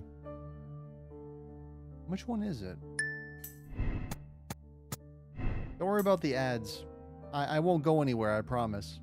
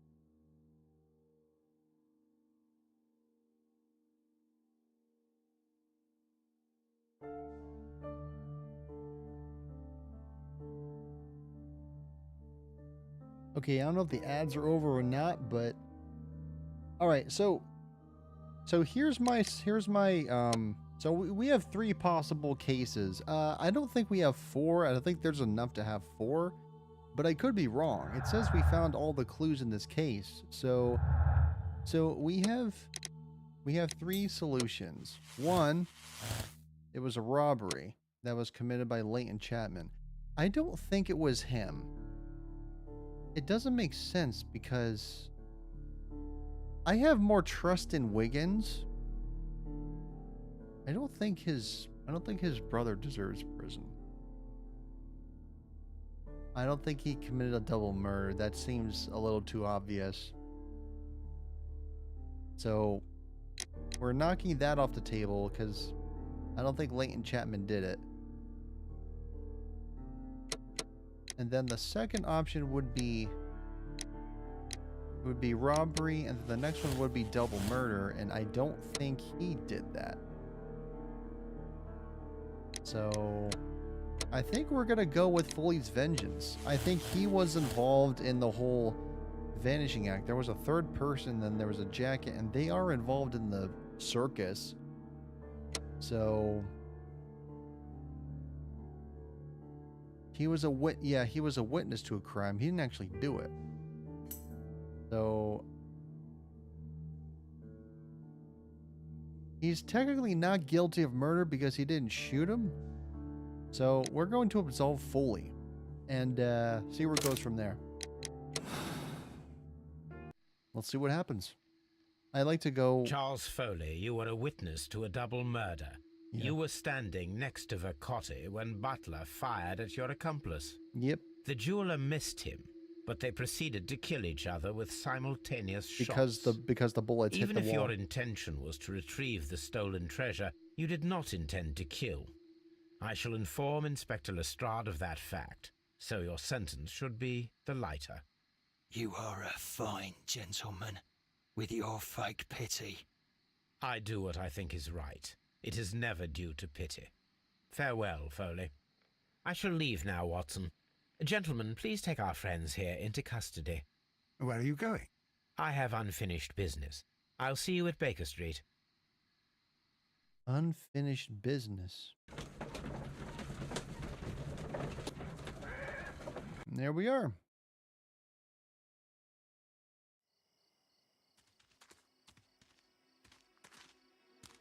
Be careful with the lamps. Don't bring them too close to the barrels. That's right. Good evening, gentlemen. Who's there? That is of no importance. What matters is who you are and the plans that you Oh, have. yeah. Here. I forgot about these guys. So you can stop us from carrying them out? Eventually, yes. Yeah. Uh-oh. Hey, careful. You'll blow us all up. I'm listening. We are a group known as the Merry Men. Oh, there they are. But I suppose you knew that already. Yep. We are the men who've already lost everything of value in their lives. We are ruined shopkeepers. We are workers who were fired from their jobs. Honest people who were robbed. We were forced out from our homes and thrown onto the street. And all of this in the name of the so-called law. The laws that were set out by our government. The laws that make the commoners only more vulnerable and the wealthy more protected. We are not only from the British Empire.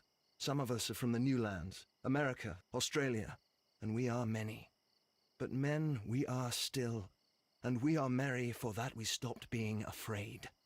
For those powers that be had done their best to plant the fear inside our souls, and we accepted it so easily. The fear advised us to keep our heads bowed. It prevented us from fighting. Bankers and politicians, they own our lives, our work, our bread, and they push us to compete between each other, just to see who may serve them better. But in the end, they are the few, so they are weak. They are nothing without their titles. We should not fear them. Our so-called masters should fear us instead. The time has come for our group to stand tall. Our great and many merry men. We are going to blow up the London Stock Exchange. No life shall be lost. But ownerships, debts, and property titles? They oh shall my all God. be destroyed. The London They're Stock only Exchange? papers, after all. So many people will be freed over this night. That is a radical step to take. What result do you truly expect? Chaos. But soon people will understand that they are free, and that they don't belong to anyone. They will be able to work for themselves, together, without letting the rulers dictate what to do, and finally justice I will bet all the cops are arise. listening to this. What you are intending to do is a crime. It is not justice. Yeah. How do you see justice then? Kids go to prison for a loaf of dry bread. And how many lords do you see punished for stealing from their people? Sending them to their deaths in mines or overseas to fight for land? Our masters wouldn't hear us. So now it's time to sing the song of the merry men. Sing the song Will you of the let men? us do our duty? What? Will you let us do our duty? Oh, we have a choice here. So we can either throw the cigarette or we can throw the cigarette in a bucket of water. Well, I don't believe in destruction. So I'm going to go the more passive route because I care. I don't want to blow this whole place up. Doesn't make sense. It'll just cause more chaos. So I'd rather choose live and let live and make their own decisions. When the law serves only the few, it can no longer be trusted. Every man is equal, and he has a right to choose his own way. And I shall not stop you.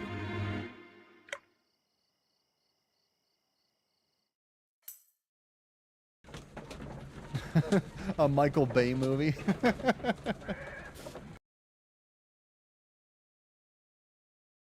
So, you're interested in Russian literature now? Quite, lately. It is an interesting book. I remember a few... I think this guy is from the other Sherlock Holmes games. He's not Sherlock, but I guess he's his brother? I haven't really played it in the other games, so I can't even tell. Really? I tried reading it myself, but I had a hard time understanding it. Yes, Doctor. It's about intelligence. Sherlock, okay. I vaguely recall one of the lines. Sometimes it takes something more than intelligence to act intelligently. Yeah. There were also a few words along the lines of pain and suffering are always inevitable for a large intelligence and a deep heart. Tell me, Doctor, does my brother show any signs of pain or suffering? Not that I know of. Because you see, Doctor, behind all of his masquerade, my brother does possess a deep heart. So deep that he does not recall where he places his love. Well, I'm sure that... His love and his duty that, in the first place, should be directed towards the Empire. For without it, we would be nothing. A country filled with uncivilized men. I should leave now. Sherlock, Dr. Watson. Holmes, what just happened? What was that? The start of a new world. Anything in the post, Watson?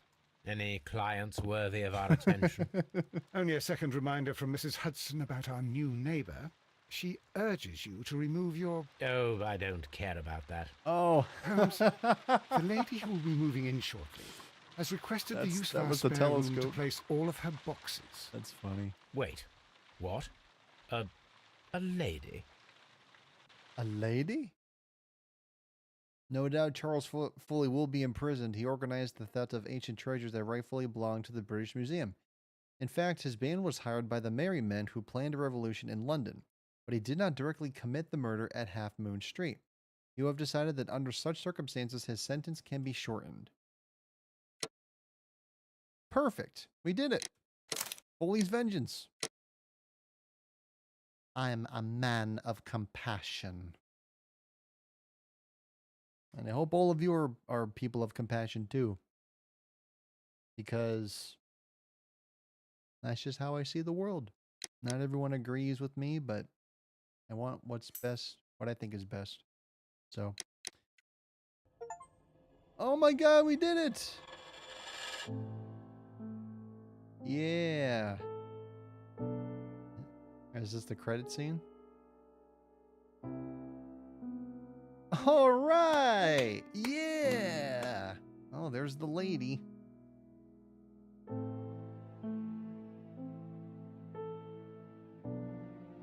Was with the slow turning. I don't like that. Cool, we did it. We finished it. All 6 cases done. perfect. Because next week I won't be doing Sherlock. I'll be doing more horror games because it'll be October. But wow, this was interesting. I did like it. I did like the fact that it kept crashing. That was like the only complaint that I had. But everything else was like spot on. I really enjoy paying attention to detail and looking for clues, and it kind of holds your hand along the way. You kind of have to think a little bit where you're going. I ended up getting, I think I got 2 cases incorrectly, but I went back to the previous one and I made the correct decision. But other than that, we did it. Horror for all of them? Probably. They're just going to be mostly focused around Halloween, so.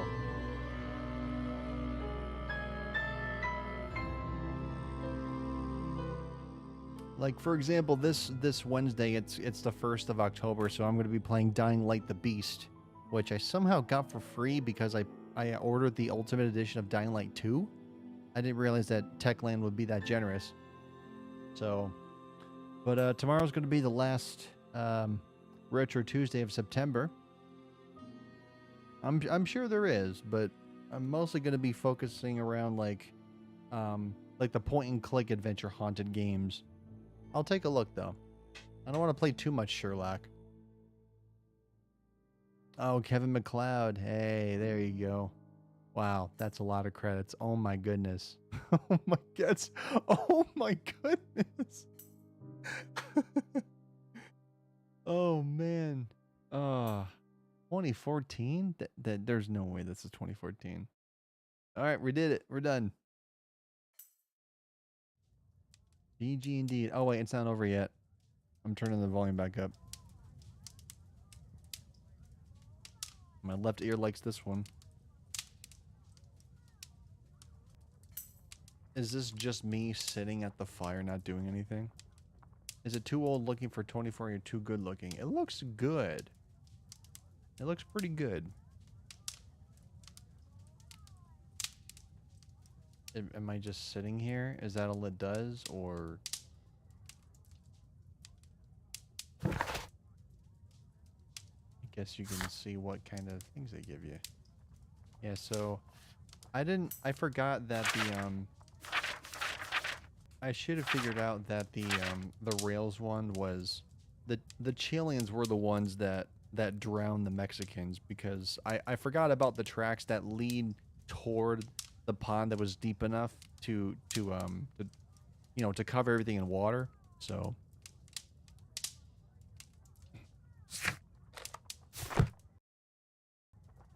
oh, okay.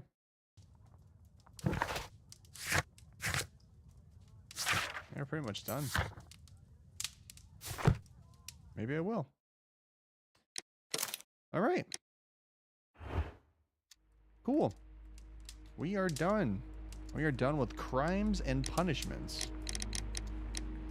And there's always more of them.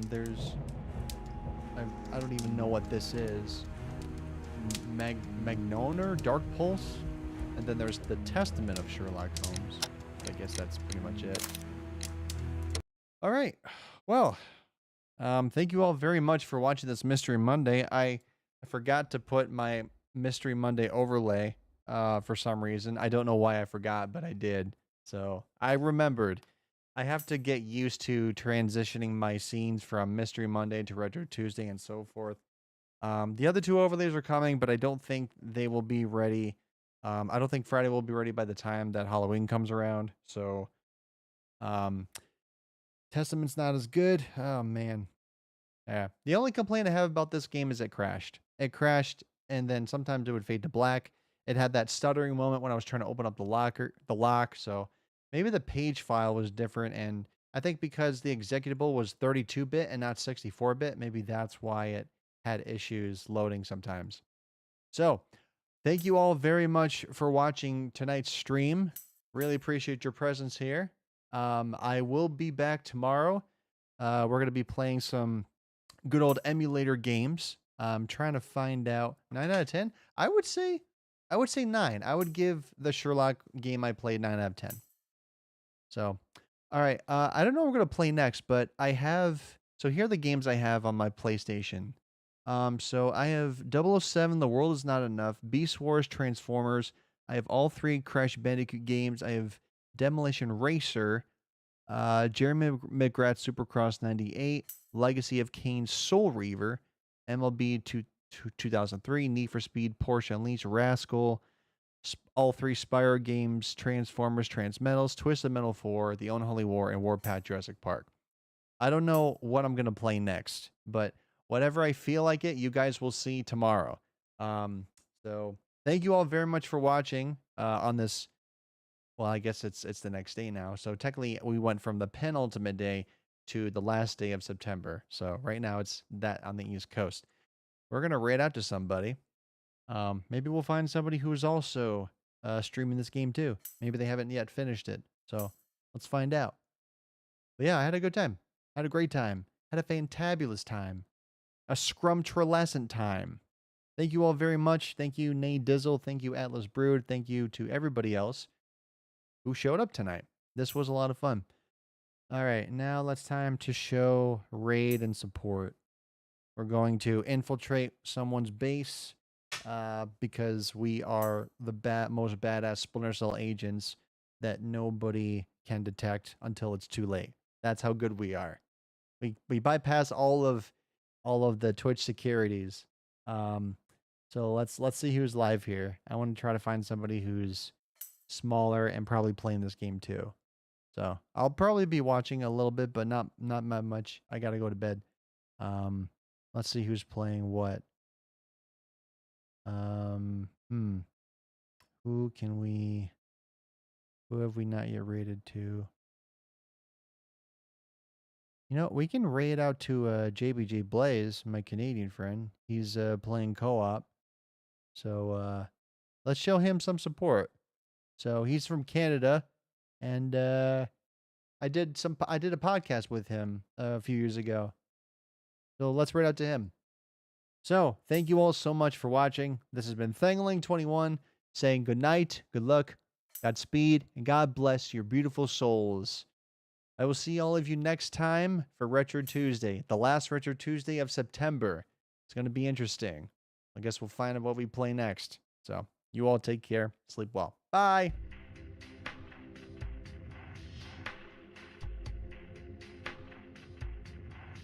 You're from Canada. Awesome.